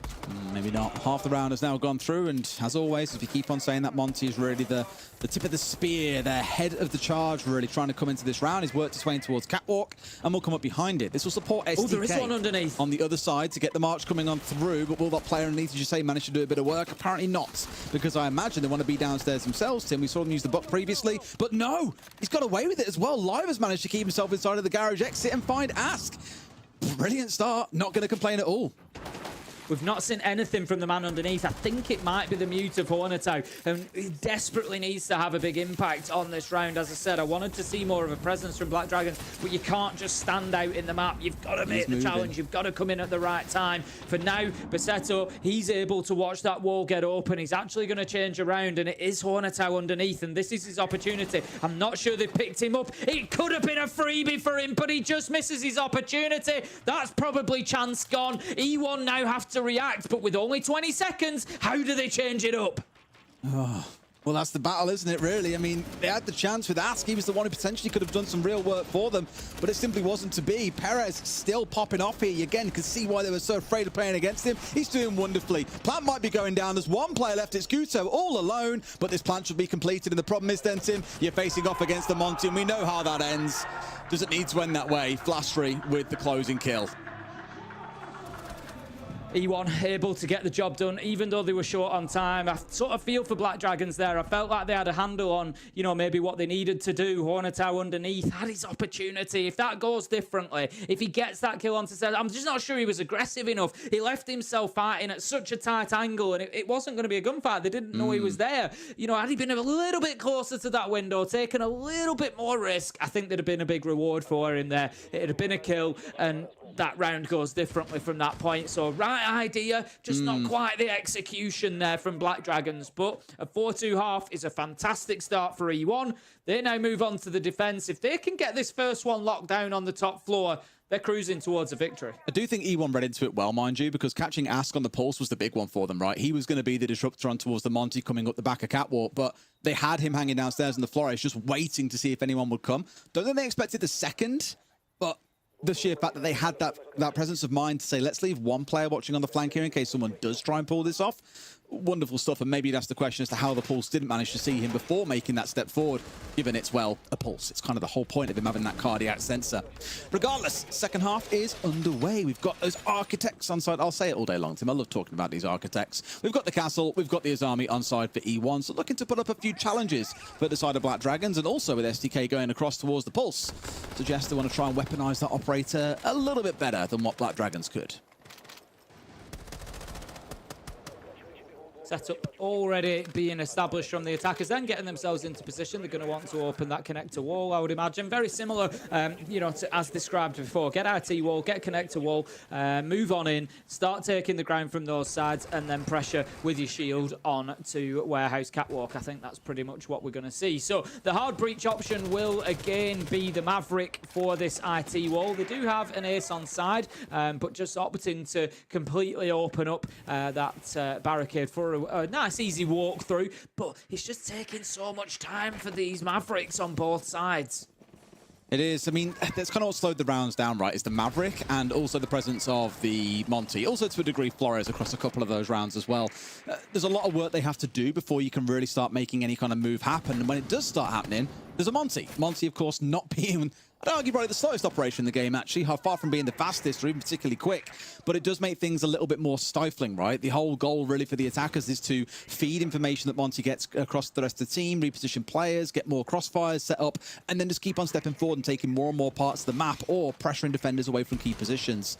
So it's always going to feel like a pretty slow game overall with the kind of operators that are being played right now. And I don't really see that changing, truthfully, until something like Monty is banned away or until he gets some kind of change. You can hear the Dokkaebi calls are ringing out. Not really going to matter for the players that are inside of sight at the minute. They're going to be happy enough to just let those phones ring out. They will stop after a period of time, and they don't have the... You can get themselves to a mute jammer, that will stop it as well, but doesn't really matter too much at the minute. Interestingly, E1 do have a player underneath as well. I was excited about Hornetau's presence underneath last time. He wasn't really able to make it pay. The question is, can E1 do a better job with that? Doesn't work against the Monty. Does manage to find a Nitro kill, and I think that is going to be... No, I think it's Live that's underneath, actually. Shotgun up nice and close as well, just hoping to swing round, but this is the problem. You stay there for too long and they're going to punish you off the back of it, and that's exactly what they've done. Asking with a quick couple of kills on the march on forward. The Dokkaebi still got a cool in back pocket, which means at this point, well, not really much the Castle or the Pulse can do. They'll have all the information realistically on where they are, as long as they aren't losing silly gunfights. This one is theirs for the closing. Two players though, even the Monty now on low HP as well, but Ask will get the closing kill. Florio to end out the round. Beautiful stuff, and a 3K for Ask in the process. Yeah, definitely turning into the battle of the defences here on Nighthaven Labs. That top floor proving particularly difficult to hold on to, especially with the prevalence of Monty and the shields at the minute, and teams really are just spearheading that attack behind him. Get him onto Catwalk and on in you go. They tried to play below the defences both times, but it just hasn't worked. I feel like they've left it too late in the round rather than, you know, the Monty's already established by the time that they're pushing forward. We can see them moving back up onto Catwalk at that point, but the damage was done. It was 2 versus 3, and you know, one of the 3 is a Monty. It's always going to be tough at that point, so maybe just a timing issue, but I think the defenses elsewhere in the map have been much more successful, where the Roamers are able to have a little bit more freedom and a little bit more impact on the round. Ooh, all right. I mean, still keeping things relatively close, but hopefully Black Dragons warming into this and making it more competitive on the attacking side. Again, E1 at that 4-2, look pretty good in their attacks. As long as they keep it close, then fantastic, and certainly no complaints. A full map clear probably going to have to follow in this round, mind you. You're going to have to work through the whole thing. A bit of denial coming through with that kite that we spoke about. You don't really see too much on this map, but for down here in the basement, it is good for locking off the Animus wall and also the site wall. And we've also got the Mute running around on the top floor. So really, Tim, not going to play out too dissimilarly to what you'd see on something like Club. It's going to require what we have from Club from the last 2 maps, is having the attackers work through the top floor, make sure no roamers are up there, destroying Mute jammers along the way, getting the drones marching on forwards, and then starting to think about site later. It does give a lot of opportunities for these defenders, though, to cause bother in the mid-round, start trying to pick off the players here and there, chew through that drone count, drain away utility before the actual execute comes in. So mainly what I'm watching for is the Dekebi in particular. How many of those calls are remaining when they actually come in for the execute? Still in that initial drone-in phase for the attackers. They're going to be, as you say, gathering that intel. Not using too much utility. SDK is going to pick up Ask to kick things off, and that is a great start for E1. They need to start getting defenses now, really. They don't want Black Dragons catching up with them. You know, they need to be getting it locked down, and it doesn't surprise me. As I've said, as soon as they go to a site that isn't top floor, they can get themselves out in the map. They can play with a little bit more fluidity. You know, they're not necessarily just facing up to a Monty immediately and having to deal with that. They're having better results from it. That's the Dockerby gone. You were questioning, Des, how many calls are they going to have left when it comes to execution time? I can tell you, it's 0. Yeah, that's it. And this is the frustrating part. Ask has also been one of their big players in this game. Him, alongside, I'd probably say Hornet as well, has done really well too. But Ask has been the guy that's been driving these rounds forward. A big 3K in the last one as well. But you've also lost such critical utility that now adds quite a lot of freedom and agency to these defenders to be a little bit more tricky, to make things that little bit harder. Nux at least is going to find one onto Basetto, but I just worry that the attackers have lost a lot of their bite here, Tim. Yeah, the edge has definitely been lost. Like you say, the IQ is going to be just trying to spot out any utility ahead that prevented them moving forward, just pinging out those batteries. But again, it's not really going to avail them anything. There's no hard breach. There's the ace, but they're not in position to be able to open that triple wall, I don't think. Instead, it's going to be a hard breach gadget that does it. And like you said, I don't know, everything just feels a little bit make-do for this attack. Just 45 seconds to play. Not tons of time here. This is where I speak about those unforced errors that the attackers then start getting pressed into. The clock works against them. Flashy finds one. Trade immediately back out by Guto in a good spot there to be able to bring things down to a 3v3. But Peekaboo around the corner. Live's going to find one more for himself. It is back and forth between these two, Tim. But ultimately, it's the defenders that now have the numbers advantage and the HP advantage. 12 HP on Guto's name and nothing more to come from it. Perez is there to close things out. So just as we anticipated, you lose that Dekebi earlier on. You lose so much bite in the execute, and it comes back to, well, bite them. Guto does a decent job there, to be honest, with a pistol up against a shotgun, managing to at least get one. But in the 1v3, it was always going to be a big ask. And, as you say, able to close down. As soon as they go to a site that is not the top floor, the defenders, they managed to pick it up and E1 go 5-3. I'm glad to see that they're not going back up to the top floor for the same reason. You know, this time they're going to head instead into storage, and they're going to try to hold on to this. And again, I think it gives them the same benefits. They can have players elsewhere in the map. They can have those fights. Last time around, it was STK picking up Ask straight away off the bat. Dockerby down. Cole's lost. It had a big impact on the round. They've got the opportunity to do the same again, and I just don't think they're getting that same opportunity by playing the top floor. I feel like it's actually giving the attackers a little bit of protection. They're not having to go through that roam clearance phase. They're just going straight in towards site. So yeah, I think a much better choice from E1 here, rather than repeating that. For me, make your top floor your third choice at the minute and take the other two, because that's where the winning rounds are coming. Absolutely. Well, as it stands then, E1 still got that 2-round lead in a pretty good position. Seen some sharpness coming out of Black Dragons at points though as well. Again, as long as they aren't losing these operators too early on, that should be their main focus. I think with that Monty being at the helm once again, it's really going to make a difference. We spoke about it before. Yes, it does grind rounds down to a slow. Yes, it can be frustrating and somewhat boring at points as well, but it does apply a lot of pressure. So that's what we're going to be looking at Nux for in this round. What work can you do with that, with the Dekebi this time round being moved over towards Guto, who did find himself being the last alive in that previous round, so arguably going to be able to do a bit of work.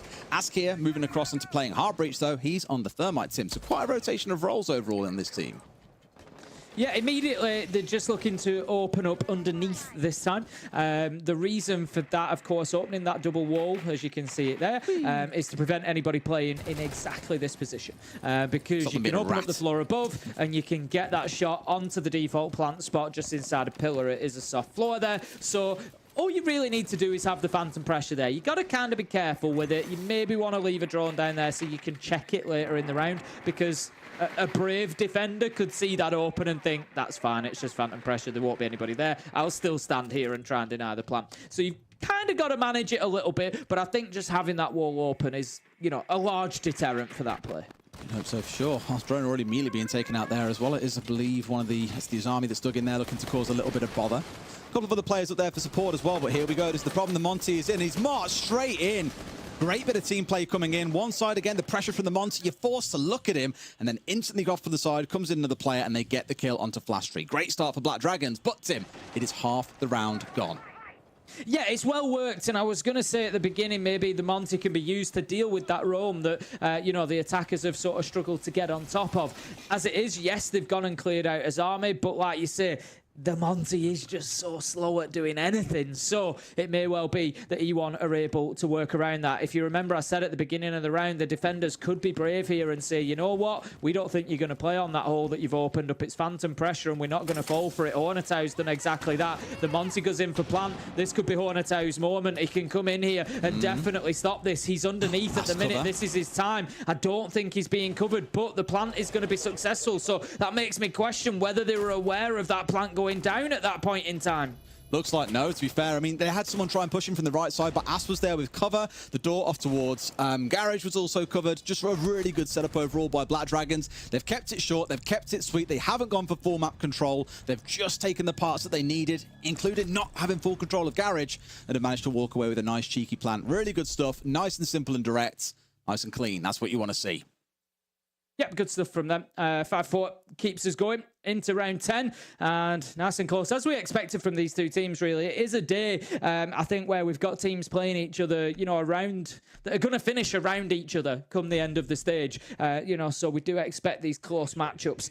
Now comes a bigger challenge. E1, rather than trying another mid-floor site, they could have gone back to storage, they could have tried kitchen. They are going to go up to that top floor again. We haven't seen it won by the defenders yet. The only... Sorry, yes, we haven't seen it won by the defenders yet. The only site that we've seen won by defenders has been tank and assembly so far. It's been the basement site. So one of these teams, if they want to win this, really needs to book that trend, because otherwise we're headed for overtime. Absolutely, and we love a bit of overtime. Tim already had it once. What's another one going to hurt? If nothing else, though, I think it's just good knowing how the last result went when Black Dragons were so dominant over them back in stage 1, that it's good to see E1 putting up performances on either side of the half so far as well. Both attack and defense, they've shown they've got that capability. But Black Dragons aren't exactly rolling over and going, they're just a better team, they've improved that much. No, they're still going to fight them for it. And as a reminder, E1 are that team that surprised everyone when it came to the Manchester Major. They were one of the 4 that went through. And in a competition where you've got teams like FaZe, like Furia, NIP, Liquid, even Black Dragons and a couple of others in there, they're not the kind of team you'd expect to make it. And the big question always was going to be, and still will be, I imagine, for a few play days, are E1, did they get lucky, or are they actually that team that are now starting to punch up and compete with the big boys? Because, my God, it's already a competitive league. It's only going to get even more that way if E1 keep on playing the way they do. From what I've seen today, at least, it's a good sign. Perez and Flashtree especially, looking really good. Yes, Passetto's been quiet, but he's been playing the more supportive side of things as well. So that's nothing really to turn your nose up at. No, absolutely not. We can see the cover just on the long angle there from Guto. Not going to catch the man just strafing across the door there. Just a bit of a timing thing. Maybe going to challenge onto Catwalk Door instead. And need to be careful here, do E1. Flashtree doesn't want to be losing himself too soon. How about that reaction, though? Guto just tries to get really aggressive in through the door, but Flashtree is there ready and waiting. Picks up a beautiful opener onto the Ash. The Monty just tries to bully in there and create a little space. Flashtree is forced back, but the damage is done. Yes, that's the battle. And him being gone is great. The Monty, though, still stands. They've still got the one phone call left in back pocket. Those are the things that I'm looking at and just thinking, that's what can make these executes tick. It's what can make it work. but I really feel like Black Dragons have got to get this round together. They've got to win this one, otherwise you're down at 6-4. 2 rounds in a row that you then need to win? Unlikely. At 5-5, you're with a pretty good chance of guaranteeing overtime, potentially even taking the win if you can somehow string 3 together in a row and taking the lion's share, well, not even the lion's share, all of the points, all 3 over to yourself. But running a little bit low on intel right now, still chewing through some of that utility they've got. The Grim has got everything available here, so I really want to see Florio getting into a good spot and just forcing these defenders to move.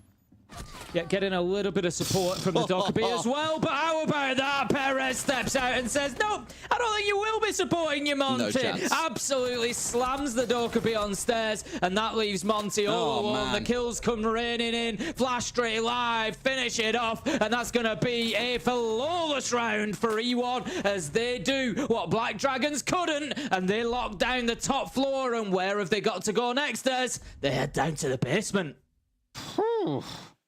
I mean, Flashtree, take a bow, my son. I'm really impressed by how he's been playing so far.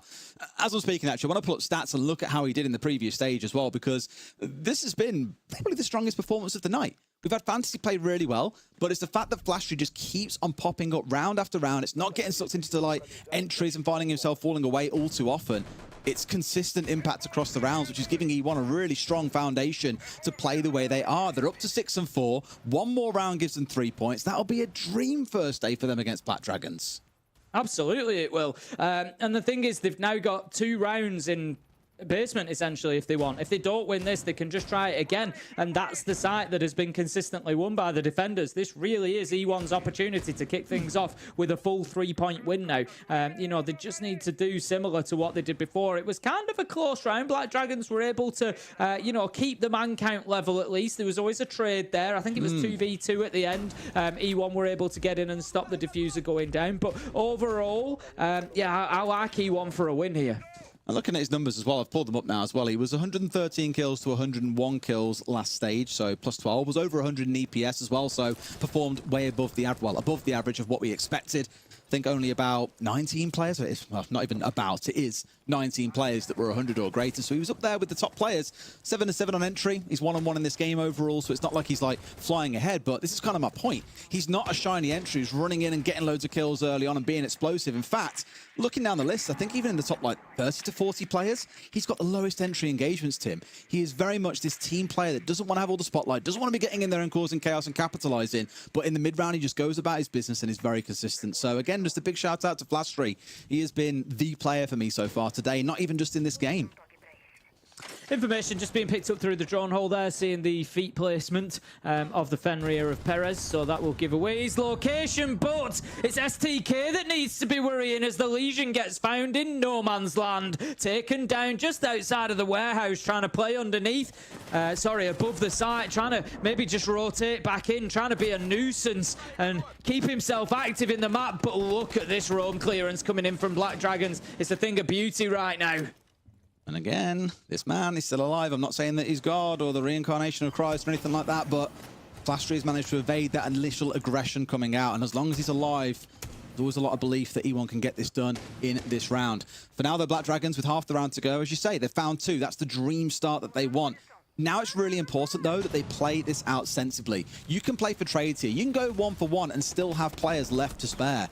This is where it gets important. They find one more. Flashtree shut down. Guto, critical kill to find. And he equally has worn into this game. Yes, he's at 8-9, still a little bit negative. But Sydney started out slow. He's come alive, I think, in the second half and is really making himself seen. 5 versus 2. It feels like it's going to take all 12 rounds for him to settle the winner of this game or send us to overtime. For Seto, I think just seeing one of the problems that comes with playing a shield consistently at the minute is 1-5, and that's not a criticism. We wouldn't necessarily expect kills to be coming in from the shields, but it's going to be difficult for him getting into gunfights now because obviously he's in a situation where he's not playing behind a shield any longer, and you've spent half of the game not really taking proper engagements, not having to hit a flick shot, not having to react quickly because you're behind that shield. It's kind of like when you play on a hard breach on the attack and you play Thermite and just don't get into engagements for 6 rounds and then all of a sudden need a clutch. And right now, he's in that position. He's been been behind a shield. He's not had to hit shots. He's flashed out, and he needs to find a clutch, and there's nothing he can do as Ask closes it down, finishes off the round. It's flawless from Black Dragons to get themselves back into it, 6-5. Ask really wanted his man then and did just that. Found it in style. A great, fantastic round coming out. And as said, it will take at least all 12. So nice, cute. It's quite. I like this as well, by the way. Having like these little like steps that you've got like players or people watching. I assume some will be friends or fans or potentially partners of some of the players that are in this as well. But really makes me miss having more games on LAN. And I'm already excited thinking about the major. Yeah, it's great, isn't it? It's certainly, and just the players going at each other, and you've got that atmosphere in there. You know, Jenny's definitely just said she thinks that she that woman that was on screen a second ago, the owner of BD, apparently. Oh, okay, cool. Nice. It is. It's great to see the involvement at all levels. You know, with the LAN environment, it's fantastic. So we're going to have E1 taking a tactical timeout as we stand. They're going to be coming towards the end of that, and they'll just trying to have that impact, trying to get involved and see if they can push this one over the line. I'm interested to see what they do with site choice. I suggested if they lost tank and assembly that they could have a second attempt at it. They are going to do that. They are going to go back down to the basement. It just kind of went a little bit wrong for them on the roam. They got really caught out. STK shot in the back and a second kill followed soon after. So it was 5 versus 3 pushing onto site with a Monty on hand. Always going to be a big ask. So now they just, in honesty, I think need to do largely the same thing. They just need to do it better. And I know that's like a stupid thing, like, oh, well, just do it better, just click the heads. But that is the reality. If they win a couple of gunfights on that roam, they'll win the game. But Black Dragons dealt with it very, very well. Right, let's see how it concludes. The Black Dragons take us through to overtime. Our second of the night it would be, or the E1 close things out in regulation and take all 3 points. I've spoken about a number of the players, their big impacts throughout this game, some of them warming into it. And look at this, Tim. Black Dragons, I think they're cooking something because Hornets on the glass. We haven't seen a team kill for a while. I'm happy about that. Now we've got to see them really pop in the depth of these smokes. They've got 8 of them on side. Oh, man.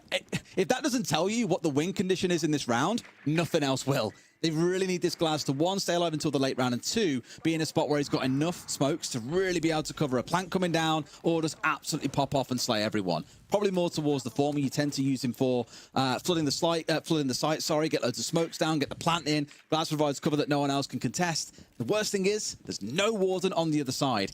This has to work, Tim. It has to. I'm interested to see that they bring in the Thermite rather than the Maverick, or they could potentially have brought both. Obviously, they want the breach in the wall, but there is the classic rank strat. If you're going to use the glass of just you put a smoke canister down, burn a Maverick hole in the wall, and then shoot through the Maverick hole with the smoke down. How about that from Basetto? Doesn't need a gunfight to find that one, though. Takes down Nuxka, but look at this. E1, they're rolling over them right now. They've tried to change up the attack, and it hasn't worked for Black Dragons, as E1 have just found kill after kill, and it's all up to Hornet. He thinks he sees an opportunity here, though, Des. Starts to put that plant down, has to come off it, finds his man, gets a kill, baits them into a bad position, and time is certainly on his side. He's going to go for it again here. Surely can't. I think he's going to get away with it as well, Tim. He is. He's stuck it. They don't know what to expect. He's got no smokes of his own to play behind. Has got a drone in back pocket that he could drop onto the diffuser here and then back away. There was one on the upstairs. I believe there still is. Oh, there's Fort Cam spotting him out as well. These guys have got to play so tightly together here. But no, they swing around. Flastry. Of course it's Flastry. Gets off to the side, finds the soft wall, gets the shots. And E1 are going to beat Black Dragons out 7-5, undo the result of last stage, and take all 3 points. Yeah, great start for E1 there. Horneto, super unfortunate. You know, what a play he made on the glass, getting the diffuser down, but it was just that default cam. Being present was the big damage maker in the end of things. It was a great finish from E1. What a matchup we've had, Des. That was a real entertaining duel between those two. It was, and really promising as well, because again, you think of Brazil, you think of those big 4 teams that I mentioned earlier, but to see E1, a team again that many are saying, was it luck? Can they repeat the same success again? To have a game like that, Flastry especially, and Perez, 2 players that have praised a lot through that, really good signs. And equally for Black Dragons, not bad on their side either. Is it a sign of troubles to come? I wouldn't quite go that far yet, but I'm keen to see again if other teams can take wins away from them that they secured pretty easily last stage.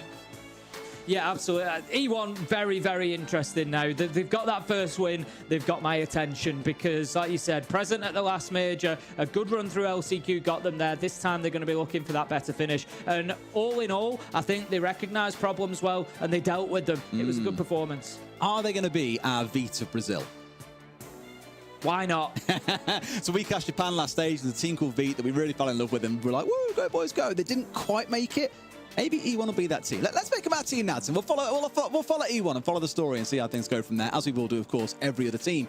Anyway, we've still got 2 more games coming tonight, including a very, very sexy matchup between W7M and Furia next. For now, we'll go to break. When we come back, an interview and a breakdown will follow. See you in a few.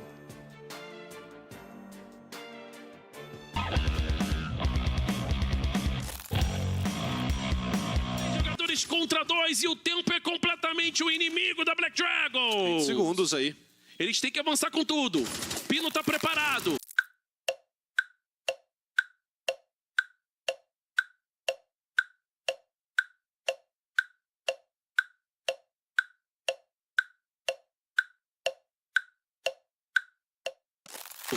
Vem pra granadinha de impacto. Pra tentar ameaçar, o plant vai acontecendo. Tem abertura, Esk consegue mais uma. O Pino se arrisca e troca. São um jogador agora pra cada lado. 38 segundinhos. O Psycho vai com tudo agora. Eu acho que ele vai definir, Retalha. Ele vai até o fim. Ele vai até o fim. Será que consegue?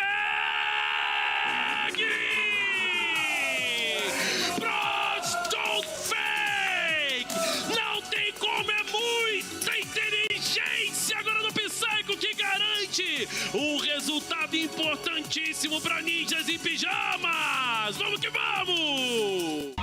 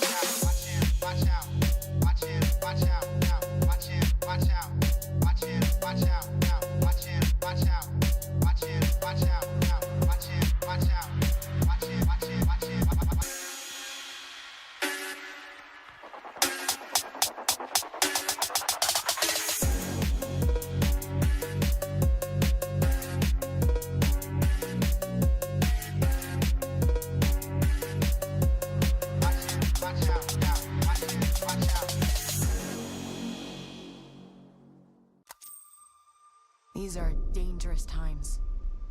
At least that's what I hear. The Empire? They're everywhere.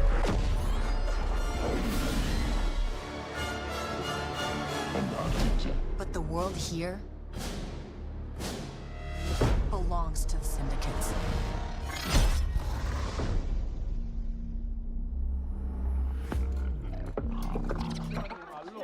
If I want to survive, I have to play their game.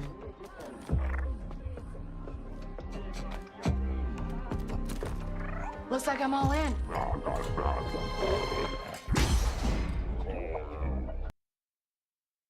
She's in here somewhere. On second thought, I'm out.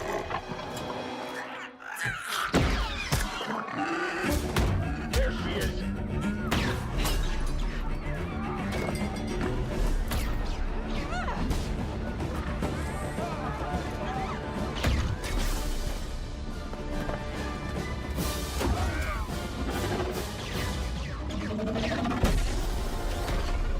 I've been held back my whole life. And now, I just need a chance to finally be free. Wherever that takes me. I'm here to offer you a way out, okay? Get off my ship, Jalen. Give me a chance. You're gonna have to trust me. It'll be dangerous, risky. But if you pull this off, you'll never look over your shoulder again.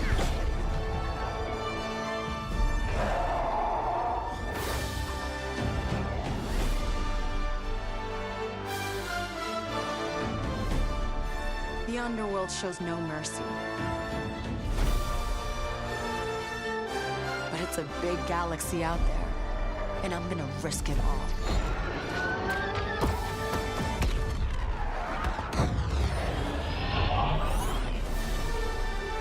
Star Wars Outlaws, coming 2024.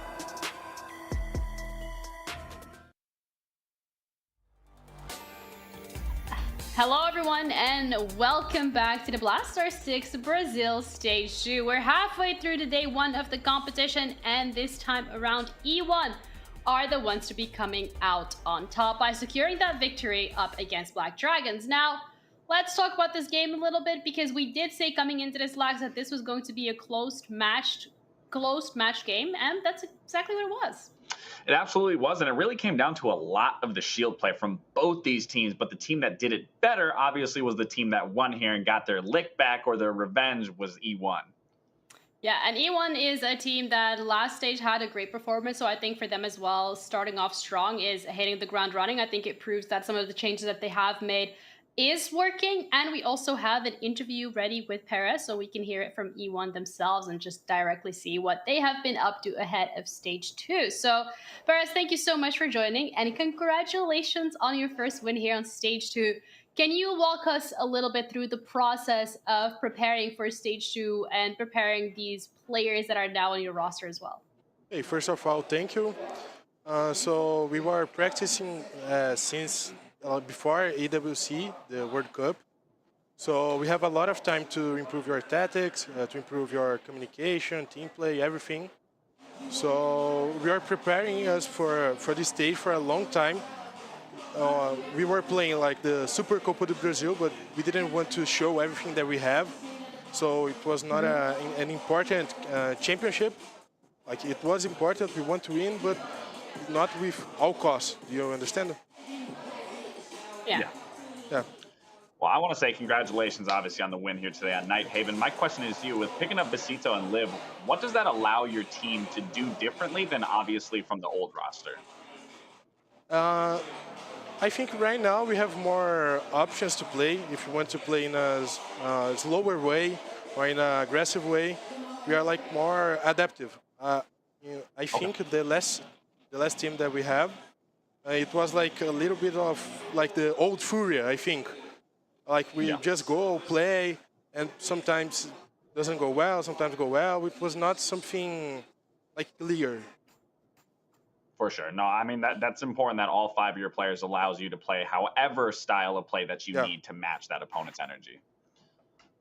Yeah, I want to also talk about your individual experiences back on stage 1 and reflecting on stage 2 coming into it. What is it for you that you're looking forward to achieving, and how are you going to achieve that? What's the game plan? like the game plan is to go to the major and then go to the invitational. So we want to go better on the best of one stage, because last time we didn't go well. We got 4 wins. So right now we're focused on get more rings, get more prepared for the playoffs, and that is the goal. Okay, well, you guys are very much underway. Once again, congratulations on the win. Looking forward to see E1 over the next couple of play days and see the changes that you guys have made. But for now, enjoy the celebration. Thank you. Thank you, guys. Bye. Thank you, Bye. guys. All right, Lax, let's dissect this one a little bit further, because coming into this, I think E1, again, proving that they have what it takes, that, the adaptations that they've made are coming to fruition. And as we just heard it from Perez himself, they've played a competition before Stage 2 of Brazil, but they didn't want to show all their cards. But how much have they realistically shown here on Labs? I mean, they showed that they know how to work the shield. And specifically, we were talking about, the casters were talking about the performances from everyone, and Veto not looking that well, obviously being at the bottom of that leaderboard. But he was their shield player. And if you were actually watching the game, you would have saw Veto in many different instances feeding that information, forcing a lot of those players out of position, getting free kills for his team. So sure, he might not have been at the top of the leaderboard, but the fact that he was providing that intel, getting that bomb down, forcing players out of position, that was allowing his team to have success here and ultimately close out this game in a 7-5. I mean, that's the best case scenario if your Monty player isn't getting the necessary kills. But again, across the board, everyone was playing phenomenal. Yeah, I want to touch upon Black Dragons as well. Coming into this, I think I personally wasn't entirely sure what to expect from them. I feel like in Stage 1, they've had some great moments, they've had some not so great moments, but from this game that we've just seen from the side of Black Dragons, what was your main takeaway when it came to their weaknesses? Well, their weaknesses were definitely on their defense. The fact that they were getting abused on that attack by that shield. I wanted to see something to just thwart the shield off, or to even just play a little more aggressive, not allow them to have the control. Because when you do see that Monty, you can only assume someone is going to be playing behind that. So maybe doubling up, bring in even different C4s to come from below, even fighting the below, so the Monty can't work with the with the Buck. I would have loved to see a little more adaptation from them on that defensive half and how to play against that against that Monty.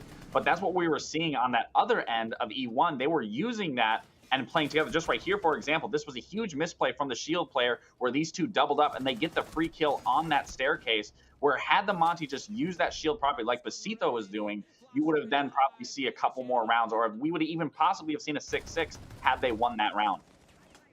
I think as well, when we're looking at how this one played out, I feel like what the highlight has been here so far, at least the biggest takeaway, has been the discrepancy in shield usage for both of these teams, where E1 has been really good at it, Black Dragons maybe not so much the case, but all in all, I think for both of these teams, a lot of takeaways from this match, maybe more so for Black Dragons, but again, for E1 to have that first win on the board, have it not been going to OT, being able to get all those 3 points is a very comfortable position for them to be sitting at, especially with this being a 7-5.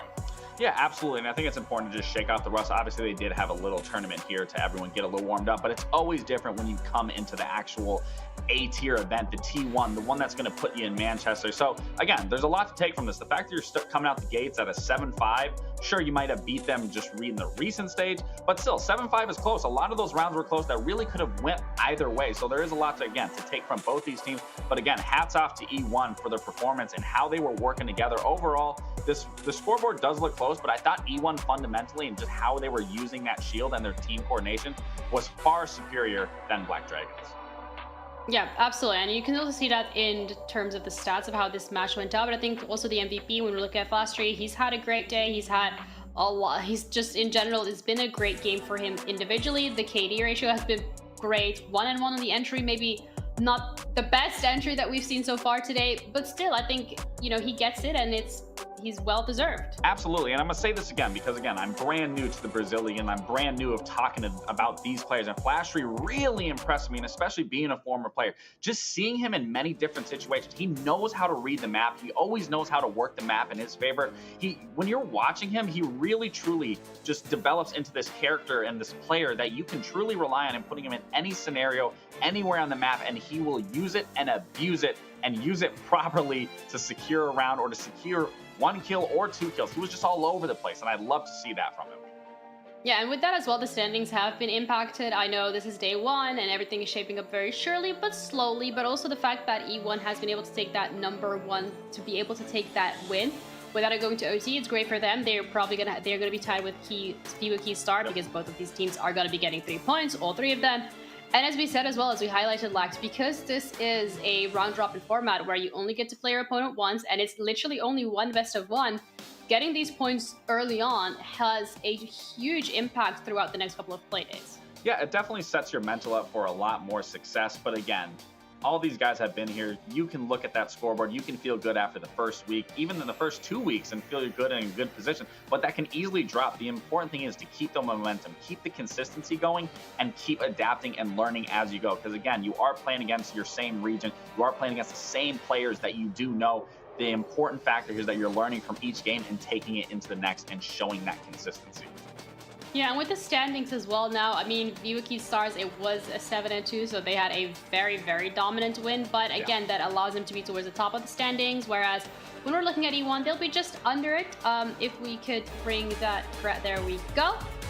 There we go. Team Liquid, though, on #2, NIP on 1. And then I think what's really important here, Fluxo is sitting towards the bottom of that table, as well as Black Dragons, but that's not because they haven't played yet. That is because they have lost their matches and they weren't able to get a singular point on the board, as they weren't able to even push it to overtime. Now, we have the 4th game of today ready, and that is going to be FaZe Clan up against W7M. And I think this is going to be such a great game to see, throwing it all the way back to EWC here, Lax. W7M was in the finals against BDS, and I think not necessarily what people expected to see. And maybe for them as well. I mean, kudos to the organization for picking up another really strong roster that's obviously making grand finals presence. Obviously, they couldn't get it done. They did get 3-0'd. But if you're going to get 3-0'd by the 2-time reigning champions of Saudi, now 3-time champions of BDS. But the fact that they pushed it that far, that no one ever would have thought. People were thinking Fury was going to be there, or FaZe was going to be there, or Liquid was going to be there. The fact that W7M came in and got it done, this team is looking great. And obviously with the core of Dash, Dots, and Loban, I mean, those 3 alone have put up tremendous numbers and are continuing to improve with their 2 pickups as well. But I mean, yeah, this is a game that I'm looking forward to see this matchup between FaZe and W7M, because personally, these 2 were the best regionally from last stage. And now this is a head-to-head here of, first versus second to see who comes out on top. Yeah, let's have a look at the head-to-head as well, particularly for the players that we're going to be keeping an eye out on, because I feel like today we have genuinely been spoiled for choice in terms of the games that we've already seen. We've already seen NIP Liquid, and we're now going to be looking at W7M FaZe, and it's going to be Wolves against Cyber, the match to keep our eyes glued to the screen for. Yeah, I mean, this is going to be a really good matchup. Like I said, I'm most excited for it. Looking at both these players here, both phenomenal players. Cyber has been around since I've been around. He's historic at this point. He's an historic staple in the scene. Yeah, we're both historic. We've been around for a long time. You got to give a little credit, to the OGs of the game. But I mean, these 2 nonetheless perform extremely well. Both obviously performing extremely well when you look at that KD, practically plus 40 on that. His KDR, the 133. I mean, this guy's doing it all at this point. But it's, the important thing is, again, I know we highlight these one-on-one head-to-heads. It does come down to the team. And when we talk about teams, that's the biggest factor of what makes these teams so great. Obviously, Volk's putting all those numbers, but Cyber being that core leader of this roster is what sets both these teams up for success. Yeah, let's talk about these teams then. Let's start off with W7M particularly, because as we've already highlighted, W7M, this is a completely new roster than what they have had last year. So this roster has not won any titles yet, but the organization has. But still, this is a roster that has been performing very well. And I think EWC was a great testament of how far they can not only push international teams, but also teams within their region. Which that's the important thing is, like, obviously, yes, when you make a change, if you do well regionally, great. But if you can't perform internationally, that's where a problem will begin to happen. But the fact that this team can perform regionally and perform internationally is important. And the fact that Volps, I mean, I saw Volps, he was happy. He came from that Liquid roster. When he got to smash Liquid's key, that put so much smile and happiness into him. Yeah, I almost had to feel bad for the Liquid guys. But again, the core of Loban, Dots, and Dash here, these 3 are what really make this roster up. And then you see the 2 brand new guys that truly are the ones coming into their place that I guarantee you throughout this stage and then possibly going to Manchester, I can't wait to see what that looks like long term.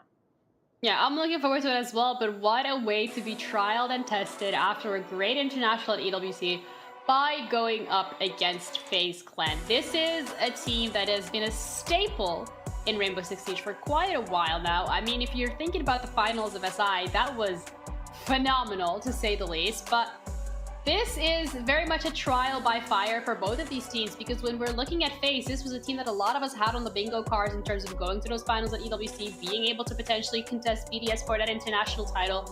But it wasn't them, it was W7M that were able to do so, and they're the ones who knocked them out. Yeah, and you know what's interesting is I've had my experience with playing against all likes of FaZe. Obviously haven't played against this one, but the thing that I can always appreciate about FaZe is, to me, that this team is the best team out of this region. Personally, at a regional level, they know how to adapt better than anyone that I've ever seen in this league. And I think that's partially due to Cyber, of having that experience, having that long-term history, and then just setting up KDS, Handy Souls, and Veta King for success. But all 5 of these players, if you really think about it, when you look back at that World Championship against Furia, FaZe should have won. Realistically, FaZe went up, I believe, 6-2, but just could not pass that finish line of closing out one of those attacks, which ultimately, kudos to Furia, was the best result possible that they could have won that. But it just, they choke at the hurdle. They choke at the end line. And this team has every bit of firing power, knowledge to have that consistency, to win it all. And I want to see this team win it. But again, if we are just talking about regionally, I do find FaZe to be the best team in Brazil just for their basic fundamentals and how they can adapt quickly to every single team in every single situation. Day one, and you might have already cursed the team. I hope that's not the case. Don't let me come over. Hey, don't say that. I don't want to come over and start cursing people, especially me being the brand new guy here. You did this to yourself. Okay, like, you did this to yourself. I'm just passionate about FaZe. Statement. But either way, I think, like, FaZe, like, as you said it, like, it's a team that potentially, when it comes to those final hurdles, isn't necessarily able to close it out, isn't necessarily able to push the agenda. But it's really important to keep in mind here that this is day one of stage 2. This is their first match. This is not the final hurdle. This is just a way for you to hit the ground running, to get those points, to move up the standings, because at the end of the day, both of these teams, I am expecting them to be in the top 6. I'm expecting both of these teams to be going to the playoffs, and both of these teams to be playing the best of series. And dare I say, I expect both of these teams to qualify for Montreal. I mean, you know, you put the pressure on me saying that I might jinx them or something like that, but I feel like you're almost going to jinx them. But I'm a believer. I have to agree with you, though. I expect both these teams at the highest point. I expect them both first and second seed, to be completely honest with you, and to see them in playoffs nonetheless. But again, I am excited to just dive into this match and really see who's improved, and especially see how much W7M has improved since EWC. Yeah, I think as well, something that brings the question for me here is when it comes to these map vetoes that we've seen so far today. We've seen Clubhouse and we've seen Labs, and I think Clubhouse is more of a going back to the fundamentals and seeing how you can play those, whereas Labs is like, can we spice it up a little bit? And I think when we're looking at both of these rosters, they've got the fundamentals down. Like, there is absolutely no doubt and no question in anyone's mind about that. So it brings, for me, what map are we most likely going to be seeing, or what map do we want to see? Because I would love to see both of these teams really going head-to-head at it at some crazy one. I just don't want to see a Cafe FaZe beat them the other stage on Cafe. That's FaZe is one of their best maps, so I definitely wouldn't want to see a repeat of a Cafe, but maybe a Bank. No, okay, I figured it. Bank is another really good map. I'll see if W7 would possibly. Is it actually going to be Cafe? No way. It will be. All right, oh well, my God. that trumps my question. I mean, this is FaZe one of their best maps. It's an interesting one. The nice thing when you go back into these rematches of playing again, especially in the same map, typically the team that comes out losing is typically the one who comes back out winning, because you realize what went wrong. You aren't real, especially when it's one of your best maps as the winning team of FaZe. You aren't going to change a whole lot. You aren't going to do anything different, maybe small tweak, maybe change an operator here and there. But when you're on that losing end, you really can change the dynamic and how you approach it and how you learned from that last time. So I am really excited to see what W7M is going to bring differently compared to what we saw in the previous stage. Yeah, if anything, you're going to be going on Cafe. You're going to have a chance to get revenge day one of the stage. What a way to start things off here with FaZe going up against W7M. But we have our casters once again ready to jump in and cover this one. We have Dez and Ace, who are getting the chance to cast. I mean, you know what? I want to have you guys' discussion in this as well. I'm going to start off with you, Ace, because we both said that these are two teams that we are expecting to see in Montreal, not just even making it to playoffs.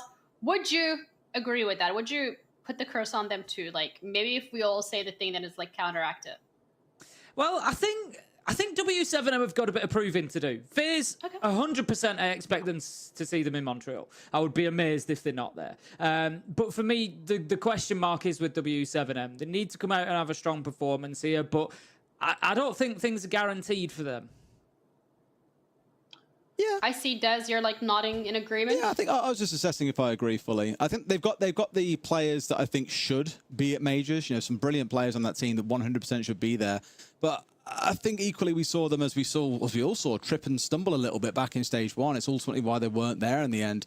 But I think after the summer, the deep run they had at EWC, they'll probably feel a lot more confident in themselves. And I'm hoping that we see them now at that next level where they fix a lot of the issues they had back in stage 1. When we're talking about the issues that we've potentially seen from W7M that you're looking them to get fixed back, what are you looking forward to this game particularly?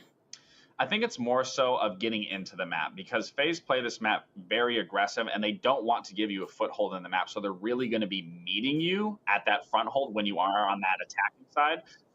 So I really want to be able to see W7M really fight back, or maybe even bring a shield here. You don't see a lot of shield play, at least on the top floor, as much, at least in my experience. But I would definitely like to see just something brought differently that W7M wasn't doing in their previous matchup. All right, well, let's figure it out as we're ready to head into our fourth match of today with Des and Ace. Lovely. Thank you very much, Ginny. And I hear the game isn't too far off ready, Tim, so we should take a look at these lineups nice and quick. Let's get them up on screen and have a chat through. And truthfully, these are probably two teams that need the least introduction out of all, I'd imagine, Tim. Everyone knows who FaZe are, of course. We've seen them dominate time and time again. W7M, I think themselves are in a spot where they haven't made too many significant changes, if any at all. In fact, no changes at all. So similar team. Got a little bit of work to do, as we saw after stage 1, but really what you see is what you get. We're used to seeing these guys play. Yeah, absolutely. You know, lots of familiar names there. I'd say, you know, if there's anybody that maybe people haven't seen before, it would be Dodez, coming in from E1 previously. But yeah, very capable roster, rammed with talent, can definitely do a job tonight. All right, should take a look at that second team. They need no real introduction. They have been in so many tournament, like deep runs, semis, grand finals, you name it. They've come close probably more times than they really deserve to. Really deserve to come out on top, I think, in more of those. But FaZe are a terrifying prospect. I think, again, the team that everyone believes should be at these big events, should be qualifying to Montreal, but it's not guaranteed, is it? No, not at all. I think out of all the Brazilian teams I look at, these are one of the two that are as close to guaranteed as it's going to get. I really do expect to see them in Montreal. I'd be surprised if not. But you never know. But they do have some of the most talented players in all of Siege. I do indeed. Well, Tim, as always, we've got a lovely little bit of a pre-game video to take a look at. So let's jump into that now. O confronto contra a FaZe vai ser confronto bom. Vieram muito bem na WC, acabaram perdendo pra gente na Copa do Brasil, mas acredito que eles vão se reorganizar ali e vão vir mais fortes também. Primeiro stage foi 7-4 mas a gente estava começando, né? A gente estava chegando ali, nosso primeiro jogo. Não vai ser mais o primeiro jogo, vai ser outra vibe. Mãozinha, handzinha, tem que se cuidar. Quem tem que ficar de olho na W7M é o Volps, o GL da W7M, e pra mim é o melhor jogador de lá. Pô, tem que ser o hand, pô. Tem que fazer. É o melhor atualmente deles. Não melhor que eu, mas é o melhor deles ali, né? Infelizmente vocês vão perder. Sinto muito, eu acho que essa vitória da FaZe aí só vai ampliar a estatística que a gente tem em cima de vocês. Tem que dar bala, handzinho. Se não der bala, se você não entrar na partida, o time não ganha. Acabou.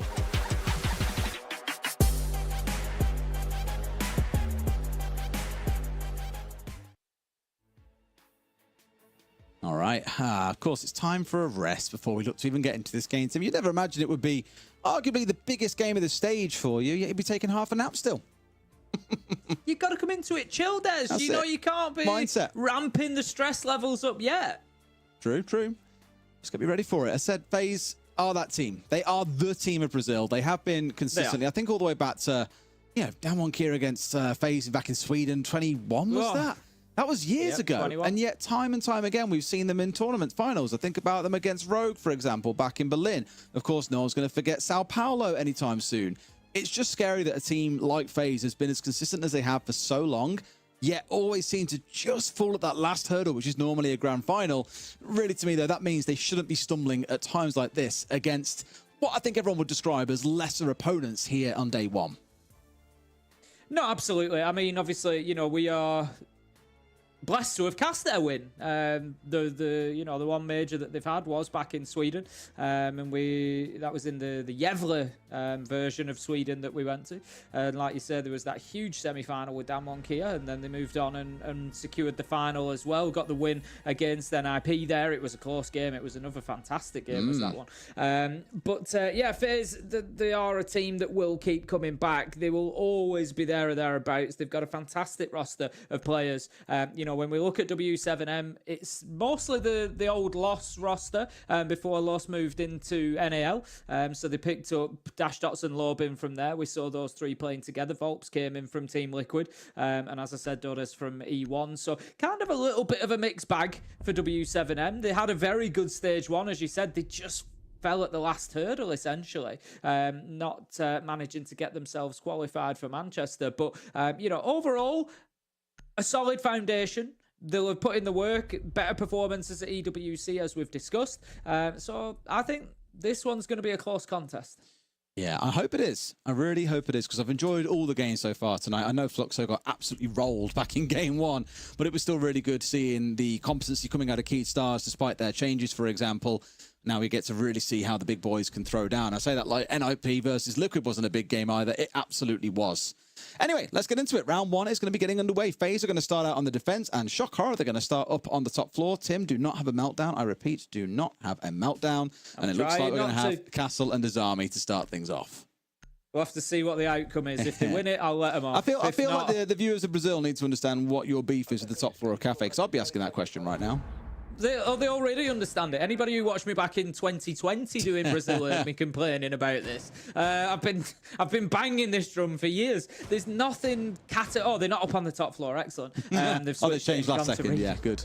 Yeah, there's nothing categorically terribly wrong with the top floor site. It's just not the number one choice site. It shouldn't be the number one choice site. Statistically, it's one less than Reading and it's one less than Kitchen, generally speaking. I wouldn't like to promise that's the case based on stage one stats, for example. I haven't looked at it specifically. But yeah, generally speaking, it's not the strongest site in the map. And I much prefer to see, I don't think it's a bad third choice site, for example. I don't think it's terrible to leave it out of the rotation and just do the two mid floors and Kitchen. But yeah, if you're going to include it, for me, it's not one to race to begin with. For sure. Well, let's see if we end up there, and then we can have some commentary about the outcome of that round when it comes at the time. For now, the focus is indeed going to be that second floor, which ironically plays out very similarly to how you would have to be in attacking the top floor. You've still got to get control of top red, work your way through bar, in towards cocktail, open up all that soft flooring. Of course, you can avoid all that, but the problem is often you'll find defenders are playing on that top floor and holding those very same angles themselves. So it does give the attackers a lot to worry about, a lot to work through, far more of the map than if you were just attacking on towards the top floor. Probably part of why many would see these two sites on the second floor as more favorable than defending top. It gives the attackers far more to think about, Tim. Yeah, absolutely. It's pretty much the same as I've just been saying about Lab. You know, top floor on Lab. It's difficult for the defenders to create more problems if you're on the top floor, because you can't. You can hit a nitro, you know, so from underneath, but it's difficult, and it's not as effective necessarily as having the roamers above and forcing them to fight their way through. Now then, we've got smoke deployed out in that white corridor just outside of the bathroom there at the top of stairs, just trying to support this push up to the top of the stairs. The Nomad is going to be working across, but I'm not sure is aware of the presence of the Azami. Yes, fine souls, but KDS is there, as is Cyber Handy. They're all getting in on the action. FaZe wake up, and it's 4 versus 2, but Dash manages to find Cyber in a late trade to at least bring it back to 2 versus 3, but it's foot off the gas for W7M as they decide they need to slow things down, and they need to just have a little think about exactly how they proceed from here. It all started off so peaceful for the first 75 seconds. I thought we were no longer in a PvP game. We were going to settle down with some coffee and cake inside a cafe. Then it all explodes, all hell breaks loose, and Kills just battle out 5 players dead. Whoa, out of nowhere. Dots at least evening things up here into a 2 versus 2. Still very winnable for the side of W7M. Dots, of course, got to be mindful of his HP being particularly low here, so maybe Dash is the one that you'll turn some attention to. C4 comes skyward, finds that man on low HP, and to be fair, Dash almost found himself going down as well. Would have been one hell of a way to end the round with a single C4, 7 HP to his name, and 2 full health players to chew through. Yeah, very unlikely to do this now. And this just sort of further illustrates my point. They've been hit with a nitro from below, you know, which is something I'm saying is difficult to do when you're defending top floor. But the thing there is, now it's just an option. They've already had the problems, they've already got their kills, and it's just a secondary, yeah, we can try and hit them with a nitro now. Whereas on the top floor, you're kind of relying on that to be your problem. Handy creates them one last problem to think about. Manages to get that final kill first, pick up round 1. Good start for them, very, very solid. Bunch of kills within about 5 seconds, just absolutely turned the round on its head. Came across the board as well, KDS, Cyber and Handy all getting in on the action. And it was just a really nice sort of defensive collapse from FaZe to pick up a bunch all at once. Absolutely, nice and cozy for a first round, as you probably expect. It's always the problem. You might look at it as a 2v2 and think, oh, things are all even here. It could go either way, but it's FaZe that you're against, Tim. When you've been on stages with people screaming at you and the pressure is at its absolute peak, if anyone's going to be composed in a much smaller and calmer LAN environment on day 1 of a stage, it's 100% going to be these boys. Quick tech pause coming in, though, before we get into round 2. But convincing start is all I can really say. Yeah, it definitely was. W7M, by contrast, they got themselves inside of the map. That's something that Laxton was saying that he wanted to see. You know, FaZe will make it difficult for you to get established inside. They had the Nomad at the top of White Stairs. They had deployed some smokes to try and push forward behind. They managed to get the opening kill onto Souls, taking down the Azami. But overall, they were never really as established as maybe I think they thought they were. You know, they'd got themselves in there. They had a couple of windows, but I think FaZe had kind of invited them in a little bit. And we're ready to clean house, and that's exactly what happened. So something for us to continue watching going forward is, you know, how quickly and how well do W7M establish themselves. Have they got matching keyboards? That wouldn't surprise me in the slightest. It was very, very nice. That's how you win games. So what I've taken away from this, Tim, is we need to get matching keyboards. I don't think that'll win me a game of Siege, does it? I don't know. I think although I did hit a very nice 1v3 last night, I will say. Oh, there you go, mate. What keyboard are you using? I couldn't possibly say that. You definitely can. You know, want to cause any... Were you using a TKL by any chance? No, I'm not. Oh, that's gutting. But it certainly did the job, let me put it that way. I need to get back on and play some. I haven't played for a while, to be fair. I need to get back on and play. I'm away over the next week. When I get back, we'll have to jump in and play some Ranky. I was playing with, not, you know, I don't mean to flex with, I was playing with Leon Gibbs. Of course you were. Joining him in, were you? He gave me some beautiful... I got an absolutely beautiful wall bang in that 1v3. He just gave me a really good comm of... It was a soft wall with a rotate, and he says, no, it's just to the right of rotate.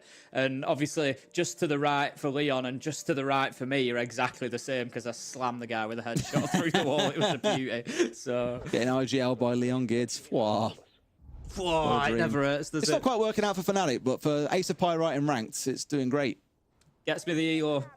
And that is all that counts. We are back into it, though. Round 2 is underway, and down we go into the kitchen. Cooking up something good, I hope. Avoiding that top floor for now, at the very least. No echo on side, though. Used to see that quite a lot. But I'll call back to map 1, Tim, when we had Laxin going off about the fact that a Kaid was banned, and we had no Tubarão being brought along. Kaid is open, and there's a Tubarão on side here. So take of that what you will. But at the very least, they've got that to play around and have slowed things down from the attackers. Yeah, we'll try and keep an eye on exactly where the Tubarão use comes in. Generally speaking, the Kaid on this site, you're going to be looking at one of 3 things. You're going to be electrifying the wall that leads into Bakery, the double wall. I think they've actually got that partially open this time, so that means they're going to be playing somebody in behind the counter, and they really have to keep hold of Bakery because they've kind of done the attackers' jobs for them by having that breach there already with that rotation. So obviously no electrification required on there. Your other electrification would could come potentially on freezer wall, but also on the freezer hatch as well. And that's where I'd maybe expect to see the Tubarão coming into action. If they're trying to push in from that rear side, from the white stairs, from dining, try and get the hatch open, he'll be able to really delay that. So we'll keep an eye on that from KDS's point of view. We'll see where he is along the way and just try and keep an eye on that utility. Matter of pixels at that point that you're just hoping they'll step out as the attacker, but nope. Defenders giving absolutely nothing over to the other side.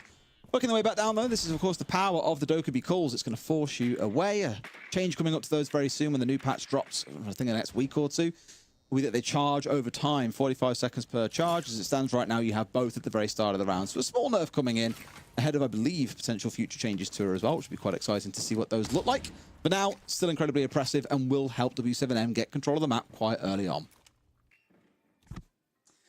Yeah, they're going to once again get themselves established in there. My question remains, how much of this is FaZe kind of allowing them, inviting them in, not really contesting them too much? It's certainly a very good start for them. I'm not taking that away from W7M. Way ahead of time. Dodas manages to find the opener onto KDS as well. That could be a big one because it's the Tubarão gone. So there is going to be no use of those auto canisters. No, a bit of a stinger because normally those are the things that you want to hold on to. The whole idea being that if you as defenders can pick off the attackers early on, don't give them a chance to use their gadgets in the execute, things like the OSAT, it's a real stinger. And normally for defenders, you don't mind if you're getting traded out if you're someone like, I don't know, the Aruni here, once you've got the gates down, the Frost, for example, once the shield's down, once the Frost mat's down, no shield here for her, admittedly. But the Tubarão, you need late in the round, same as the Smoke, so it's a real stinger to lose that quite early on here. W7M, as long as they play with this numbers advantage now, may have a chance to get through it, but I do know, no phone calls left for Dokkaebi. Main thing they're going to have to rely on here, I believe, is probably going to be the Ossa shields. Just going to be sending the drone down red stairs. Spot the player in behind bar. They've also got that breach opened up that's going to give a view on into sight. Volps manages to make use of another hole in the floor, finding Vita King. And that leaves us now 5 versus 3. And FaZe are really trying to cling on here. But when this Ossa drops, it's going to get more and more difficult. Dots will push in and try and get that diffuser down behind a shield. That's exactly where he's gone for the time being. But they haven't cleared out VIP. And that's a big problem. However, the couple of shots that do land allows him across. Here we go though. No, it looked like Handy was going to have a huge impact on the round with the shotgun, but he gets taken down in the nick of time by KDS. 4v1, diffuser going down. Surely this is over as Souls is searching, seeking. We know that he is a clutch master, but from here it would be a huge ask. He takes down Volps. 1v4 becomes 1v3, but surely not. They're on either side of him. W7M have played this perfectly. They've got the intel, they've got the positions, and surely now it's just a matter of time until they have the final kill. Might be Souls being the top-rated player last stage, and as you say, Tim, an absolute clutch god at the best of times. But I think even for him, 5 seconds and 3 kills to get through, that ain't the kind of thing where he can shine. Levin pops out, super shorty in hands, and blasts his opponent to the high heavens. A good round coming out there from W7M, and we mentioned it at the time, the 5v4, building that numbers advantage, play behind the Ossa shields. Exactly what they did, and just beautiful team play coming out overall. A lot of promise being shown. Yep, good stuff from W7M there. Very nice. I think, really, you know, it plays into exactly what Waxing said, you know, coming into the game. W7M need to establish themselves in the map. FaZe will try and fight them at the boundaries. If they get in and get established, that's how they're going to win rounds. And that's exactly what happened. But unfortunately, it wasn't for FaZe. It wasn't even a fight. They allowed them in. They invited them in. They didn't play anybody above, really. They gave the map up to W7M, and they've been punished for it. So FaZe need to learn a lesson from that. They need to be playing that aggressive role. They need to be preventing W7M getting themselves established. So moving on to round 3, we are not going to see top floor as the third choice site. As I suggested, we're going to see the other mid site, which is, of course, Train. So we will, well, mining and dining with Train in between. So we're going to see this one instead. It's going to be, again, similar to round 1. We'll have a top floor hold. FaZe, I'm hoping, will assign a few extra players to hold in the verticality this time because they've just been severely punished for not doing so last time. Absolutely. Well, they want to try and slow down W7M in other ways as well, it seems, with the Solus now coming on side. Mentioned, of course, changes coming with the new season to her as well. For now, still operates like before. No use of the prep phase still. But some interesting changes for us to observe and see how teams look to put her to best use as well. And I guess Ian's Sentry coming along here too. So both Striker and Sentry used by a few teams along the way, actually, which I think is a really interesting thing. Many at the time are like, why would you bring him along? What's the point? I think he's still seeing a point along the way, to be honest with you. That second set of secondary utility actually can be really important to attacker lineups, especially when things like the barbed wire with their recent buff actually do a lot more now. Yeah, they can be really valuable just in a basis of actually allowing you to bring other operators alongside them as well, because they can bring that additional secondary utility. You know, maybe now you're not locked into whichever operator you were choosing for a bulletproof cam, and then whichever operator you wanted for a deployable shield, you just bring one sentry with deployable and bulletproof, and then that frees up your operator choice a little bit. So it's not even necessarily just about specifically like what they are physically doing in the round. It's what it's allowing you to do with your composition as well. I imagine it comes down to the barb overall for something like White, well, not even White Stairs, but actually, yeah, White Stairs. If someone's trying to creep their way up there from bottom white, sort of thing like that. The C4 is the only one they have on the team too, which really kind of screams either we really want a C4 or we really want these other 4 specific operators, and I think it leans more towards that. Knowing there's a castle and the Azami as the architects on side, well, my for the nade catching, they're expecting to see quite a lot of that coming on through. Really, looking at the other side, the Kebi on side, the Lion on side, the Blitz, it is all about aggression, and I think the Azami and castle could slow that down if we don't see W7M getting fully prepped for it.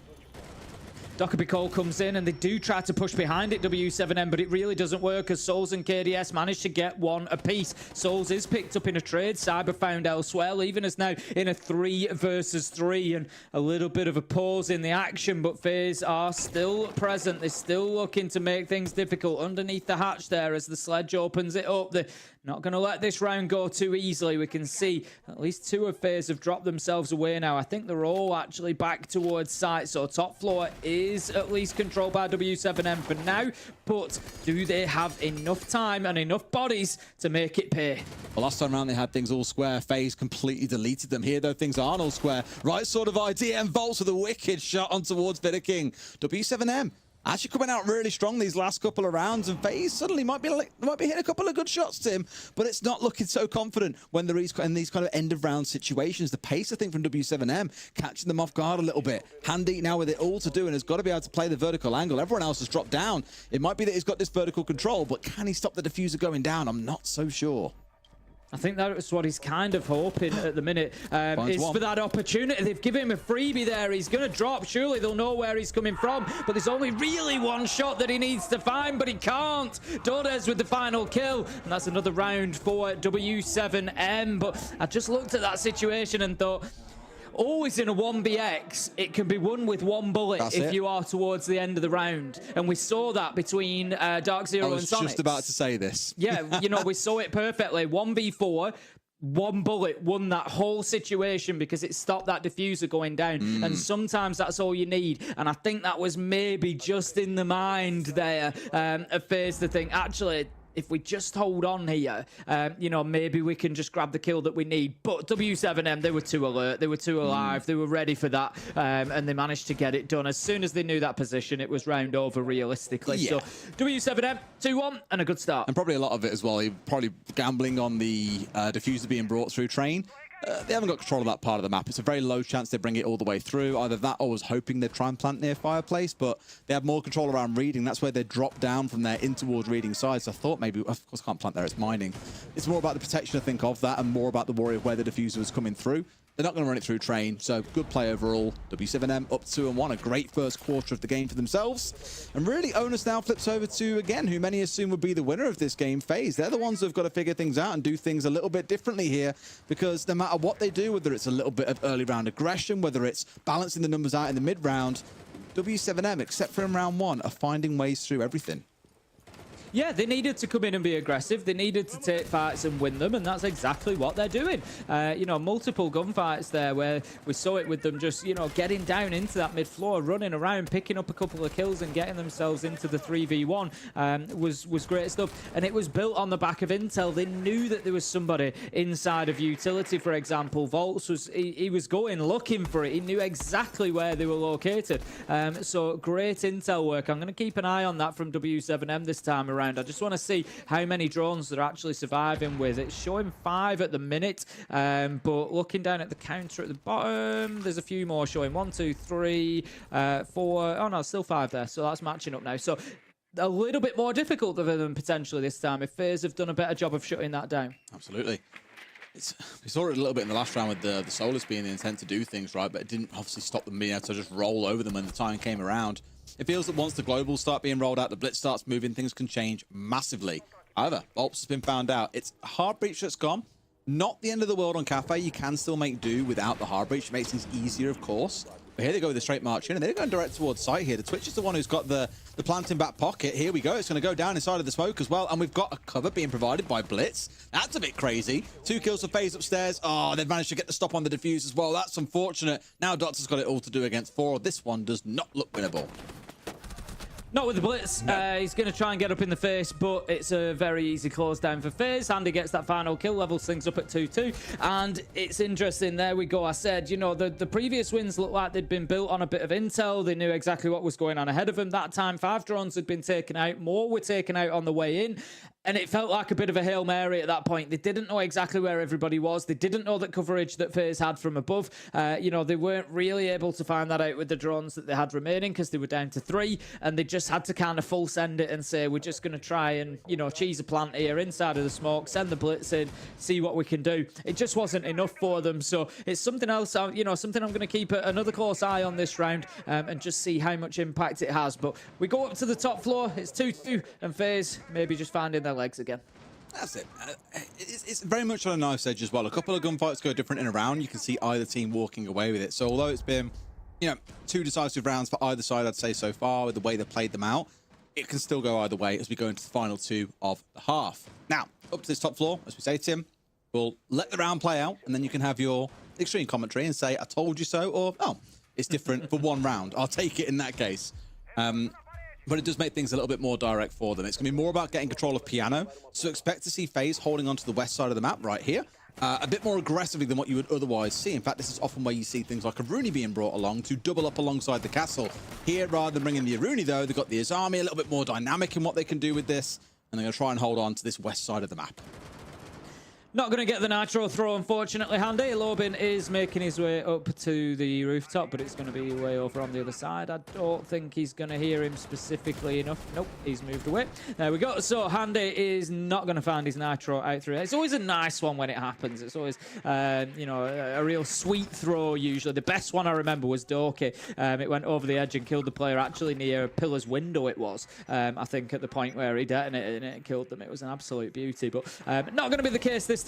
So we will see who gets the all-important opening kill. I really feel that FaZe need that up here. Like I said, it's a difficult site to be problematic for the defenders on. So that man advantage would be a real big bonus. Like I said, it's not the most terrible site in the game. It's usually about a 50-50, but that is not going to help FaZe when it comes to winning a 50-50. Dot's taking down Handy.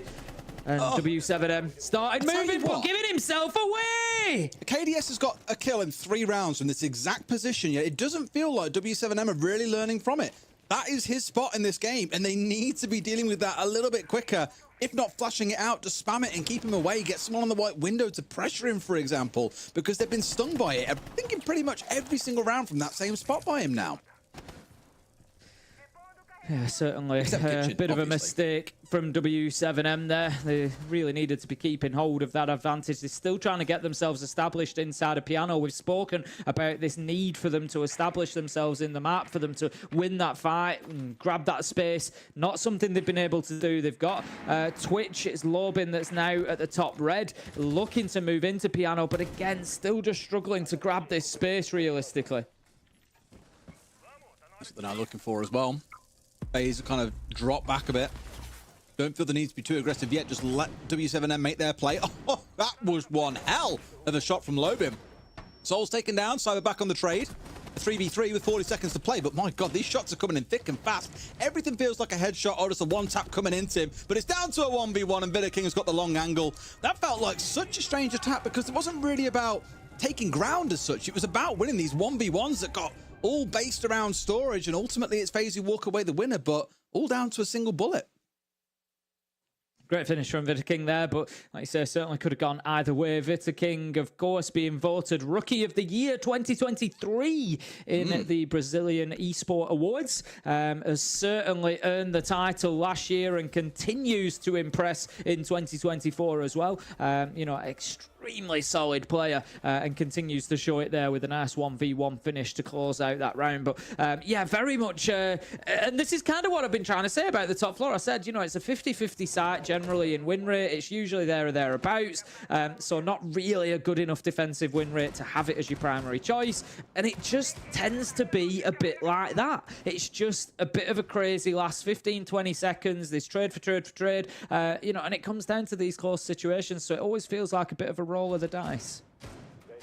And that dice roll may well continue here in round 6. Let's see how things close out. I imagine this time around we probably, I say that, we see the shield being set up there again. Have we got a shield inside to even set up? No, that's probably a good thing. Because I know I touched on it at the time, but again, KDS, I think, has picked up across 3 rounds kills from that exact same spot. I know it's a really common one to play, but the fact that he's been there getting a couple of kills, and then in the 3rd round, he's still there and gets a free kill onto Cigar, you'll be asking question marks there, like, guys, surely you realise, you know that he's here, you know he's doing damage from it, so why are you giving yourself away from that position? And again, with players like this, you wouldn't expect for them to be exposing themselves in that way to the same mistake time again, but it is what it is. 30 seconds in, nothing big to report on just yet. Again, normally the first 60 seconds, especially on a map like Cafe, it's a big map. Up on the roof, drones going in, getting yourself set up, for example, making sure there's no spawn peaks. It does slow things down just that little bit versus some other maps. But really, I was going to say you can sometimes see a little bit cheeky with some utility, things like C4s up through Red Hatch. Here, they've managed to pick off the sledge, which does sting because that was their vertical in this round. They've got a few breaching charges they can play on the Ash and the Nomad, for example. But losing the sledge, that's a real kicker. Yeah, I mean, they've still got the book with Volps, but it just makes him, like, it's protect the president now. You know, you need to be getting Volps in there at all costs. The book. What did I think it was? I have no idea. I'm not sure. But I looked over it and I was like, nope, there's no book on side. And lo and behold, there is a book on side. But yeah, it very much becomes about protecting Volps. You've got to now deliver him into, you know, that top floor safely so that he can start taking that floor up.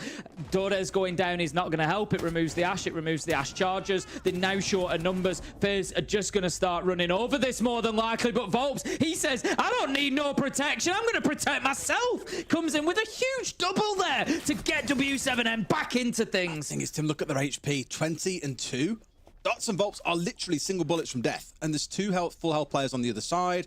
No C4 to play with, no impact. So that's going to be a kind of bit of a few on their side. Not that they know about this unless they've been counting them. But I just worry at this point, they've really got to pull off something special and hit every single headshot that comes their way. Otherwise, this one's cooked. Certainly looking that way.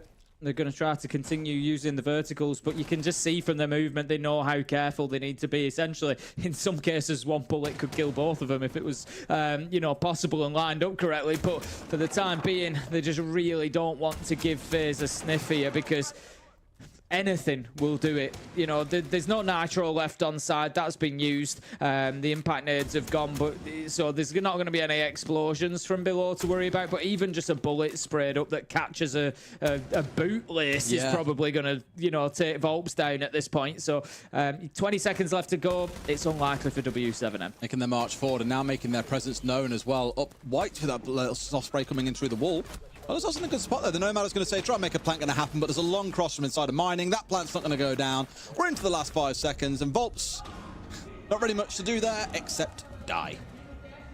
Nope, gets caught out, as we all have at some point, with the piece of utility in his hand, unable to fight back, and that's going to be the final kill comes in. Volps taken down, and a good start for FaZe. Solid defense there, 4-2, and W7M struggling to snatch too much on the attack. This round 7, I feel is going to be particularly important here. FaZe have now just got that win in round 6, carry momentum forward. If they get a good opening attack here, they're going to be going to kitchen. W7M, I feel, really need to be careful not to give FaZe the entire map here. FaZe did that to W7M and paid the price for it. W7M, you've got to get some roamers out there. You've got to get in FaZe's face. You can't allow them to just be ripping that floor up at 1 minute 15 into the round. Problem is, Tim, looking at their lineup, I get the sense that's what they might do. Outside of maybe the Goyo, no one on this team really wants to be roaming, right? The 2 Brown needs that active gadgetry. The smokes are very active later in the round. Maybe a castle can, I guess, to a degree as well. Be out and busy. Goyo can, of course, put down those canisters and then disappear around the map if he wants to. So maybe they've got a couple. It's more just things like speed with the Goyo that I'm always quite wary of. And against a team like FaZe, who will pounce on a given opportunity, happily isolate a 3 versus 1, it just makes me worried that you haven't really got any of your conventional, clear-cut, more speedy roamers to get out and about around the map. So maybe it will be the castle. We'll see how things develop from here. Here come FaZe, though. As said, first minute or so will be all about roof, all about droning, yada, yada, yada. So you'll have to wait a little bit longer to see what's going to come from their attack onto this map. Yeah, for the time being, Cyber's going to get straight up. I was going to say to the roof, but it looks like he's going to have a look in through that pillar's window.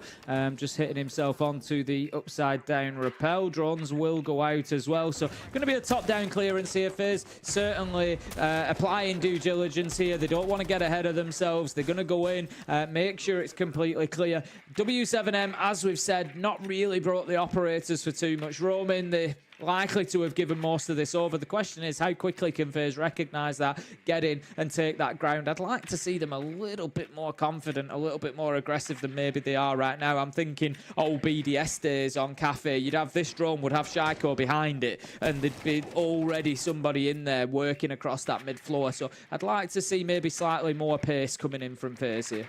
Exactly that. I mean, pace is something they've never really had a problem with. When you look back at the days of their attacks and the way that they played out Siege, you don't think of them as a conventionally slow team or one that often panics, for example, going into the closing parts of a round. So confidence they can do the same here. It's about that 130, 140 mark. They've now started blowing up these floorboards. The benchmark I've always used for years now is if a team is doing just that by the 130 mark, they're on pace with the round.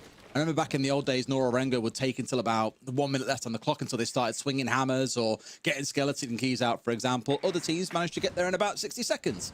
But as long as you're at it by about 1:30 and you're starting to focus on the downstairs, you're in a pretty good place. And that's exactly what they're going for here, trying to hack away that evil eye. But the problem is, when it's actively being watched, it does shoot back. And guess what? They're not going to be able to steal it in that case. Yeah, it's a big loss, that one. They really could have done with getting that Maestro cam, because obviously it's going to be watching one of the prime plant areas. So losing that Bravo drone, a little bit punishing for FaZe there. 54 seconds left on the clock. They haven't found a kill yet. W7M doing a much better job of keeping themselves hidden away, keeping out of danger. I feel like they were more clinical on the attack when they were given the map than FaZe have been here. A call coming through to get them into the building, and sure enough, Dash going to step in and find one. Trade is there immediately as KDS is ready for the next. Look at the aggression from W7M as well. As the call comes out, normally you'd shrink away, but what W7M have done is sent 3 players to go aggressive in towards the front door here. Enough that FaZe are hiding outside the building. They've got to, Mortim. That is brilliant from them. Have not sat back, have not let FaZe get control of the map, and have been willing to fight tooth and nail for absolutely everything. A great shot from Dodez too to force it down to just Cyber being left alone with 10 seconds on the clock. He'll try and make this plant work, but can someone get there in time? Almost certainly, I would expect he's being pinged out, but they've not actually pushed forward here. A little bit of a surprise that they've allowed that to happen, because it just gives him an opportunity to get guns up, and we know how good Cyber can be in that situation. Low health now, though, 30 HP, taken down before the flash can go off. He had to take the risk. Cyber doesn't quite manage it, and it's going to be a fairly solid defense from W7M. There was an opportunity for FaZe there at the end, but overall, to say that they've given them the map, they've done very well there. They have. Again, it's that activeness in defense for me that really set it up. FaZe thought they were going to have this kind of more careful approach to the site itself, wouldn't have to go through too many gunfights, but as soon as they hit the call to try and force the defenders back, rather than being forced back, they all come forward. Instead, they get aggressive. And as much as FaZe think, well, this should be our advantage, right? We've got the call going off. They're forced back outside the building, because that's just how aggressive W7M are being. Really good stuff. Not kind of like wilting in face of the pressure coming out of FaZe. That's the kind of stuff that will pull you back into this game and potentially send it all the way.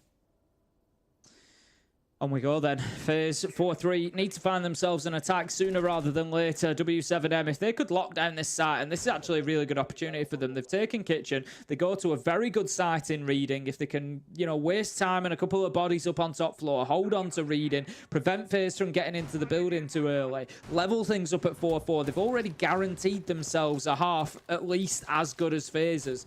You know, they've got them 2 rounds, and they can just push in forward then and try and get get more defenses try and match up that 4 because they can just rinse and repeat Kitchen and Reading, so then they get that opportunity to win the 3rd round. So yeah, very, very strong position they could put themselves in by winning this. All right, well, see if FaZe can keep themselves ahead or if W7M will draw us all square. And then it's a very different conversation we're having about the eventual outcome of this game. The pulse on side. You normally use, for example, on red to see when people are getting near the hatch up top for a C4 to go flying over, or just to see which sides of the building players are rappelling up, but here being used at least a little bit differently. Nothing to be caught out, no one being caught out completely unawares by that or by any of the C4. 2 of them in back pocket for the team overall.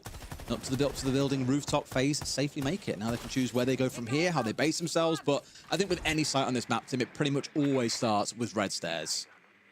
Yeah, absolutely. Especially if you want in top floor control, you want to get into red, push into piano, and move across from there. It's rare that we see successful top floor takes coming in from east, for example. You know, coming in through the new balcony and into that area, into cocktail. So they're going to play deep here at W7M. They've got themselves all the way back in cocktail, looking to hold those lines of sight. You can see they've got themselves there inside of bar back storage. They're in bathroom, and they're just going to hold that line across the middle of the map and force FaZe to come on in. FaZe, they're taking a little bit of utility out. They're moving across, trying to get some ground, but W7M are getting quite aggressive with this, pushing forward into piano and looking for this fight actively. Just didn't get it, though. So far, W7M not giving them anything. And I think the large part of it is, again, similar to last round, when the heat starts to come up from FaZe, that's when it gets sprung back on its head. One already falling down, and just like that, Souls thought he was safe inside the building, thought he could get something away from this one, but no, 2 kills have gone the way of W7M. FaZe are just being tripped up at every single turn here and cannot find a footing in this round. I mean, we thought that FaZe looked pretty clinical on defense at times, but W7M are looking way better across these first 2 rounds, to be honest. They look active. That's what I like. They're not sitting back and playing things defensively and let the attackers run the roost. No, they're fighting back. Now, 2 kills will come in, though, for FaZe. It is a high-risk, high-reward strategy. That's kind of been showed now with Cyber picking up a couple to balance things back out again. And that's what FaZe need. They have to... Oh, what a beauty of a shot from Handy. Just tracking his man there through the fireplace. Knew it was coming and just rips the head off his shoulders to give the advantage back to FaZe. Like I said, FaZe needed this reaction because W7M, you just, used the word active. They were right up in their faces. They were running around. They were mobile. They were finding kills. And FaZe looked a little bit sluggish, but they've certainly woken up here. Handy finds himself another in the round. 3 versus 1. It's over with another Handy kill. And that's going to be FaZe getting themselves that attack that I said they desperately needed. That now takes away one of the 2 first choice sites coming out of W7M, so now their defense looks a lot more difficult because they're going to have to find somewhere else that they can win. They are. Does it start careering us close to overtime? At least based on what you're saying there, FaZe can close this out in regulation, but never say never. Not with how W7M started out, I think, at least in the second half. It's that critical round, though, Tim. You always love talking about round 9. At a spot here where it goes to 5 and 4 and things are very close, or it's 6 and 3. And 3 rounds feels like a bit of a mountain to climb for W7M. So a really critical one coming up here.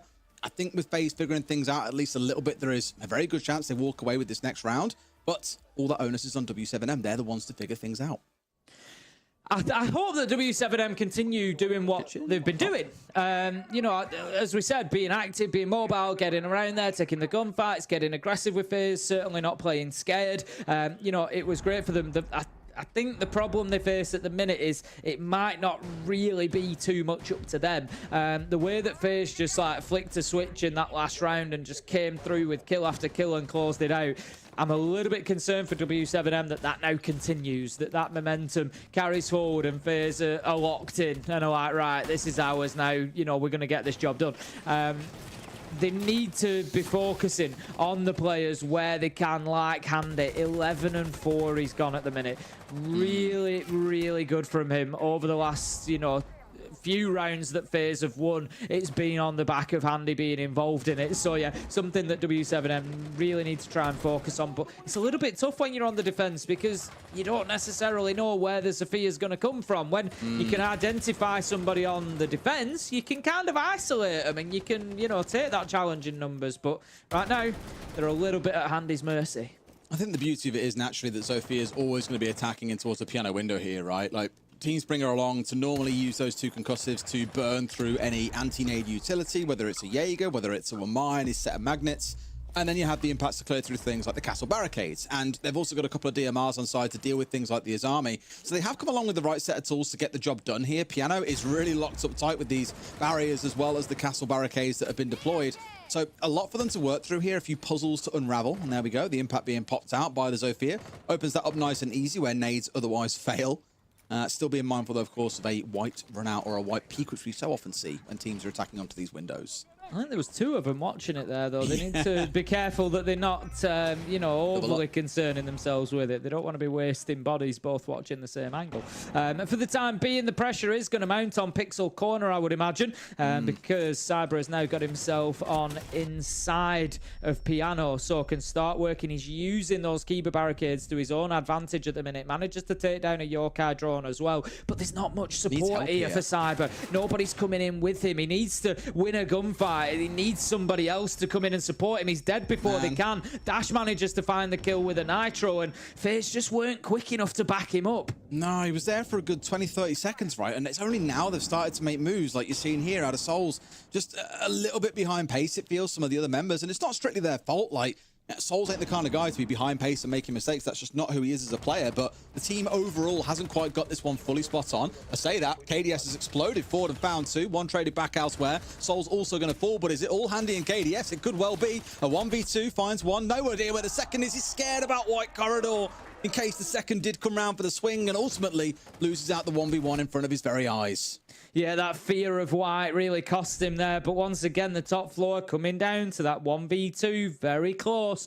KDS having a good explosion through sight and finding kills. But yeah, ultimately that 90-degree spin that he made to check White Corridor cost him in the end there. Could have potentially taken that kill onto the player in Cocktail and got himself into a 1v1. But yeah, FaZe for me, a little bit slow there. Cyber kind of goes into Piano without really enough support to be able to push forward. He needed somebody challenging Pixel. He needed the player coming round into sort of, you know, Shaiko underneath New Hatch, just trying to come around there and challenge the player that was in bar, that was underneath Skylight, because that's what was holding Cyber up. He just needed other things to happen alongside him, and then he could have taken more ground. All right. Well, you spoke about the importance of that round. Let's see how it now searches out from here. Worth noting as well, I saw a couple in chat asking about when do Furia play. Well, they play next against MIBR. That will be our last game of the day. We've still got to conclude this one, of course, so far. And if you missed any of those matches earlier on, do be sure to catch the VOD because they are all really good games, especially those last 2, I feel. Really kind of gave a flavor for what's to come in this Brazil stage 2 of 2024. Let's see if FaZe can get themselves onto a map point this time around or not. They haven't won, you know, the round that they did to get themselves onto 5-3. Winning round 8 was big for them because it does just give them that little bit more breathing space. If that wasn't the case, they'd now, you know, be on the flip reverse of this. They'd be 5-4 down. So FaZe still have that little bit of edge here. And again, I think W7M just need to continue what's been working for them so far, and that is a little bit of aggression. Just being willing to get up in the faces, take the fight to FaZe. Those are the rounds where they've done the best. They did it again last time. Cyber comes into Piano. They've got 2 players holding him up. Just need to continue that as much as they can. An interesting way of getting out about around the map. Felt the pressure coming in on Minibar, so what does he do? Out the window and straight in below. And I think because the player that was aggressing him was the one that you'd normally expect to see out there ready to catch someone, identified that there was a free spot to get away. Lovely and well done. Cyber falls down. Blitz taken offline. These Blitz. Buck taken offline. The sledge still on side here for the verticals if they need it. But again, coming back to that, you lose those 2. You've got to protect at least one of them. It can be a real stinger when you want to start opening things up later in the round.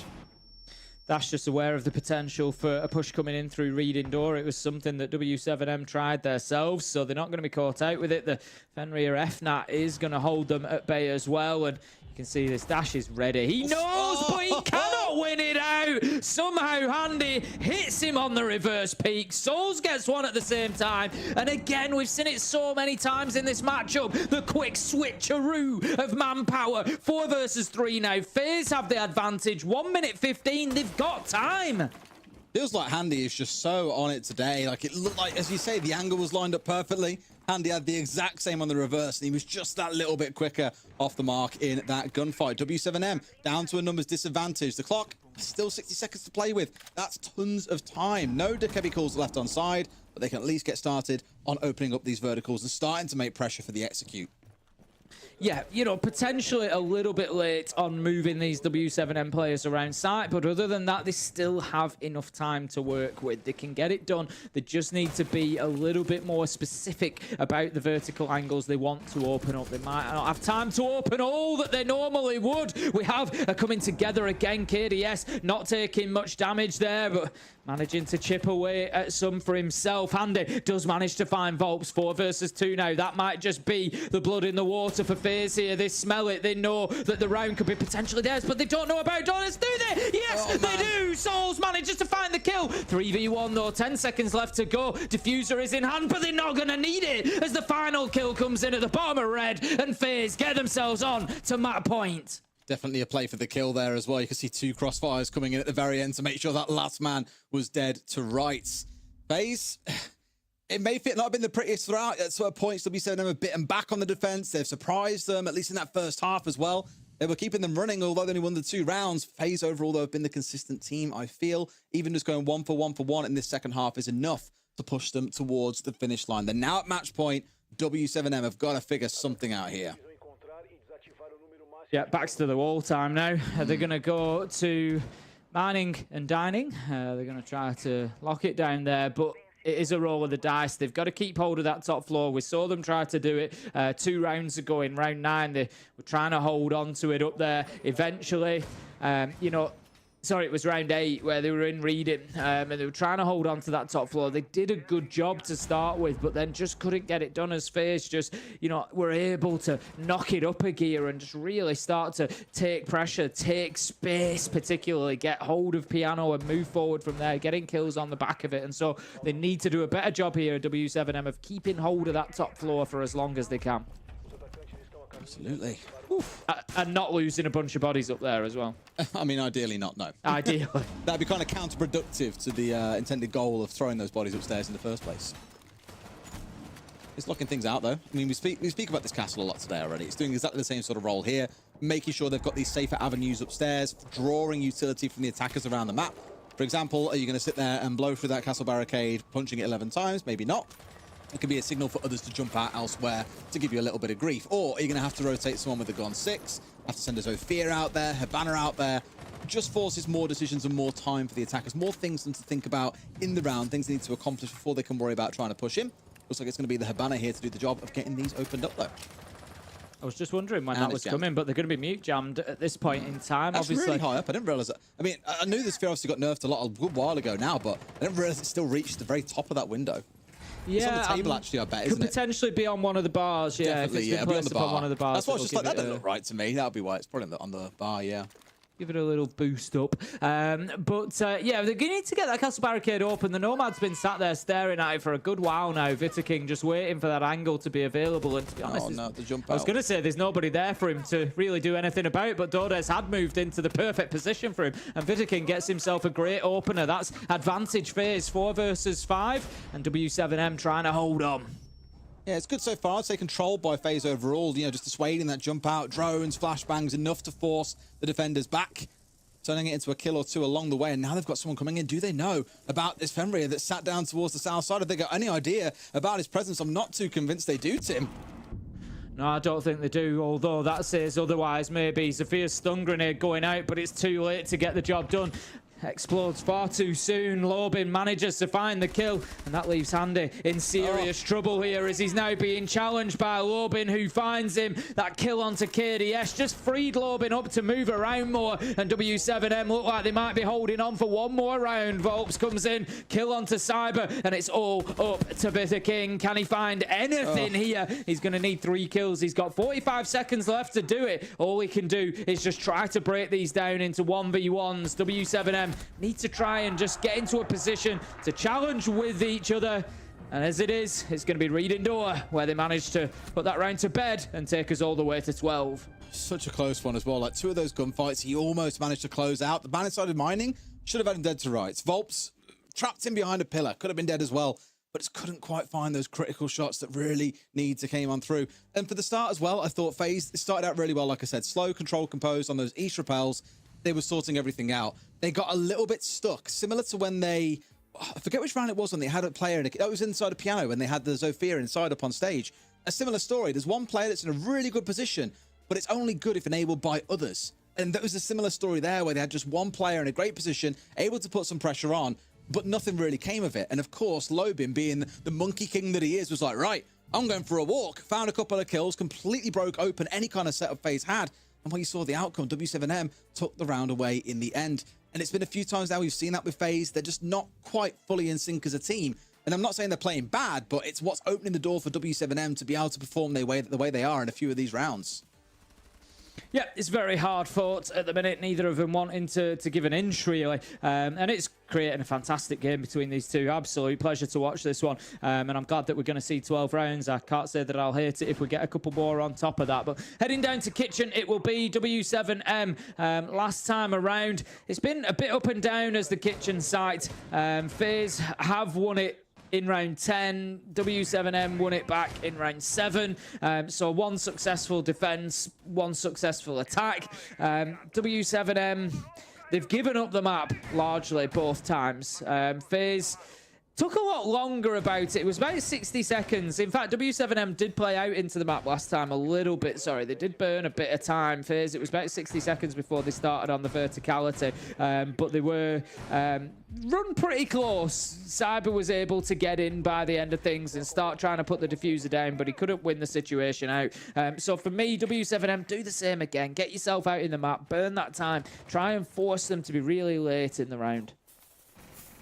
Absolutely. All right, then. So, Warden dug down inside a VIP. A couple roaming up on second floor. Rest stationed down on that ground floor. So, a couple of players they need to be mindful of here, I'd imagine, on the side of FaZe. Got the KB on side, as we so often speak about. So impactful for forcing them back in towards site. And they know what's going on. They know where these digging points are going to be. Any nades on side? Nothing really to deal with too much. The shields, I think, is probably part of the concern here. Who are you going to send in to deal with that one? You've got a challenge on towards the Warden, but you can't flash him out to push in. It's a Warden. That could prove to be a real big power point, I think, here for the defenders. That's it. They're going to be very much reliant on the striker of Handy to get in and do something about that realistically. So Handy, been a great player so far, 14-6, but is, again, a really key component to this attack potentially. We've seen the value of having that player wedged in VIP. It really shuts down any push into Freezer, down Freezer hatch. It makes it very, very difficult to plant on that side of things. So Handy needs to be careful. He doesn't like that. Gonna dip himself away, but gets caught on that angle. Just what they needed to find one. And of course, it's Lobin. One of those players, for those who watch EUL a lot, or those who used to obviously watch a lot of the UK league as well, he reminds me a lot of Slot in the way that he plays. Very aggressive out and about around the map, extremely mobile, and when he's on his day, he absolutely slays the field. An absolute nightmare to deal with. But when you get a really composed and put together team, not so much of a big problem. Yes, he's got 8 kills, but has died a couple of silly times, I think, especially in this second half. On the bright side, they get one back. A second player now rounding up as well. W7M are ready for this, and sure enough, Cyber has been shut down. Now man advantage to W7M. Yeah, the big factor being that Handy is gone, so the nades have gone with him. Warden Dots is likely to be able to just stay sat in VIP for the rest of this round unless they can go in and make a challenge directly onto him. And that is exactly what happens, KDS, with a big kill. They're finding a way here at FaZe. 2 versus 2, and they're keeping the pressure on W7M. Having the Warden out there was a really big part of things. There's lots of flashes left on the side of FaZe, and it just gave that opportunity to negate all of that, to make it difficult to push into Freezer, but now that avenue opens up. They got the idea. Pings are there. FaZe take this one 7-5. Order W7M forces through to overtime and guarantee they at least get some of the points out of this game. Only 20 seconds to go. Again, I keep speaking about these unforced errors all day, Tim, but that's what's going to come down to. So last smoke is now burning through, so it is really going to be a final few seconds push. Veto King just looking to move in from Freezer. Full white flash as they try to get aggressive. Dashter swings with the shotgun. 1 versus 1 here. 3 seconds left to go. Veto King with no option but to try and put this down. The ping is there. They know what's going on. And that is going to be us going to overtime. Again, second time today. We love to see it. I mean, really, for these two teams, it comes as no surprise. The quality of this game and the back and forth nature of it, I think it almost deserves a further 3 rounds to see who comes out on top. W7M are going to start things off on the attack. FaZe on the defense. Tough one to call. Really tough, to be fair. I think FaZe have the advantage in terms of what's happened so far. It's been 4-2 halves. But W7M, those last couple of rounds, you know, they're fighting tooth and nail for this, and it's the way to beat FaZe on defense. That's what we saw. The times that they got established in the map and they got aggressive and took the gunfights and won them, you know, they'd have that 5 versus 4, 5 versus 3 advantage and were able to go on and take the round. When FaZe gave them too much space, like their kitchen defense, W7M took full advantage of it, and it came down to very difficult situations at the end for them. So I feel like W7M's attitude over the last couple of rounds might be just what they need to get this attack on round 13. Anyone's guess which way it goes from here. I know we're saying that FaZe have a small advantage here, arguably being 1, the better team, and 2, having the defensive side, which has been 4-2 for both teams across these 2 halves. But both teams feel very, very capable of upsets or just 1 or 2 critical gunfights, which completely turn rounds on their head. This one here as well, I really thought for a second he was going to vault over and try and find the last man, but right play by the Maestro, tucking himself away and playing it safe. Really good stuff. Yeah, I mean, you're sort of damned if you do, damned if you don't in that situation. I think the play is probably swing the corner and just pre-fire and just, you know, hope that you maybe find the corner that he's hiding in, because ultimately I think Veto King at that point knows that he's not going to get the diffuser down. He knows that they're going to be sat there waiting. You know, they're not going to be anywhere other than sight at that point. They're going to have made their way back. So it really doesn't matter at that point. It's very unlikely that you win it anyway. But FaZe, they find themselves, despite their best efforts, then going into overtime with W7M. 2 very evenly matched teams, as we expected coming into this one. And again, not short of delivering, just like the NIP Liquid game did earlier on today. They both played their part. They both had their moments. And who wins it? It's a toss of a coin. Isn't it just? Unless they can pull something out really special here. I thought for a second we were going to see the Amaro get stuck by Dash.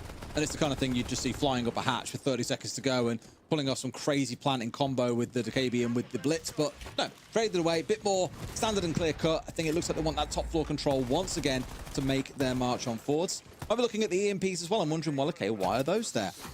At this point, it could be for a variety of reasons, if nothing else, to make things clear for the Blitz to go charging in. And that's exactly what's going on. No jammers, nothing else to stop him on the way on through. Hopefully shutting down C4s, but not quite the case. Plants now going down, 4v3 to FaZe. They've got the numbers advantage, but don't have the sights in. A rush coming out from the attackers has got them the plant down.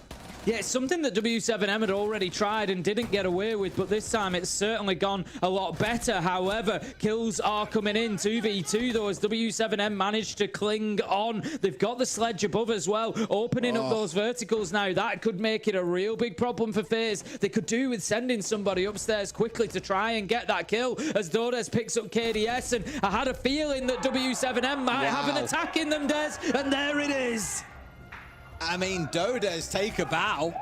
4 kills in the round, all for himself, really commanding and driving as they went through. And that can be what makes a difference sometimes as well. For me, it's the pace change from W7M. We saw it from attack number 1. They're willing to fight on defense quite aggressively at certain points. They can go slow, they can go fast. They just keep FaZe asking questions, I think. And rightly so, have now put themselves at match point. FaZe switch over to the attack. They'll be attacking in towards Kitchen. That could mean a lot of map to work through, or they try something a little bit crazy themselves. I come back to the last time we were here. That's where we had that aggressive outburst of defense coming in from W7M. The lineup is looking incredibly similar. Not fully identical, but very, very similar, which makes me think you could see something similar coming out again. It would be a surprise at this point to see, if you look at the scoreline, at least to see W7M coming through and grabbing the win here. FaZe have been ahead throughout this one. It's the first time that W7M have found themselves cleanly in the lead. They have been playing from behind throughout, but what a game that they have played so far. If you look across the team as well, Des, just look at the involvement of everybody. Dash 11, Volps 10, Dodes 11, Lobin 9, Dot 7. Like, it's a crazy level of contribution on kills from everybody on the team there, whereas FaZe, they've been a little bit more reliant on Handy and KDS, for example. 27 between the two. Souls, Cyber, both having pretty quiet games so far. It's hard, isn't it? I remember looking across the scoreboard earlier for W7M and just thinking, wow, they're actually all pretty balanced here, whereas on the other side, it's that little bit more spiky where it was Handy, it was KDS popping off. it's a similar sort of story where those two are still the two that sit at the top. But a more rounded team, I think, overall will win when it comes around to these high-level games, whereas I suppose in lower-level games, you saw it a bit from Fantasy earlier. Being able to pop off as an individual can often be the difference maker. Ultimately, in that game, it wasn't. As I say, the more rounded team won out in the end in the form of Team Liquid.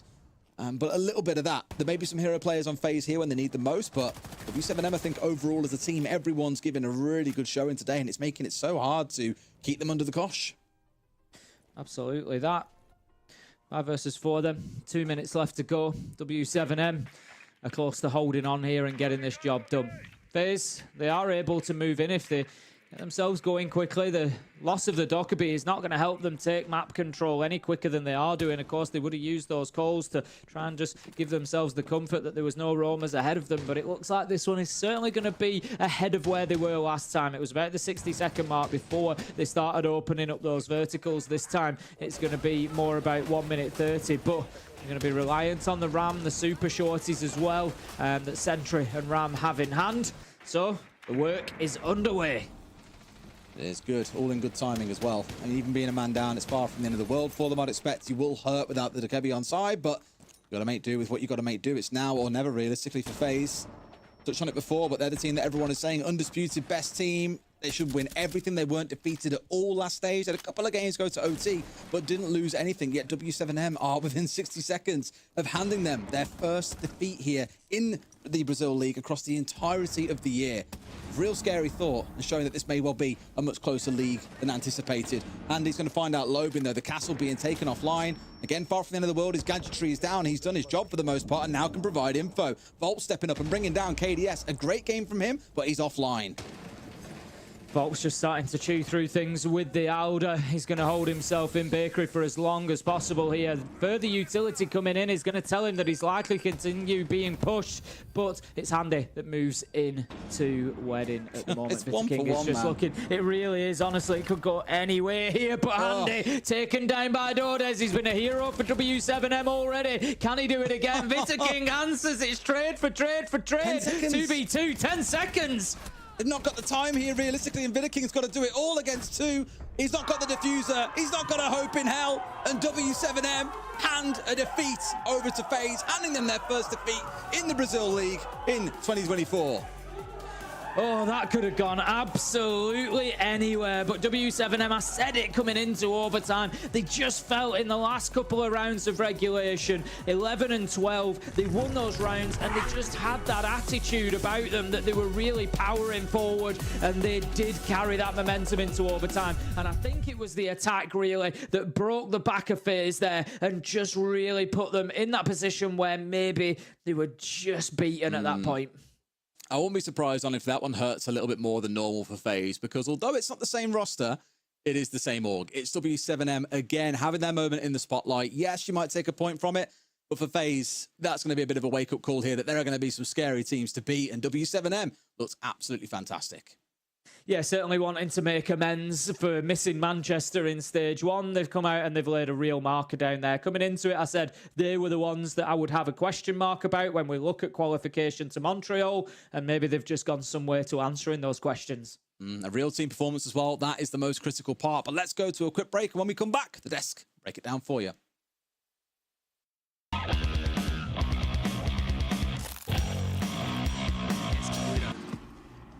Só no aguarde, o Loira agora cravado no pixel, o Dafodil avança.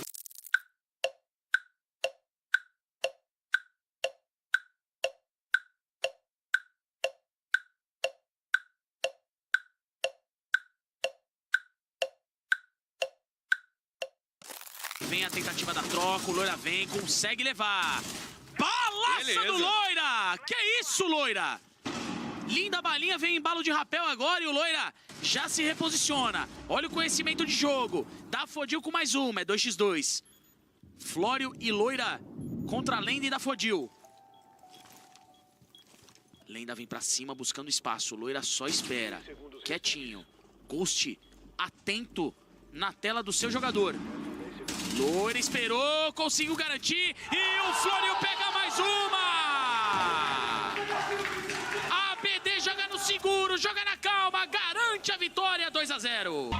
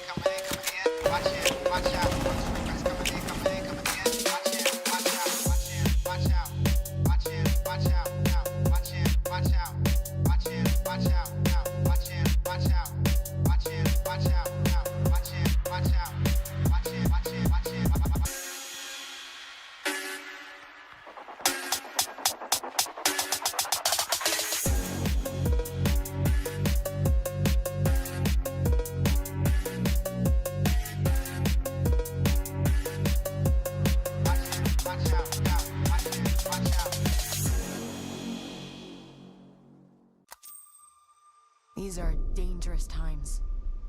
At least that's what I hear. The Empire? They're everywhere.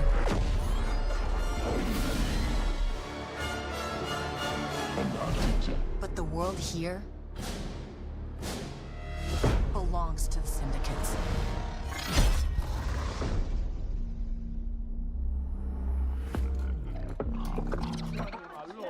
If I want to survive, I have to play their game.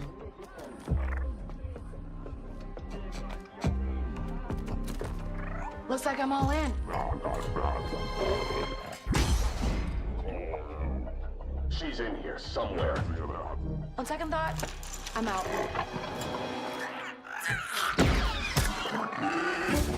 There she is.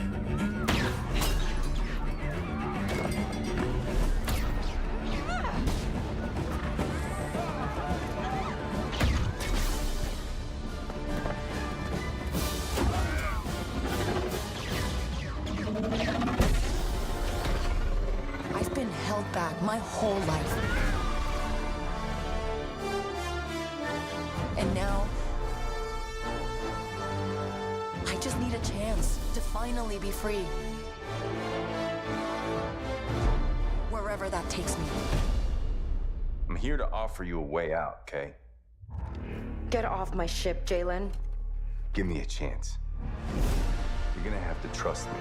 It'll be dangerous, risky. But if you pull this off, you'll never look over your shoulder again.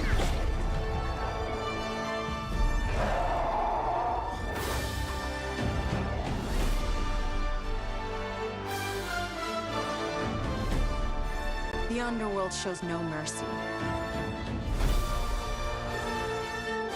But it's a big galaxy out there, and I'm gonna risk it all.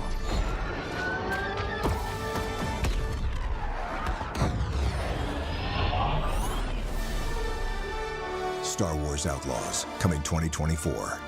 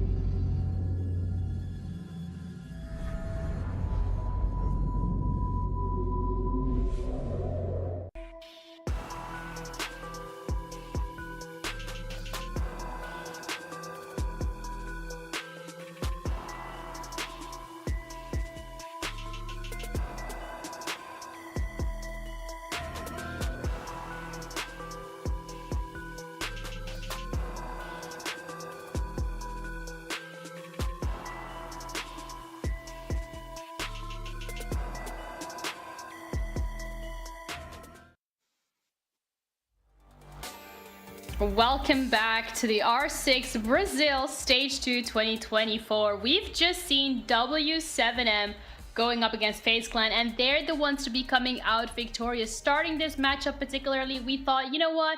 FaZe Clan, W7M, it's gonna be a close one. We were saying, if anything, W7M are the ones that need to prove themselves. But Des, was this enough for you? Have they proven that they are capable to hang with the top dogs?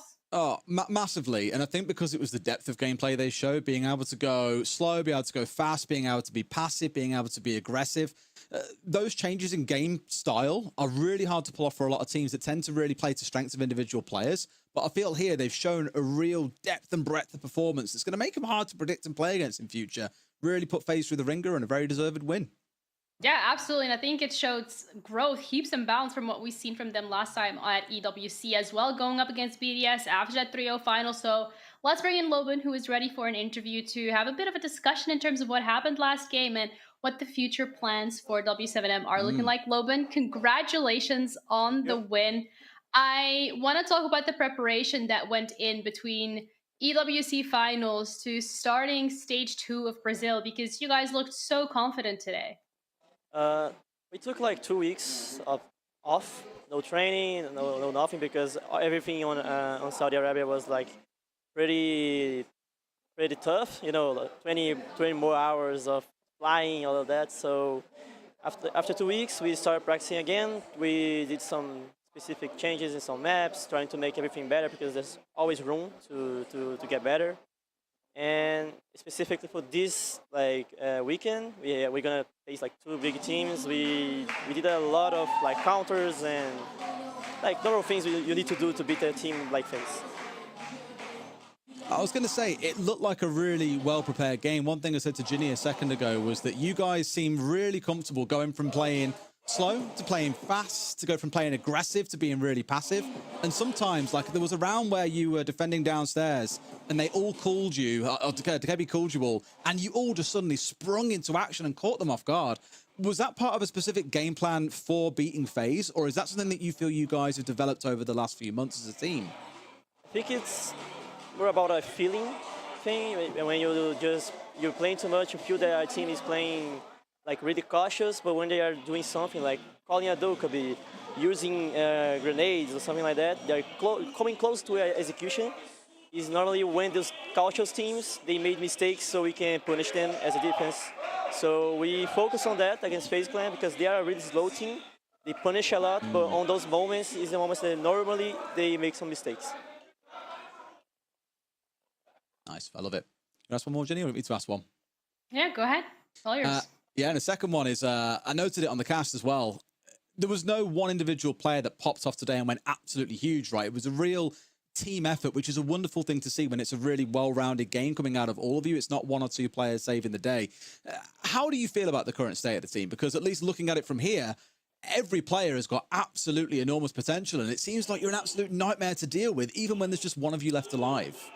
Yeah, I think it's one of the best things that you have when you start to become really confident is when like your support can do clutches. My IGL can frag me out.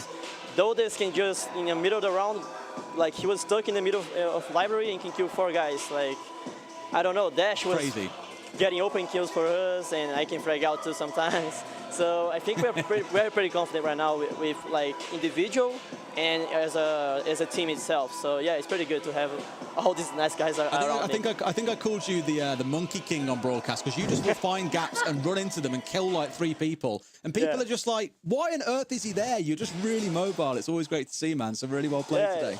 It's like when I meet Liquefact, we just call ourselves like rat players because that's just our style. We're looking for gaps every time, every moment, and we don't care about anything. And it works. Fair play. Yeah. Absolutely. Well, you said at the start of the interview that you have 2 really big teams this weekend that you're going to be going up against. FaZe is already won, and that one is done and dusted. You have Furia coming up next. What a way to start off your stage 2. So when it comes to that matchup tomorrow, how are we feeling? What's the prep looking like? What are the nerves, if there are any? Yeah, I think there are any nerves because we faced them too many times right now. We faced them before the WC, we faced them on their last stage, we faced them on the Copa Brazil, now we face again. So no nerves, it's just always going to be a nice game against them. It's never easy. The guys, even when they lose tactical, they can like outgun you with the amount of skill they have there. So the preparation is more about like the maps, the bans, and the play style that we're going to have to play there. And yeah, it's going to be a tough game, but always nice to play against them. Well, I'm looking forward to it. Thank you so much for taking the time for the interview, and good luck tomorrow. We'll see you guys around. Thank you. Bye. All right, let's dissect this one particularly because Ace, I am so sorry, but thanks as well for joining me on the analyst desk. I'm going to throw you under the bus straight away. Cannot get away from you guys, but I'm going to throw you under the bus straight away, Days. I'm so sorry because coming into this, you said, you know what? W7M has some work to do. They have to prove themselves. FaZe, yes, guaranteed. Montreal, I'm expecting to see them at the major.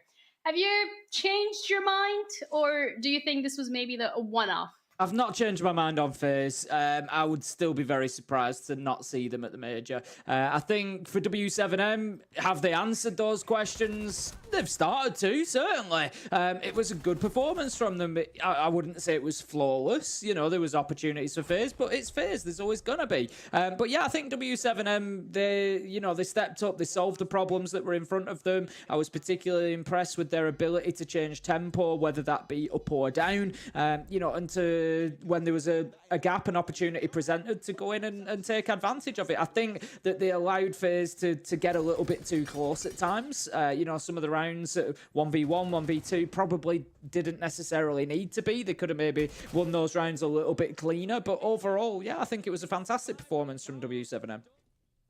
Yeah, I think this is a great way as well from them, Des, to be starting off stage 2 here. This must be an incredible confidence boost for the side of W7M, because last time they went up against FaZe was a while ago. So to be able to show that they still got it must feel great.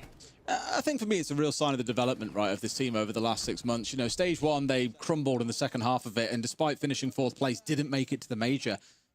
That was a big upset for a team that can play like this. They should be at events. They should be competing to make it into quarterfinals and beyond. They should be challenging teams like FaZe, I think, especially with some of these players that have been around now. You know, me and Tim were massive fans of Lost back when a few of these players were on that team. Obviously, things have changed around since then, and Bolps, I think, doesn't really need much introduction. Dode's definitely making more and more of a name for himself. I think, like we saw him say on the interview, the fact that he can pop off and get 4 kills inside a site is absolutely ludicrous. And it's the fact that it's the coming together of all 5 of these players, I think, and they're really starting to sharpen into something special. That does mean Furia should equally be worried. They've beaten FaZe, the team that everyone looks to as the team to beat. I wouldn't say they've made it look easy, but they've certainly shown that, at least in my view, they were the tactically superior team today. Sure, FaZe had a few great rounds, but as Loban said, they're quite slow, and W7M were the ones that were controlling the pace of rounds, the aggression of the rounds. This was their cafe to control and win. Yeah, and if anything, we said a lot about Cafe and taking FaZe to Cafe when it's a map that they're so comfortable on. So this is an incredible statement for them to make, and W7M should be very proud of themselves. And you're absolutely right. It's a huge testament to the development that we've seen over the last couple of months for this roster. And to me particularly, it's like, is W7M just an organization that knows exactly how to pick the perfect combination of players and make them shine?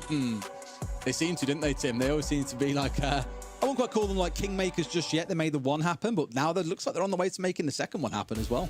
Well, it's so much of what Brazil is kind of about. If you look at it, a lot of the players, and I've mentioned a few today where, a lot of the players have been round multiple rosters within Brazil, and all the players know each other really well. And you'll get like Hornetau, he's been at Black Dragons before, he's back at Black Dragons again, and Volps from Liquid, now on W7M, and you get a lot of this. And a lot of the time in Brazil, it just feels like a matter of time maybe for somebody like W7M to just put the right 5 together. It's like 3 of these players were together on Lost, but it didn't quite happen for them. But now they've got 2 of the different players come in, and you just look at it and think, yeah, maybe it's the right time with the right 5, and that seems to be the way in Brazil a lot of the time.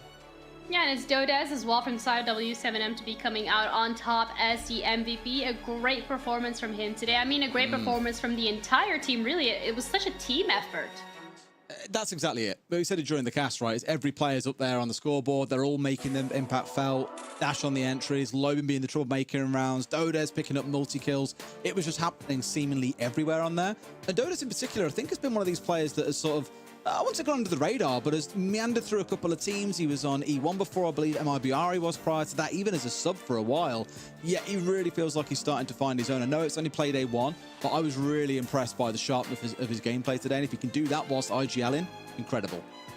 Yeah, and it's about, you may say it's play day 1, right? But it's again about hitting the ground running, because you need to collect as many points as you possibly can in this round robin format, which is a best of 1, because only the top 6 teams are going to be heading into the playoffs. And as of now, with the win that we've just had from the side of W7M, they only get 2 points because this was all the way over to overtime. But we still have 2 teams that need to play, MIBR as well as Furia. Yes, they are on the bottom of the league board, but that is because they currently have not played a single game yet. This is going to be the first game, and Ace, if I am looking at MIBR against Furia, I feel like this is a bit more favored towards the side of Furia particularly? I think anybody that Furia plays, it's generally favoured towards their side. But that being said, they've got, again, a few questions to answer. They went to the Manchester Major. They were beaten by another Brazilian team. They were beaten by Liquid and knocked out. You know, they didn't finish the top in stage 1. They didn't even finish top 2. And so, for me, Furia have maybe slowed down a little bit. And, you know, you look at it and obviously there's a weight of expectation. They've had fantastic results.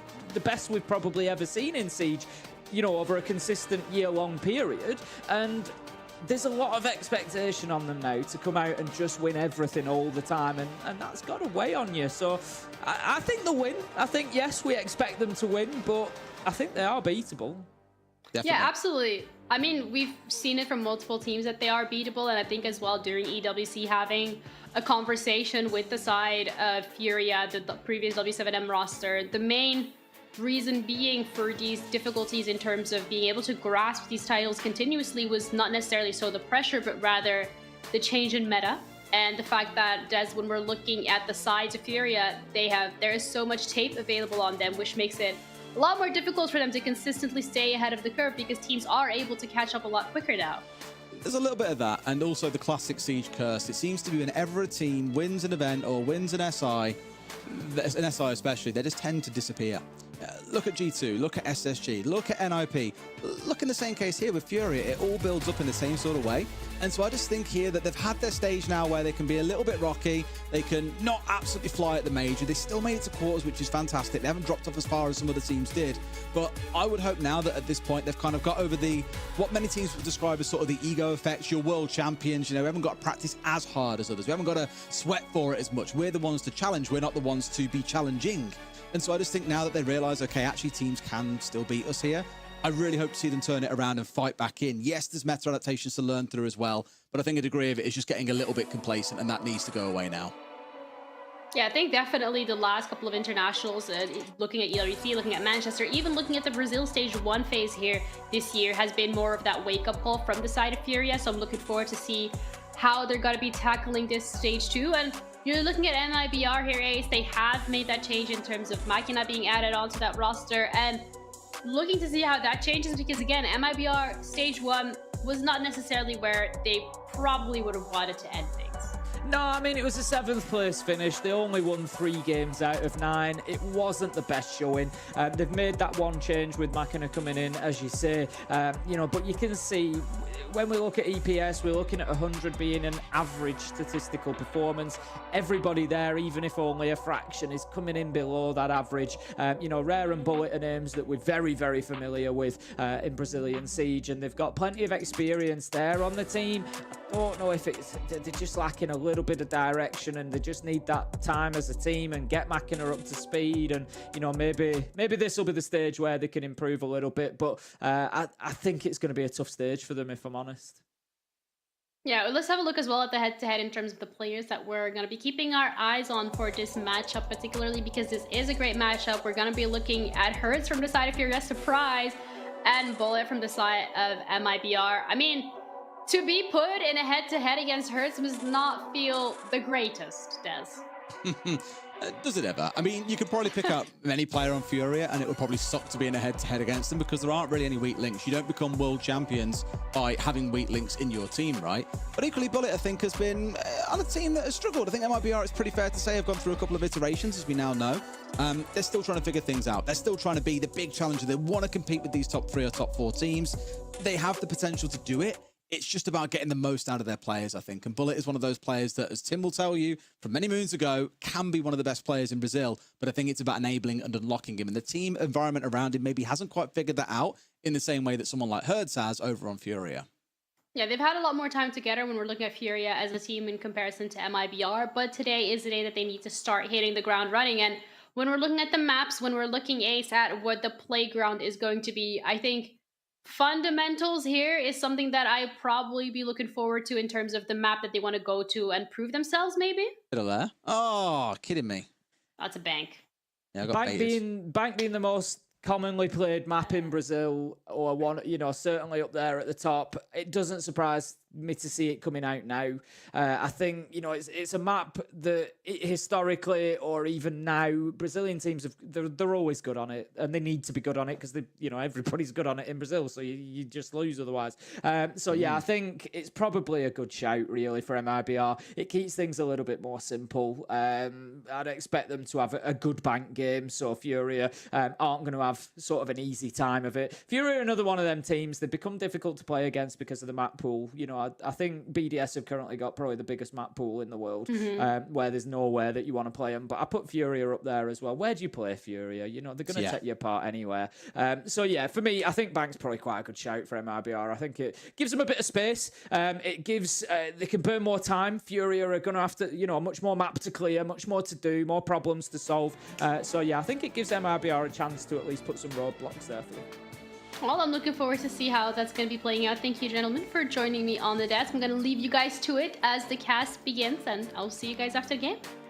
Thank you very much, Ginny. And indeed, Tim, we're right in everything we've been saying there about the map. I think has been a big one. Bank is a top 2 map for both of these teams, unsurprisingly. Both 2-1 record on it in official competition so far throughout this year. I think it feels like a great battleground to really showcase who is the best out of these two teams. Many have probably already got an answer in their own mind, but don't count MIBR off just yet. They may well yet surprise. No, absolutely. I think, you know, they've got very good players there, like you've said already. We know how good Bullet can be. When we saw him at his absolute peak, it was back in the MIBR days before the FaZe takeover. And he was alongside Cyber. It was, you know, Bullet and Cyber with a dynamic duo. And I think they just enabled each other really well. And I don't know if maybe that's what he's been missing a little bit, you know, that partner that's just going to play around him in the right style and everything kind of just clicks.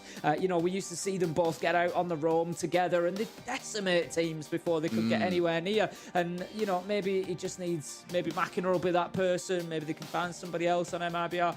Just need to find that, you know, that sort of dynamism for him. Roster changes always bring something new, right? But let's take a look at the match history between these two as well. We have got that ready to share with you, so bring it up on screen. And we can see exactly how things have broken down. Look at that team, 6-6 over history. I guess the big thing is for Furia, obviously they've gone on to achieve big success off the back of that MIBR, have then stumbled after that point. But it does set us up for a really interesting head-to-head, again, on a map that both of these teams absolutely love. Yeah, I mean, yeah, you've got to remember there, obviously, that's, you know, sort of Org versus Org. The Furia roster changing considerably recently.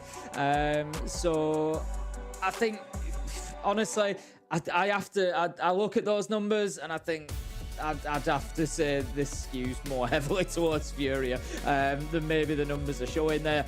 You know, we do expect something good. It's played A1. They're going to come in wanting to put a marker down, and I'm sure they'll be disappointed if they don't get a win here. So they're going to be going, you know, all guns blazing to get this one done. Absolutely. I mean, again, it's a good way to get off on the right foot at the start of a stage. We'll see if it builds out to being just that. It's, I don't know, always hard to call on day one because you just don't know what's been going on in the off-season. Yes, we had the Super Cup recently as well. That is something to take a few ideas from. But I think it's a very different environment once you get into the LAN phase of Stage 2, knowing that it leads towards Montreal, the holy ground for Siege 2. There's a lot on the line, and also, of course, considering we have things like SI on the horizon. I don't doubt that Fury will do enough this stage to get there, but MIBR, they want to be getting there. They've really got to push on and do well this stage to get there. Well, this is, you know, we've got to remember MIBR as an organisation within Siege has been at the very top of it. You know, if we think back to the SI that we had in Sweden, it was a brilliant MIBR roster that we had there, and, you know, they pushed right into the late stages of the tournament, and they have got a very storied history within Siege. So definitely, you know, wanting to get back to the top of the mountain, if you will, rather than the climb. But, you know, that's true of so many organisations. I'm actually curious as well who else have got to face off against. So just looking at it here, we've got MIBR against NIP tomorrow, and then we also find Furia going off against W7M, as we've already spoken about. So still two tough games. You know, NIP certainly aren't the slouches of old. So for both of these teams, they could find themselves starting strong today and just get absolutely slapped about tomorrow. That's the hard thing about it, is the kind of fixture density and also the teams that you got to play against. Outside of maybe 2, maybe 3 teams in this competition, I don't really fancy playing against most of them if I'm not having the best day, to be honest. No, that's it. You know, you're looking at it. If you're thinking MIBR, they got 3 wins last time. If they're going to want to better that this time, and you need 4 or 5 wins to be in the top 6, you know, you're looking at E1, Fluxo, Black Dragons maybe being the ones that they think, right, we've got a real opportunity to compete there. You know, where else do those wins come from? That's the big question. And of course, we'll find out as we go in. I believe, if I'm hearing production correctly, we've got that little headset video that we can go to in just now. Let's go to it. In fact, no, lineups first. We'll get through those and then maybe look at the rest afterwards. So, MIBR, in case you need any reminder of who these players are, again, some notable names that have been around the scene for a while. A change coming in the form of Semper leaving, and it's Machina, who was on your screen just then joining in. That could be a really interesting change for this lineup. Yeah, and a few names that, as I said, we are familiar with as well. Rare and Bullet particularly coming in for MIBR to round things out. Yex as well. Duds is on the coaching role. I think, like I said, they just need a bit of time. They've got that new player in now. They've got to start finding their identity and the direction, and that's what Stage 2 is, going to be about. And if they can get into that top 6, then brilliant. Take a look at Furia as well real quick here before we get into our pre-game video. I think if we have that available, we'll get it up. Otherwise, we can check it out a little bit later on. But again, not much reminder needed about these guys. They are the standing world champions, Tim. Yeah, exactly. These are, household names in terms of Siege now. We've got Fleepox Herds, we've got JV92, we've got, names. Every one of these is so capable. Casey, you imagine any one of these in a 1BX and they're going to win it. They've got a real chance. Nade rounding out the roster there, of course, Handy's twin brother. That was the story that we saw at SI Grand Final this year, playing against each other. But yeah, very storied already in that last year. They've had so many accomplishments. Well, let's take a look at what both of these teams thought coming into this game. Let's throw to the video.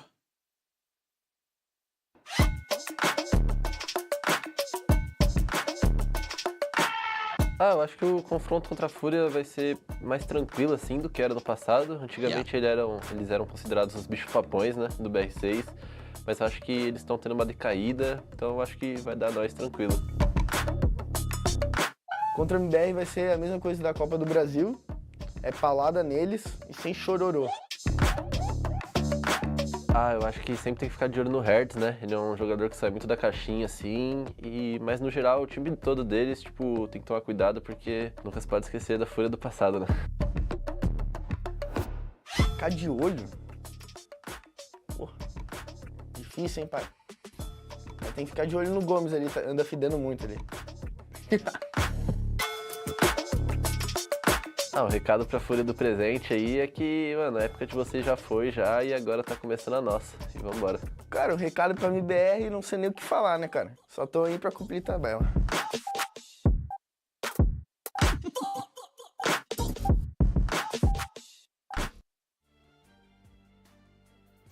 So here we are. A few words being spoken out there, and even MIBR saying, well, think your time's over. Strong statement. But we have seen teams sometimes take years to come back from their post-SI wins, Tim. Again, think about many. NIP being a wonderful example. The big one. G2, SSG, the list goes on. It certainly does. JV92 coming out with some strong words there. A thrashing for MIPR on the cards, apparently. Well, I love it, mate. I love it. You've got to back yourself. That's where you need. That's where the stories come from. I love it. A bit of good-natured banter before a game. I think it always puts a bit of spice on it. So it should. Just a reminder again, in case you're just joining us, well, it is Bank that we're heading to for this final game of the day. We've had 4 really good games today, to be fair. So if ever you are curious to go back and watch some, could fully recommend the vast majority of them. Games 2 and 3, especially being the ones that really stand out for me as being quite the slobber knocker. Turn that we picked up in the UK a good while ago. And for Furia, we've said it a few times now.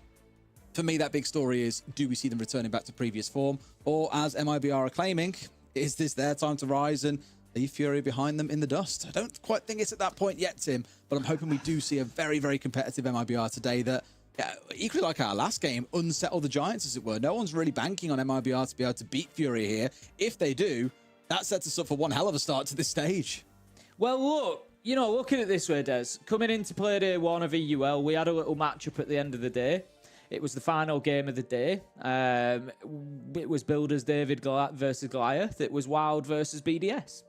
And everybody thought it was going to be a run over for BDS. No problem at all. We went to overtime. BDS won it in the final round, granted, 8-7, but Wild played fantastically well, earned their place in the game, and really took them the distance. And barely anybody would have, you know, realistically predicted that coming into that game. So yes, we can sit here and we can look at it and we can say all day long that, you know, MIBR finished 7th in stage 1. They've, you know, not been to a major for a while. Furia have won everything. They're the roster to beat. They're going to be on top of it. It's going to be an easy game for them, but it's not necessarily the case. Nope. I don't think any game's really easy from what we've seen. Fluxo put to one side maybe, because that team needs to have a little bit of a look at itself, I think, and address some of the individuals, but also the overall team needs probably a bit of a reset. But the rest, as mentioned last stage, it was still relatively competitive. And to give you an example of how competitive it was, Furia were in 4th place on 15 points. Obviously a team that everyone will look to as a good benchmark. Down in 8th place was Team Liquid on 10. That's not a massive gap between the two, yet the difference in position was 4th all the way down to 8th, right? That's where the bulk of the league has tended to sit and exist. And so, although you might look at it and say, okay, it's only day 1, MIBR can still lose this game and still do fine, it's competitive, and a point can make the difference, as E1 found out, and in fact, as MIBR found out, they lost out by a single point to E1, who, as we know, then went on to be at the major. That was what you need to know. Yeah, it certainly does. We've got the MIBR support in the arena there. We can see, I'm sure there'll be some on the opposite side for Furia, and there's conversations ongoing at the minute, I think, just ironing out some issues. There we go. Zoom will be getting started as soon as we can be here. I don't think we're too far away, so don't go anywhere. We've got Bank coming up between Furia and MIBR. It certainly looks to me as if the players are on the MIBR side. They sort of seem to be getting ready there. Yeah, not too far away. Thumbs up is always a good sign. You look for that from the coach. When the coach looks happy, everything's fine. When they don't look happy, nothing is fine. We've had the thumbs go up, so everyone looks good, all good to go. And I said this is our last game of the day. Just a reminder as well, there is a second play day tomorrow. So if you are enjoying watching Brazil League, then do tune in tomorrow, same time, 6 p.m. CEST, if you want to catch all the action. 5 more games, including some more bangers. As I said, we've got some real spicy matchups coming tomorrow. I said this to you the other day, Des. We were looking at the matchups for today, and we were having a little chat through them as we do, and we said, you know, we've got some fantastic games on the cards for Play Day 1. And then I said, realistically, when you look through it, there's so many good teams in Brazil. You've got, you know, 6 or 7 that are top-level teams, and you look through and they're exciting rosters. And so because there's so many, every single Play Day has at least 1 or 2 absolute bangers. It's always been the case in Brazil, and it's wild. It means that, like, you just go at breakneck speed through the whole stage. All in overtime, or all max regulation rounds as well. So really close games no matter which way you look at it. A 2-round difference between the eventual winners and the losers. It is, and it will continue like that stage, sort of Play Day to Play Day, without a doubt. I don't speak Portuguese, so I can't read this, unfortunately. But give me your best guess, Tim. What could it possibly say? I don't know. Maybe it's a prayer. Production have called in. It's a prayer. Okay, there we go. See, I didn't even have to guess. That's what I was going to say. I thought your job for you, mate. They've answered the big questions. No, that's what. What does the back of that T-shirt say? Yeah, no, that was going to be my answer. Well, Tim, it is time. Bank is ready for us to get underway. And then things are all going to be wrapped up for the end of this day. But first, let's get through the ban phase. I wonder if we'll see one of those shield bans come out. Wouldn't be shocked to see a Monty taken off the table. No, it's been fairly consistent tonight. We've seen, you know, a few Yings as well. Dockerbay, no surprises there. So potentially a Monty. Haven't seen it banned away tonight is the interesting part, though. And that's the first time. And I'm not surprised. She's really strong. Especially on Bank for a shield as well, because there is plenty of uses for roam clearance, for pushing into server, for example, for a basement take. So, yeah, it wouldn't surprise me too much. If we don't see it, then I think we will definitely be seeing shields played. Right, okay, Grim is going to be the ban, so both Monty and Blitz available. Not suggesting we're necessarily going to see both of them, but I think we definitely will see some shield play. I was curious kind of like what the commonly played operators are for these two teams in case there's target bans coming through here. MIBR, at least from last stage, not seen either the Dekebi or the Grim in there, so I imagine for them, neither of those are really going to bother them all that much. For the side of Furia, it's a similar story. They don't really play either of them, so whether it's more like we don't like playing against the style bans are coming out here, or maybe it's recent history for these two teams, either way, none of those bans coming out are big operators that either team play, so a little bit interesting to see those be the choices. Does mean things like the Ying stay online, both of those shields stay online, as we've talked about a couple of times. And on the defensive side, the Mirror's here and ready to come in play. The Azami being banned away for the first time tonight, yet being played, I imagine, to in pretty much every round we've seen. I can't think of one where we didn't see her. No, I think, yeah, again, it's certainly one of the power operators at the minute. Let's get into things then. Round 1 is going to see us down in the basement. We're going to be in CCTV and lockers, and it will be Furia to kick things off on the defense. MIBR really need a strong start here. They need to come into this. It's going to be difficult to find attacking rounds. I expect Furia to have a strong bottom floor defense, a strong top floor defense. Really, I would like to see Furia stretch MIBR thin. You know, MIBR are a team that, as we say, they've had a roster change. There's going to be a bit of work for them to do. So for me, just throw problems and puzzles at them. Just give them loads to solve all over the map. And I think you're going to waste so much time for them that they're going to fall short of what they need to attack when they do get to site. I was just checking any tweets from anyone recently about this game or the games prior. Alamal tweeted out at the end of the last game something like, I'm tired of this. I'm tired of seeing in my FaZe clan handy farming stats every single game. I'm just like, what? It's expected. It's inevitable at this point. I'm sure he's looking forward to facing off against them if they both clash at the Montreal Major, assuming, of course, both teams make it there. Time will tell. As you say, game is underway. Two big operators I'm looking at here straight away on the attacking side, Tim, is that Capitao and the Ying, both massive for the execute. Really, why I imagine, again, as we see on pretty much every single map, defenders will want to try and get a little bit disruptive here, get up in the face of the attackers, take off one of those two big hitters. Otherwise, Ying is an absolute headache to deal with in the execute when you full white flashed. Got to see that, to a degree, Furia are doing what I've suggested there as well. JV92 just being spotted out in open area, and it's just going to give, again, something for MIBR to solve. They've got to go in there and they've got to clear it out. They're going to be challenged. They're going to get the kill. Herds it is actually that gives himself away there. So that leaves JV92 alone in open area. The castle barricades are in place. He will stay here for a little bit longer, I think. But if that hatch gets opened above him, it's going to be time for him to drop away. There you go. And I was going to say, I just saw, as we said that, as we panned off screen, that the Ying was up there, popping down the tin opener. Sure enough, it opens up, and the man has to get out of dodge. So not really waste tons of time up there. In fact, I think I recall this is good from MIBR. It is really good. For time gone by, I think you were one of the, I wouldn't say adversaries of this strategy where you're holding inside a staff and open. Because teams always drop away from the hatch so fast. You've got to hold, if you're going to hold it, for me, because it takes so much utility to hold it, that's my complaint about it. It's not, I'm not saying it doesn't work. I'm not saying it's not effective. It does. But you've got to gain 2 minutes out of it. And do the gain 2? Absolutely not, because here they are, starting to now hammer on the doors of sight. The big thing, of course, to be wary of is that there are still 3 smokes in the back pocket here of KZ. That's a lot of stall time unless MIBR start thinking about what this execute looks like. Rather than trying to go through a standard execute, it looks instead like they've rotated themselves up and over, pushing down Marble, maybe looking for a hatch drop as well. They want to take the fight to the side of Furia here by the looks of it, Tim. Are they going for a lobby drop? I think a couple are going that way. Nothing wrong with that. They're going to be pushing down the main stairs as well, looking for a fight. They're going to find it and not want it. KZ gets one. Can he find himself a second? They have to dip away from that. 20 seconds left to go. Smoke canister comes out. It's beautiful from Furia. Just when you thought they might be on the back foot, they step forward and they just take a grasp of the round again. We can see Capitao's utility going in. Gomez trying to create some space, and he does exactly that. But Bullet is going to take him down, but he manages to find Nade as well and makes up for it with a third. The plant is going down. Doesn't need to, as Rare finds that final kill, and MIBR come away with round 1. Really felt like they sort of snatched victory from the jaws of defeat there. I thought a rotation with 40 seconds on the clock was crazy. Like, you spent all this time getting server-side control, you've opened up hatches, and then you've chosen with 40 seconds on the clock to move all players away and instead move over towards lobby and over towards Marble. You don't have full visibility over there. There was barbed wire on the Marble stairs that weren't destroyed because the sledge got shot as you tried to clear them out. Just no real information or control over those parts of the map. But by hook or by crook, MIBR have made it work. Gomez especially, it felt, really making himself known there. A good couple of kills coming through. Yes, I believe got team killed in the midst of it all, but MIBR do get it over the finish line. Furia probably kicking themselves a little bit there that they got so blindsided by that rotate.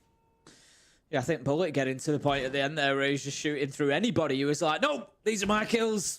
I'm going to go in. I want them all.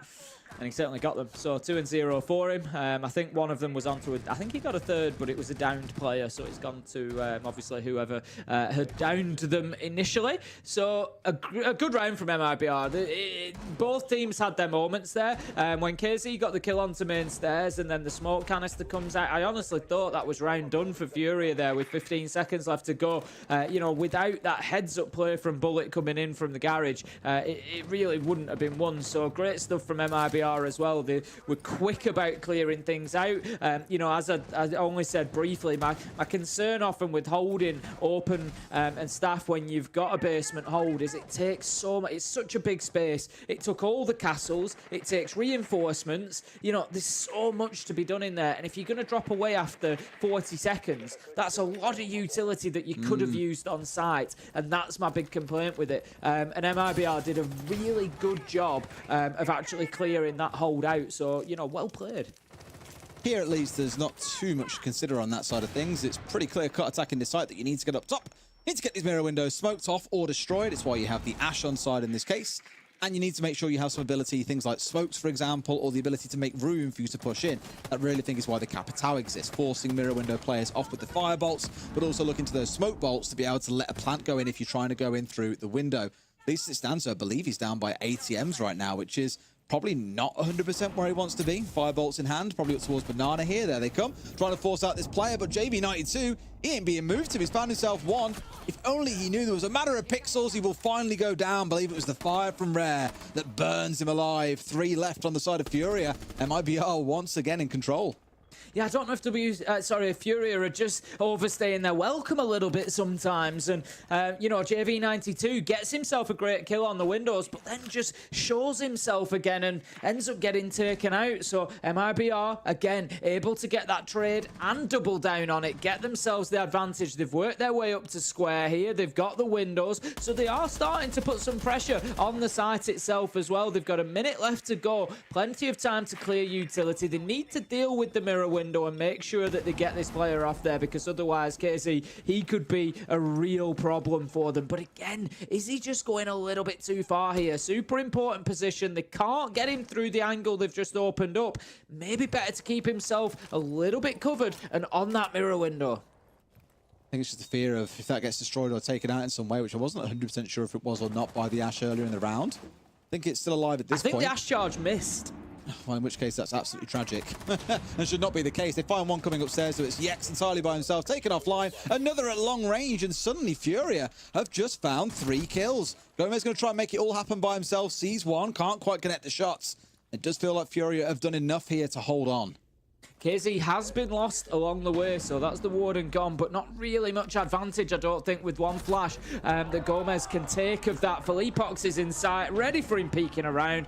I think there was a bit of intel there on the side of Furia as well, so that's going to close out the round for them. That's a successful top floor hold, but again, MIBR had glimmers there of opportunities to potentially go on and do a bit more in that round. I feel like they just stalled out a bit. They got that kill onto JV92, they doubled down on it. They were 4 versus 3, and then it all kind of slowed down. Like I said, I did see an explosion in front of the mirror window, and I think it was the Ash charge, because Machina was on the windows at the time, so I think it had got in, and if you don't hit the glass, then it's not going to shatter the window. And then Machina was killed, so they couldn't really do much about that mirror position then. Poof. Back down we go to the basement then. This time around, things may well change up.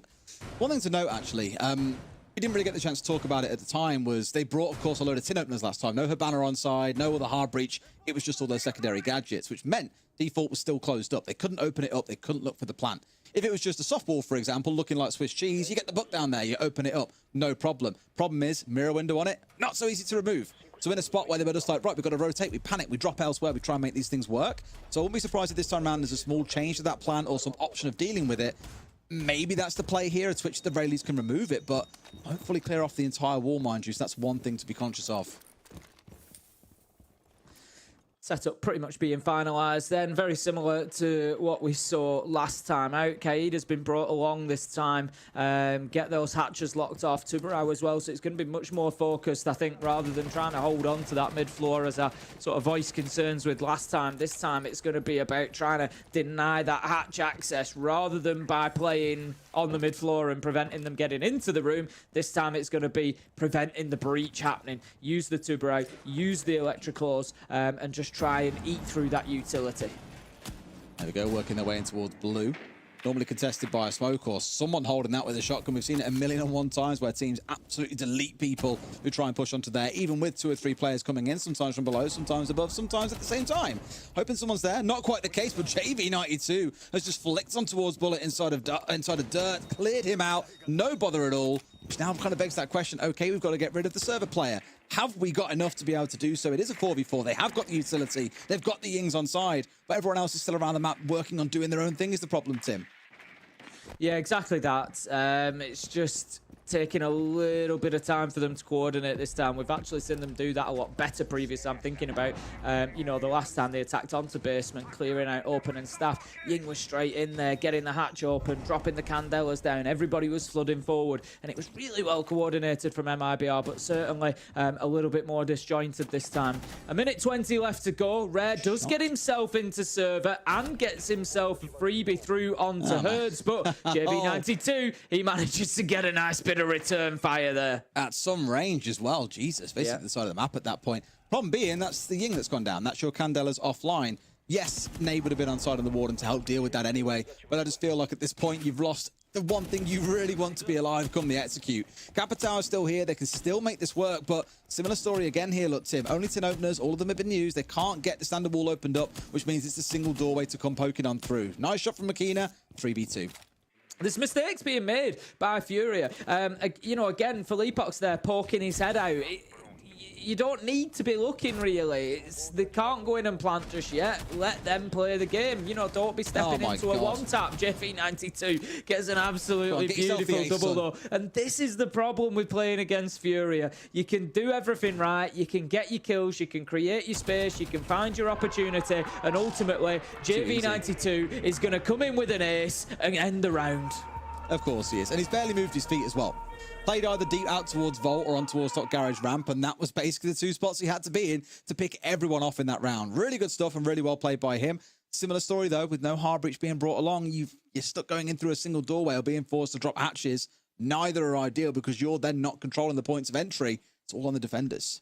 Fantastic stuff from JV92 there. Beautiful finish to the round. And yeah, you feel for MIBR because a couple of times they kind of got themselves back into it. Like you say, they lose the Ying. You kind of lost that go button almost that is the Candelas that sort of signals, right, now's the time we're in and we're going to execute. But, you know, they still, Makina finds that kill onto Felipox. They get themselves the 3 versus 2. They're in a position to potentially go in and do something. And then JV92 happens. He steps forward with a big double and it just really ended the round at that point. So great round from him. Absolutely on top of things. Furia 2-1. And I think it probably, I don't know, Furia is maybe, the endings of the rounds have maybe felt a little bit more comfortable than the whole 3 rounds would suggest the scoreline is at the minute.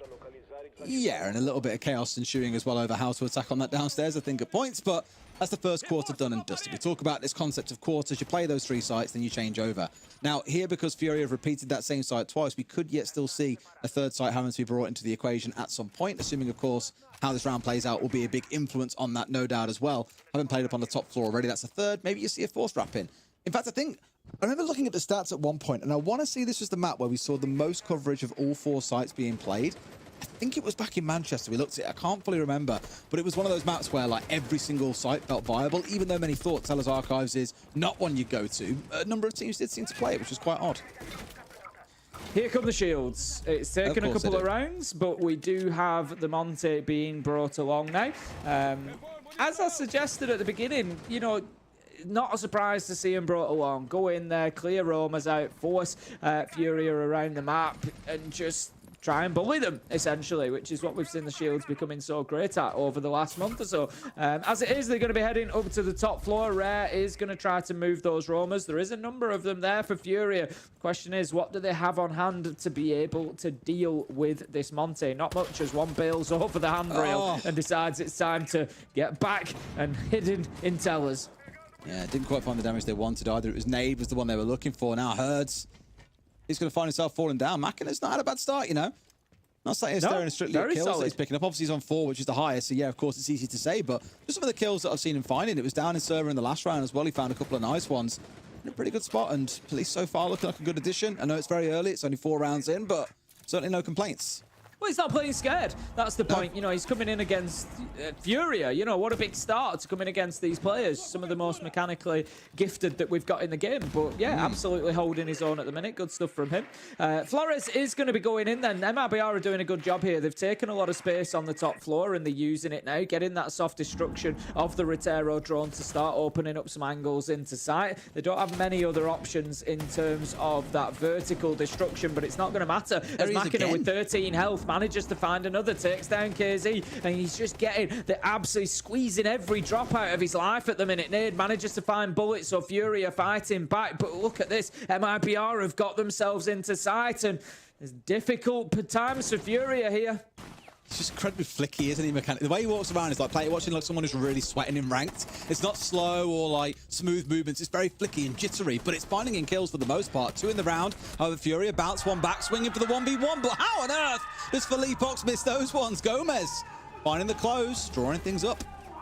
Yeah, I think Felipox can probably feel a bit hard done to there as he came around the corner. Gomez, I don't know if it was a panic knife or there was certainly a knife on the end of things there. I think he'd already got the kill with his secondary in his hands, so gets away with it. But ultimately, yeah, Felipox, in a different world, could definitely have won that one and would have found himself in a 1v1. But again, good stuff from MIPR when they are decisive. They've gone in, they've taken space on the top floor, they've used that to then get the Monty into sight, which has caused a bit of chaos. They've taken advantage of that. Makina's got himself into a good position with a double kill, and they've had somebody in small office ready to start picking up the Furia players as they move around inside a site. Just all very nice. That's largely what Monty's there to do. You know, obviously we've seen a little bit of a shift in Monty's role, you know, given his sort of more aggressive nature after the changes to the Shields. But ultimately, he's an operator that's there to provide intel, but to take space. He can just walk into places, he can force his way in, and others can move in behind him. And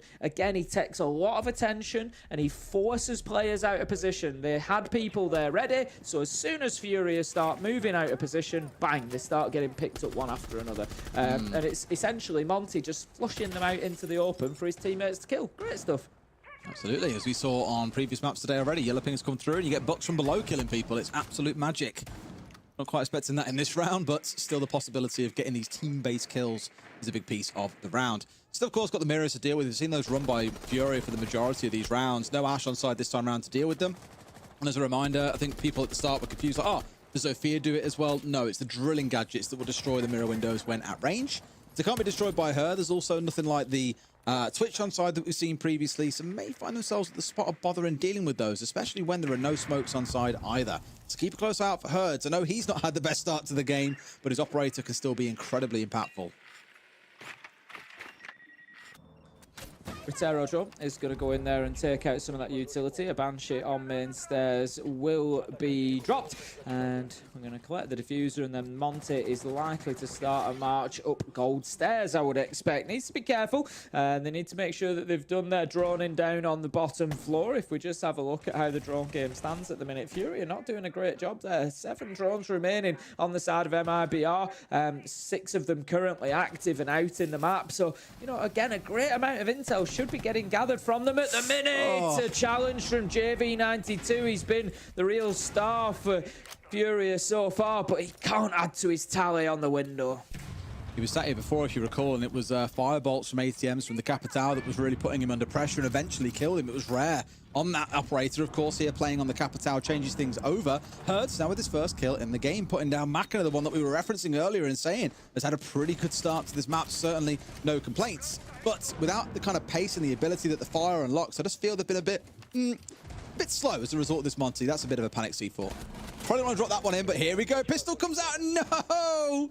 Loses it out. Furia get the shutdown they need, the clap down back that they need to win round 5 and move up 3-2.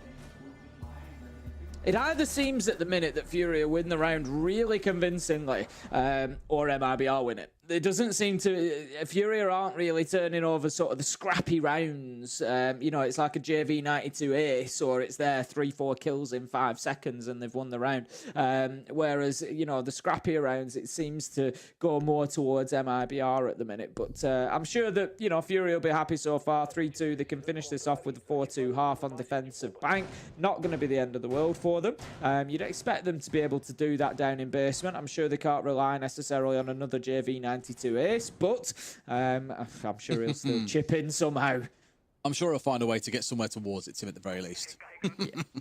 He has been the troublemaker. He's been the one who's been in these power positions. It was Banana on that site twice. Down in basement, it was that kind of top of garage ramp that we've never really seen challenged much. He was really just lining up free kills for himself every single time. And so although MIBR have found a little bit of success, it does feel like maybe they're not quite punishing those players that are the ones able to be the most disruptive. In this case, it's JV92. So the time that MIBR won this, it was one from Garage. And the time that Furia won this site, it was one from Garage. So I don't know whether MIBR will maybe, you know, take that on a little bit. Think maybe they push Bullet into Garage again. Keep anybody busy for Furia that is, you know, playing in that area. Again, MIBR need to do what they've done well so far, which is get into the map, clear top floor down, get possession of that. We've seen that the server hatch is open already, so they can't just ignore the rest of the map and go straight into server. They're going to have to get themselves in there and make sure it's all cleared, because otherwise they're just going to get hit from above with a flank into square. Absolutely no doubt about it. So definitely work for MIBR to be doing around the map. Ooh. Really the Ying again, and the Oscar, it's worth referencing. That's the big one for me at the very least. We saw this in one of the maps earlier today. We saw the Oscar and we're like, right, that's the win condition. That's what they want. Downstairs here, it's the same. They've also got the hard breach on side. The big thing, of course, that we missed previously was that being there as a thing. With it now being on side, they can get the default wall opened up. They can get the Oscar shield down. They can make the plant happen, which then draws attention to things like C4s, one of those being removed pretty quickly with Machina completely deleting JV92.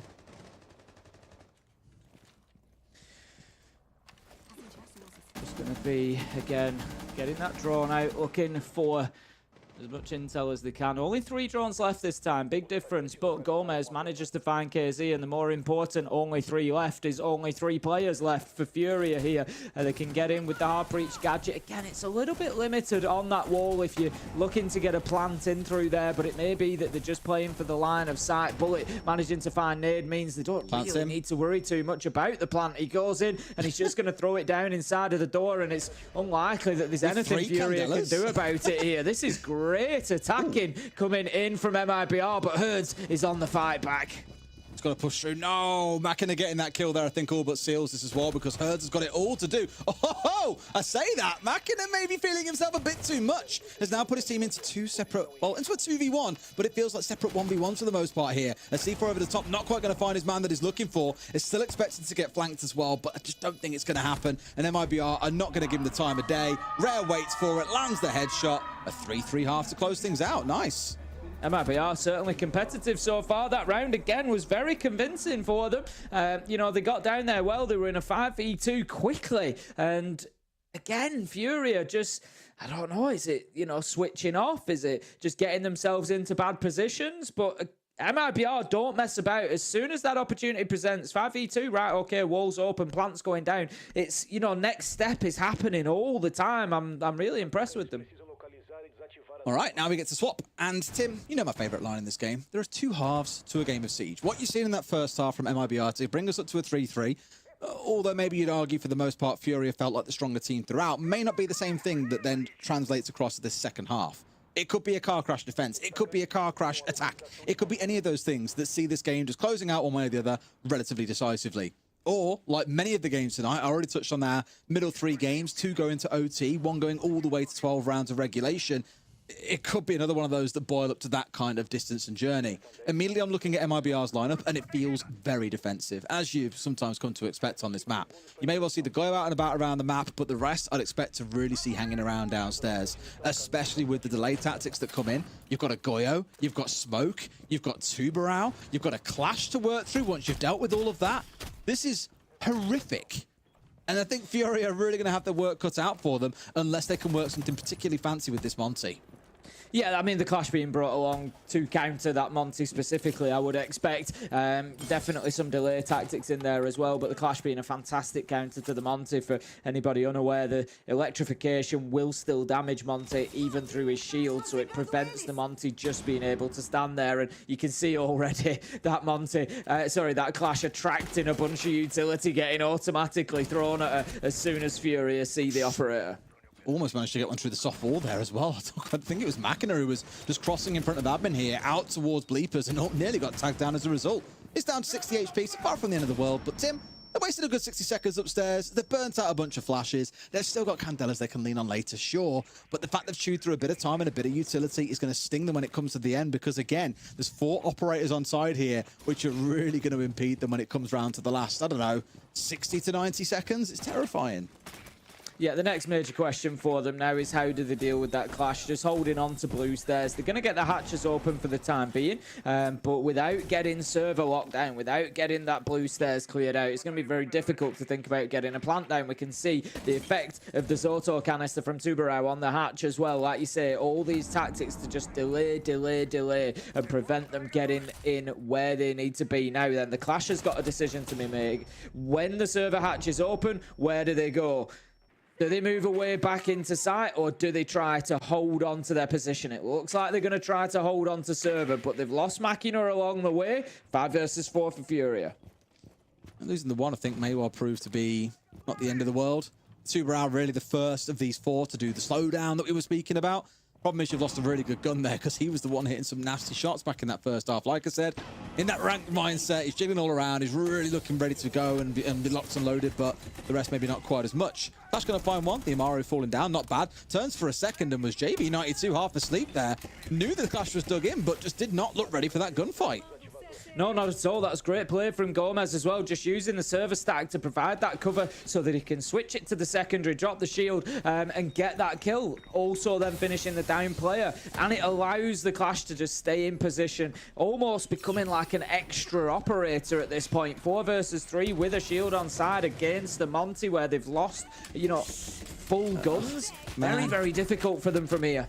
I mean, all the smokes have been used, the Goyo's burnt out, the Clash was on side, now obviously dead as well. If they're going to push forward and make anything happen, it would have been then, Tim.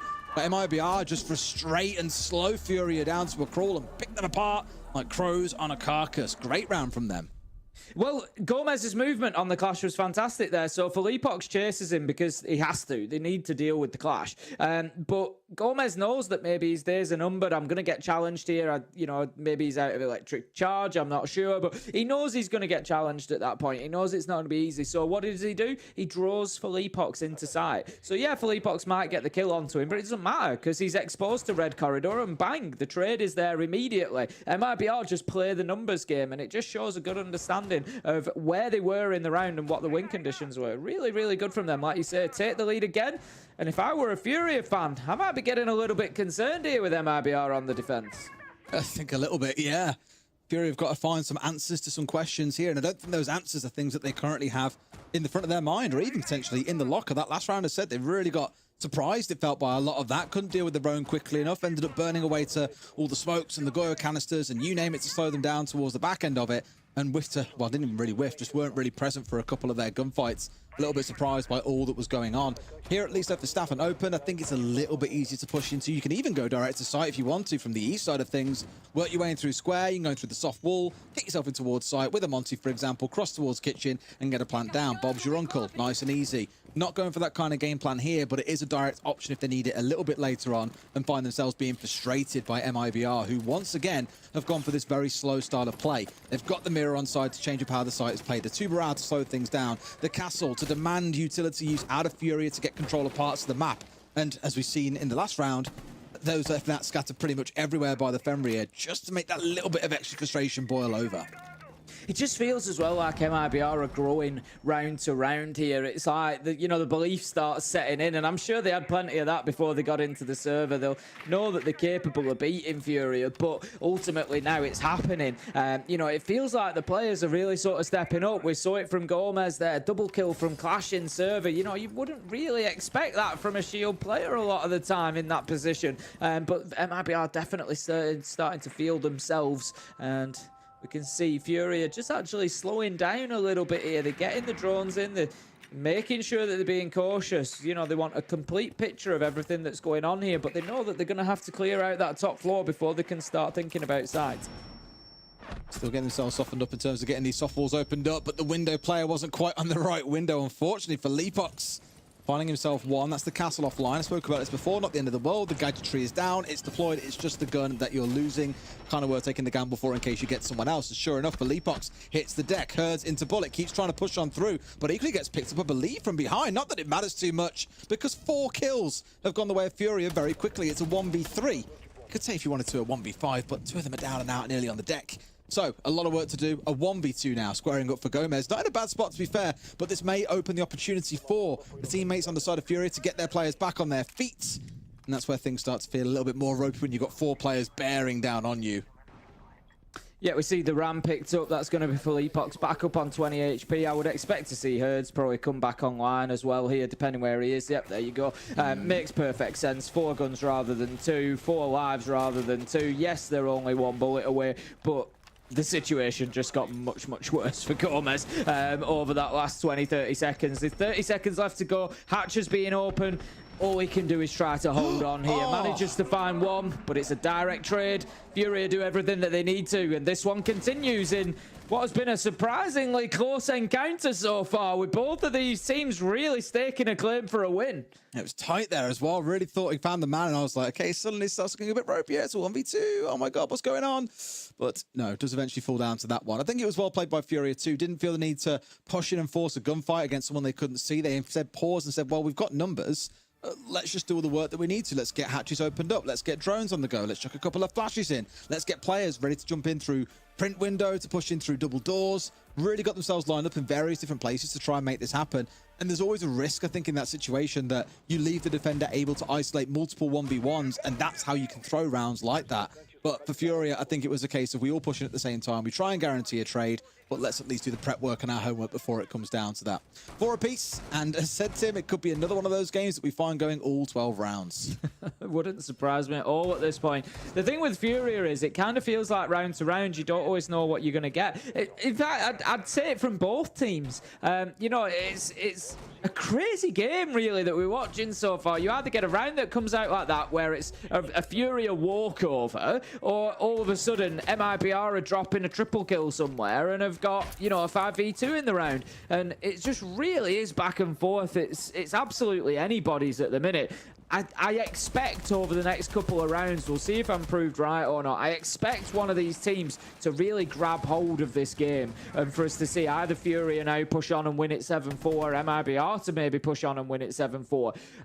That's what I'm thinking is going to happen, because it's, been so hard fought so far. I think as soon as a team loses a round or two on the bounce, it'll be like, right, maybe the mental gets broken a little bit. But, yeah, fantastic matchup. KZ's going to open things up with a kill onto Rare. Mirror falling early, which is quite surprising as well. Probably caught in the wrong place at the wrong time there, I imagine. Quite painful, because I think that's the C4 taken offline from his back pocket. Indeed it is.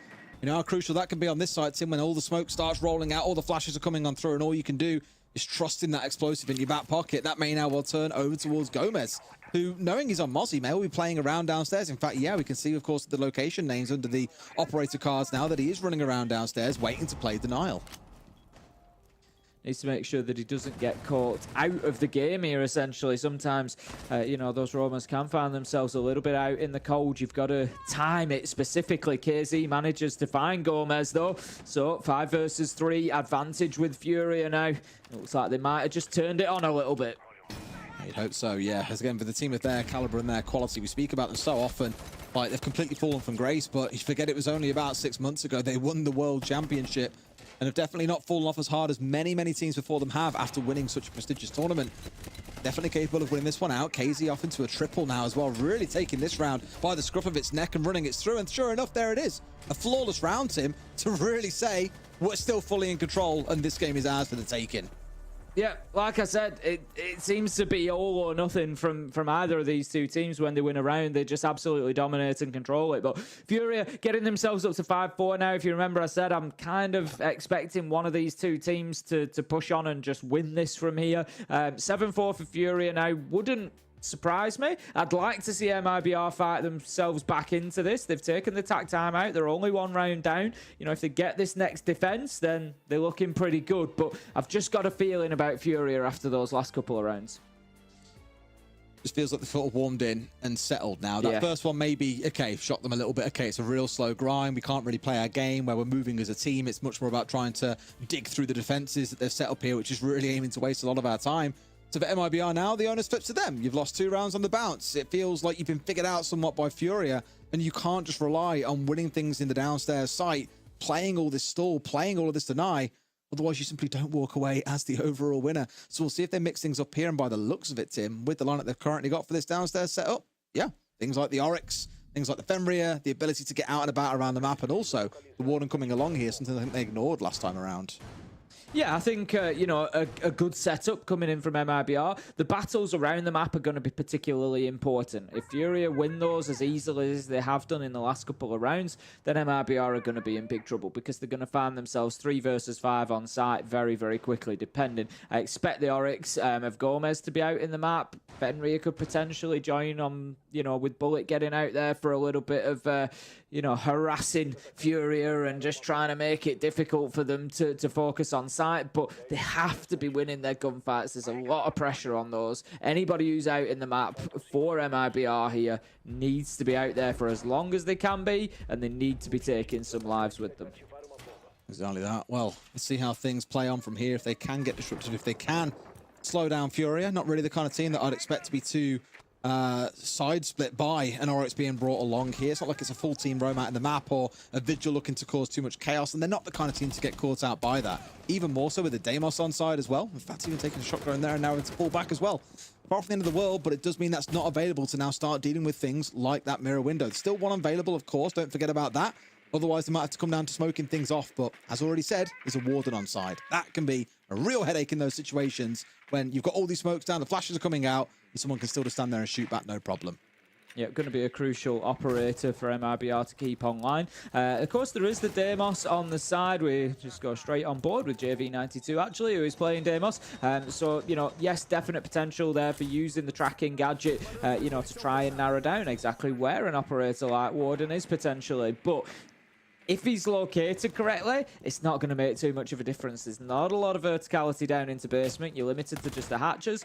So you're not really going to move him out of position. So if Warden plays it smart, if Warden plays it in the right position, it could be very difficult to deal with. It could be. If is the big if, though. I'm just looking that it's Machina. I think he's going to want fights. So he's going to end up... He's stood underneath a hatch at the minute, so you see my point. You know, if he gets tracked there, then it could be a little bit of a magnet for Furia to go and kill him. Guys only want one thing, and it's disgusting. For Machina, it's firefights. We'll see if he finds any coming through. Of course, we're just over halfway through the round at this point. They've started to get the hatches being chewed open, which is good. And as soon as they've got the rest of the map clear and know that everything is now going to be facing them all, the horrors are all below them, not up above them around the map that could cause a bit of a backstab. A lot of tools and things on side to work with as well on the execute. We spoke about the Ying and the Capitao. Of course, the Deimos can make sure someone is perma-pinged off the back of it. Not quite able to get rid of that bulletproof, and that is the second Twitch drone gone. Didn't see if they managed to get rid of the mirror windows on the way through, but not ideal to have lost that at this point. No, it's unfortunate, and they're difficult to clear sometimes with the bulletproof cameras. You've really got to get on the side of them.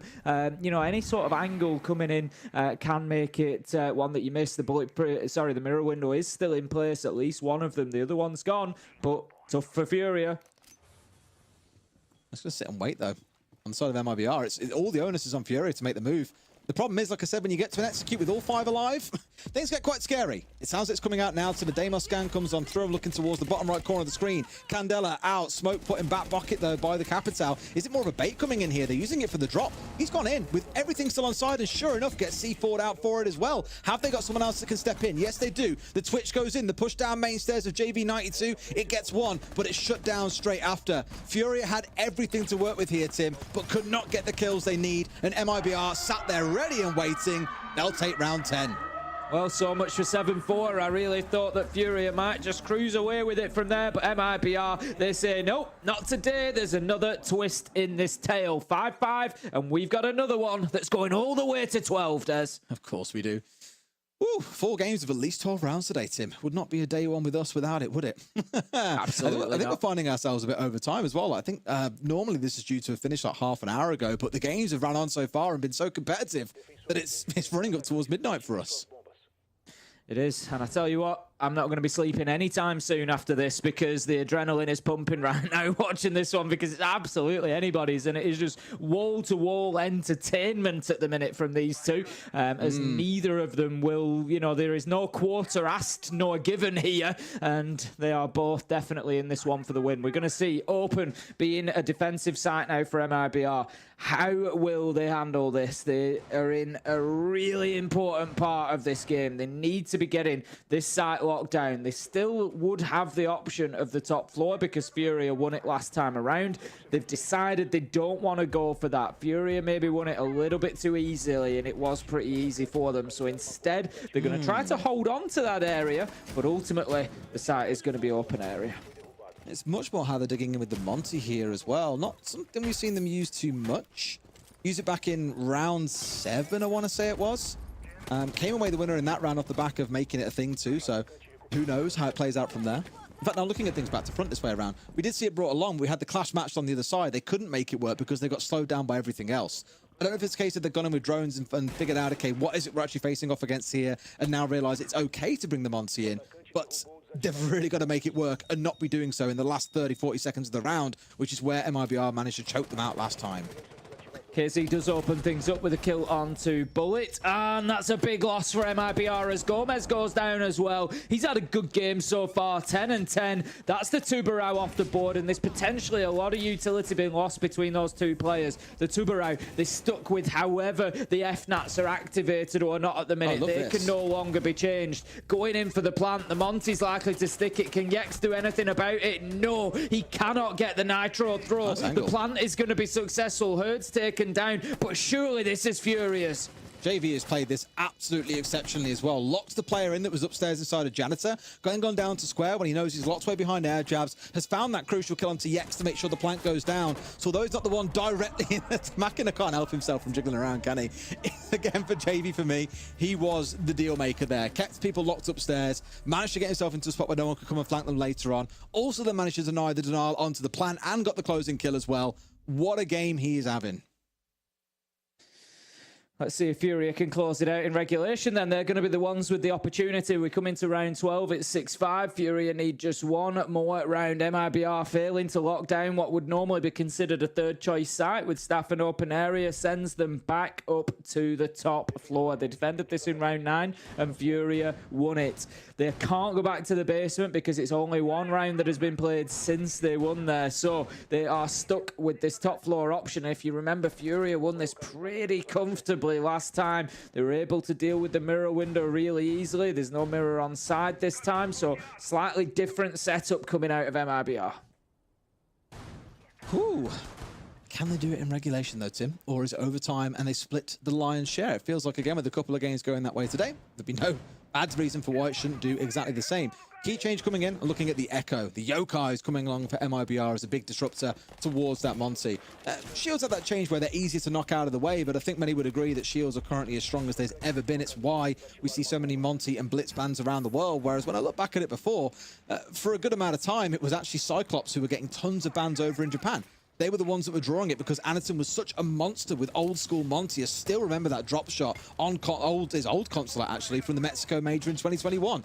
that was the only really region that we saw a big ban rate for Monty and Shields in general because of players like him. Whereas now, already at the start of this stage, we're seeing them the world over. The problem being that Blitz and Monty are both arguably as strong as one another. So you ban one away, you still got to face off against the other. So trying to find ways to play around them, as hard as it may be, feels like the go-to. And maybe, alongside the smokes, of course, those Echo Yokais are the play.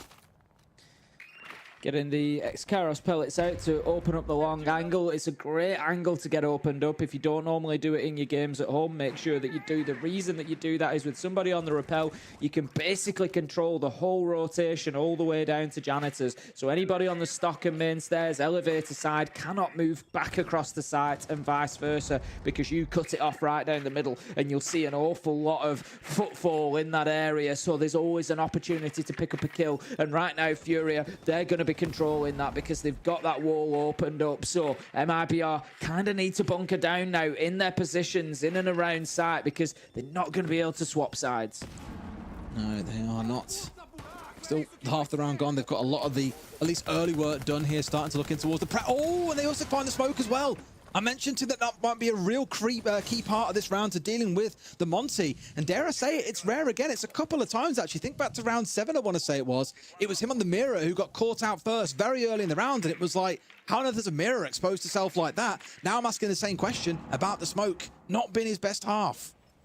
Yeah, big loss at this point in the round. The Monty especially now gets a little bit more freedom, because you'd be looking towards that toxic gas to potentially be preventing that shield pushing forward. The Echo still has the Yokai drones. I'm not sure how many are active. There's 0 in pocket at least, but any of those that are remaining can be used against the Monty, but otherwise they're a little bit limited with what they can do there now. And Monty is just going to try and march on in and get into a position to potentially put this diffuser down. And they're just trying to pull their way back around here. IBR trying to deal with the flow as things move, and no way has Gomez got away with that.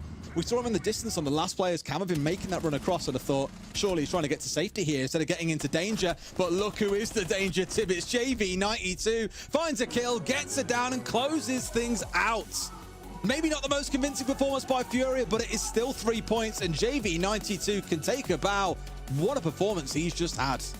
Yeah, there certainly seem to be points there where Furia just struggled to deal with the aggression from MIBR at times, particularly when MIBR were attacking. They were able to take map control and get kills really quickly in the round, and often give themselves plenty of time to build an attack. But other than that, Furia, when they were on the flip side, when they were on the attack, they seemed a lot more convincing, locking out some good kills, keeping control of the map really well. And the rounds that they won on the attack looked really easy for them.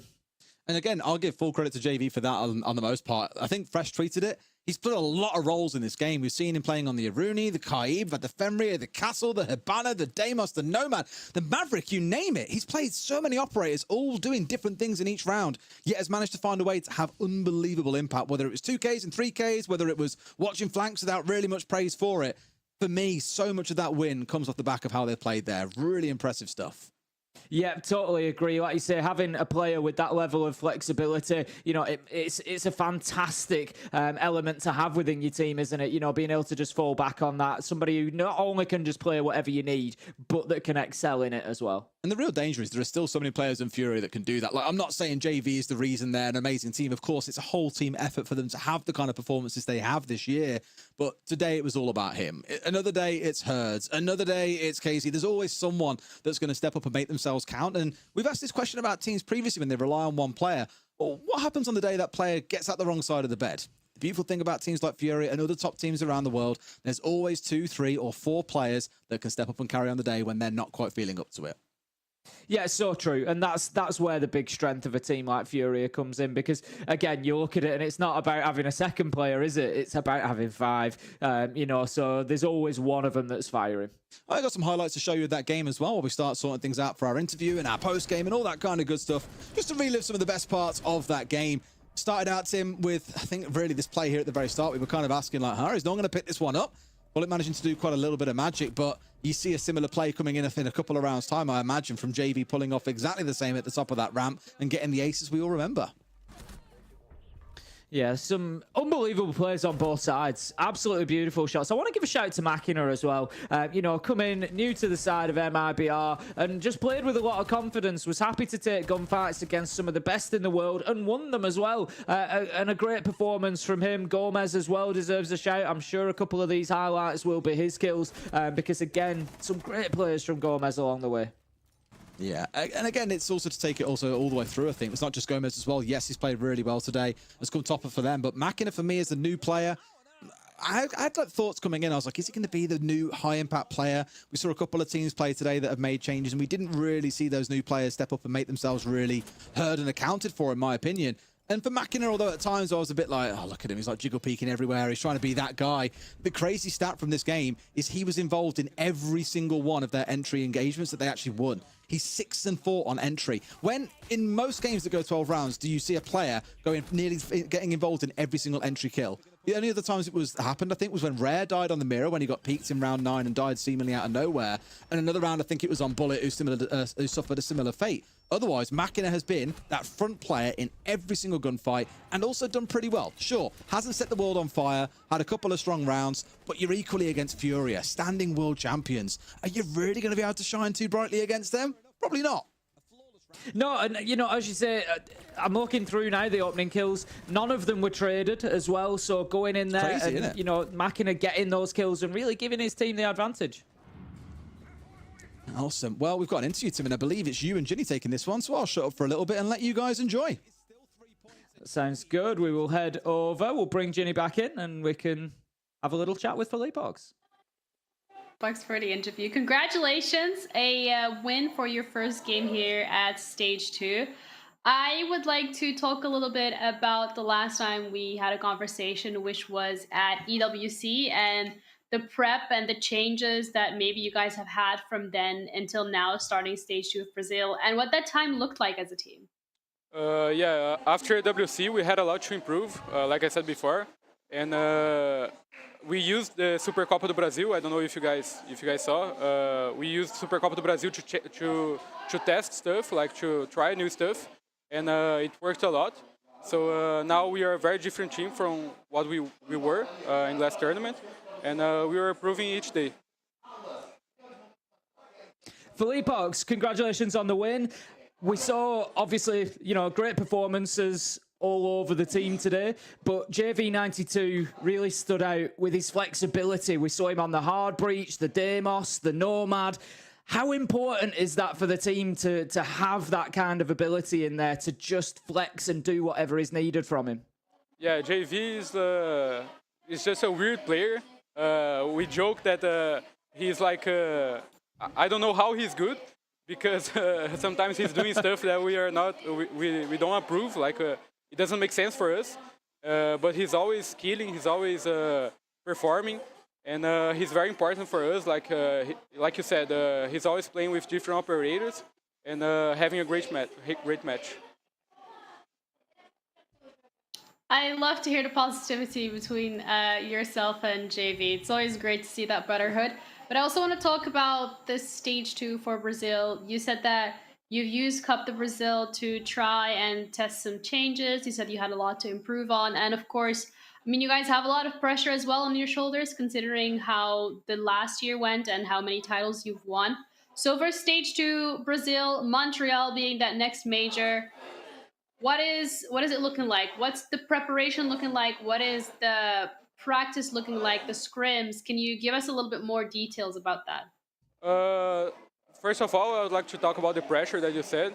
I'm a huge tennis fan, and I was watching US Open these days, and they have a phrase there, like pressure is a privilege.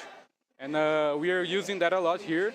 Like it's really a privilege to be in the situation that we are. We can't let the pressure get to us. So I think we are dealing very well with that. About the practices, I'm really confident for this next stage that we are going to qualify for the major, and that hopefully in the major we can bring the first international event for Fury. All right. Well, I am really looking forward to it as well. Thank you so much for the time, and we're looking forward to tomorrow. You're going to be going up against W7M. How are the nerves for that one? How are you feeling? I'm feeling pretty confident. It's always a great match against them. In the Copa do Brasil, we played against them and we won. So I don't think it's going to be different tomorrow. Okay, I guess we're gonna have to wait and see. Thank you so much for the interview. Thank you. Enjoy your celebration, and we'll see you tomorrow. Bye. Thank you. Bye. All right, let's bring Des back in here. Hello, welcome to I'm my so sorry. lovely The quality has come casters, down now that analysts. Philippe Pox is off screen. Oh no, don't say that. The average elo has just plummeted. Through Oh the no, floor, when I Tim. was on that screen, it was like 6 feet under. It wasn't even plummeting. But let's talk. Let's put our brain cells together. Whatever is left. That's like past midnight at this point. And I would like to have a little bit of a discussion about what we've seen today. Starting off with the standings, particularly, I think coming in today, I mean, I expected some of these teams to win, but I personally, I did not think that FaZe would be the way it is. But you know what? 7-5 from Furia. Did we expect it to go this close? I think it's probably fair, based on how the rest of the day has gone, to probably say yes, to be honest. The fact we've had 3 really close games, 2 of those being in overtime, 2 now going all the way in regulation, just shows that that gap is really narrow. The only thing you probably put on the outside right now is Fluxo, and that's no surprise. They didn't win a single game last stage. Whereas we've spoken all night about how close a lot of the mid-table was. This game really reflects that, I think. Yes, Furia, they walked away with 3 points, but that will always forget about the context, I think, of how close the game was, of the close moments that it came down to. I will touch on, again, a couple of the players that were really worth highlighting. JV, of course, but Machina, again, look, 6-4 on the entry. It is bonkers, the consistency that he's had there at getting involved in entry engagements, and really kind of goes to show the 2 styles of these teams. MIBR, more old school, have got the front man, Machina, who's out there looking for kills. But the side of Furia, it's all about the spread out play, because every player has been involved in entry kills at some way throughout that game. 2 very different styles, very close overall matchup, but a very entertaining match from start to finish, in my opinion. Yeah, I mean, I think it was a great match to watch. And I think in general, all the games that we've seen today, Ace, have been quite informative in regards to what we can be expecting from the teams moving forward. Yeah, I think so. I'd agree with that. You know, looking at what we've seen so far, we've just got JV's stats up there to... You can drool over those a little bit more whilst I talk about the general performances through the day. Yeah, I think we've started lifting the lid a little bit. It's always like that on play day 1. You don't necessarily know what to expect. There's been a few changes. What I'm seeing is kind of a couple of different groups of teams emerging. There's teams like Liquid, FaZe, NIP, Furia, who, win or lose, have all looked pretty good tonight. So you're thinking, yeah, they're probably still going to make up the bulk of those top teams. But then you've got this really exciting group in the middle. And I look at that as like E1, Keed, MIBR, who have come out, W7M, who have come out, and it's like, right, they're potentially going to be fighting for some of those top spots. You know, mid-table, definitely, they're going to be in those playoffs. And I'm really interested in that middle group. It's going to be fascinating to see who makes it. Yeah, that's absolutely what we're going to be looking forward to the most. But with play day 1 done and dusted, it shapes up the standings in regards to how the teams have performed today. And I think looking at the standings particularly, it's really that middle side of the table, as you touched upon, Ace, that I'm looking forward to. But I also want to say, the fact that Vivo Star as well as E1 and Furia are the top 3 teams after day 1, I am impressed. But also I think got to keep into consideration the fact that some of these matchups have been quote-unquote a little bit easier than others does. I mean, Vivo played against Fluxo and slapped them about, right? Like, it wasn't even a close game. Whoa! Fluxo had some real difficulties. I think that, again, they need to go away and really reflect on, I think, if they're going to try and improve their performance tomorrow. I'm not confident they will, but fingers crossed, miracles can happen, right? And I think for the others, because it's been so tight, although obviously it looks like there's a real, like, good ordering there, I think a lot of that just comes down to literally a 1 or 2 round difference in most cases. It is so tight, and I wouldn't be surprised to see, with the exception of Fluxo, a very different looking table tomorrow as teams rise and fall based on the outcome of their games then. Because we've got some big games tomorrow where top teams will have to lose because they're against each other, and that will start to give us a really interesting shape. Oh, and that leads us nicely into tomorrow's schedule. We're going to be starting off with Vivo Star against E1, W7M against Furia. I cannot even believe that this is day 2 already. MIBR against NIP, Liquid against Black Dragons, and FaZe Clan against Fluxo. I think I'm probably speaking for most people that are tuned in today and that are looking at that W7M Furia game, the second game of tomorrow, going, ooh, that's a banger that I don't want to miss. There's so much to look forward to here, right? W7M Furia is the obvious one. For me, though, match of the day probably stands for me as MIBR versus NIP. I cannot wait to see what we've already seen today a little bit. Machina coming up against Fantasy. That is like 2 nuclear bombs going head to head. And I just cannot tell you to begin with who the hell's coming out on top of that one. It's then going to put a lot of attention on the rest of those 2 teams of how they will play together to capitalize on the advantage that one of those 2 entries gets early in the game. Either way, it's set to be explosive. Ace, you want to chime in regards to what matchup you're going to be looking forward to? He's really excited about FaZe versus Fluxo. Can't wait for that one. It'll really I'll stay up till midnight. No, I think the reality. I'm looking forward to that Team Liquid matchup because I've watched Liquid for the longest time. I've cast Liquid for the longest time. I've cast them in all of their losing grand finals at this point. It's like, you know, you can't. Maybe it's your fault. Maybe it is. Maybe it's me. But you just like, you know, like kind of a little bit like, come on, finally get there, finally do it. So yeah, I'm interested. They had a good performance today, but Liquid, you know, through all that time have been a bit of a roller coaster team. They've been up and down. So I'm looking forward to seeing how they do against Black Dragons. I want to see another strong performance out of them. But also that first game as well, E1 versus Keed. Keed had an easy time against Fluxo, it's fair to say. But we did come out of it saying that they were promising. We wanted to see them against better teams. And I think E1 will stretch them more. So yeah, I'm looking forward to seeing that. It sounds like at the end of the day, we're looking forward towards all every of single them. match. We're all winners here, Jenny. We're all winners. We want to watch every single game that's being played tomorrow. And I'm sure you guys at home also want to do the exact same thing. But that is us done and dusted for today. So make sure that you tune in again tomorrow because we're going to be back again with 5 best of 1, day 2 of the group stage. And remember, only the 6 teams will be advancing to playoffs. So every single game counts. Make sure you tune in for tomorrow's action. And I'll see you then.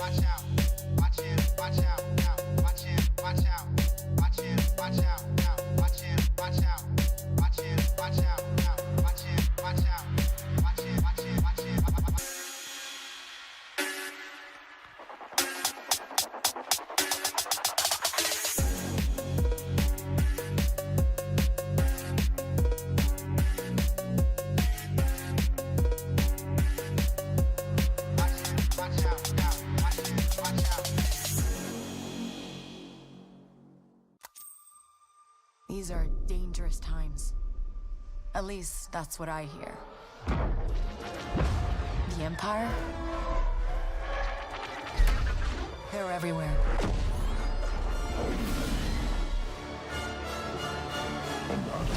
But the world here belongs to the syndicates.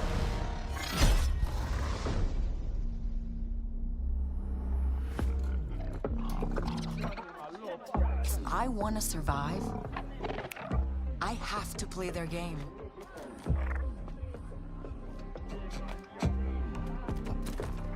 Looks like I'm all in.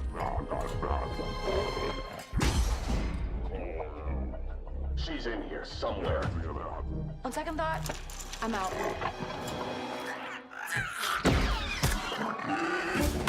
There she is.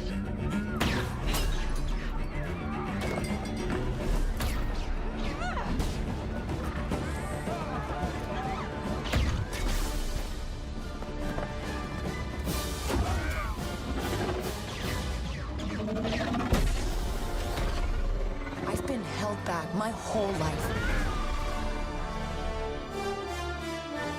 And now, I just need a chance. chance to finally be free. Wherever that takes me. I'm here to offer you a way out, okay? Get off my ship, Jalen. Give me a chance. You're gonna have to trust me. It'll be dangerous, risky. But if you pull this off, you'll never look over your shoulder again.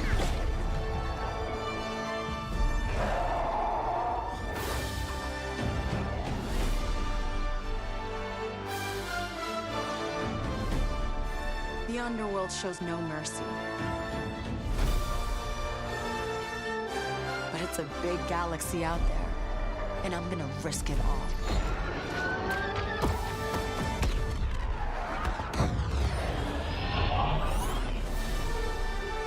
Star Wars Outlaws, coming 2024.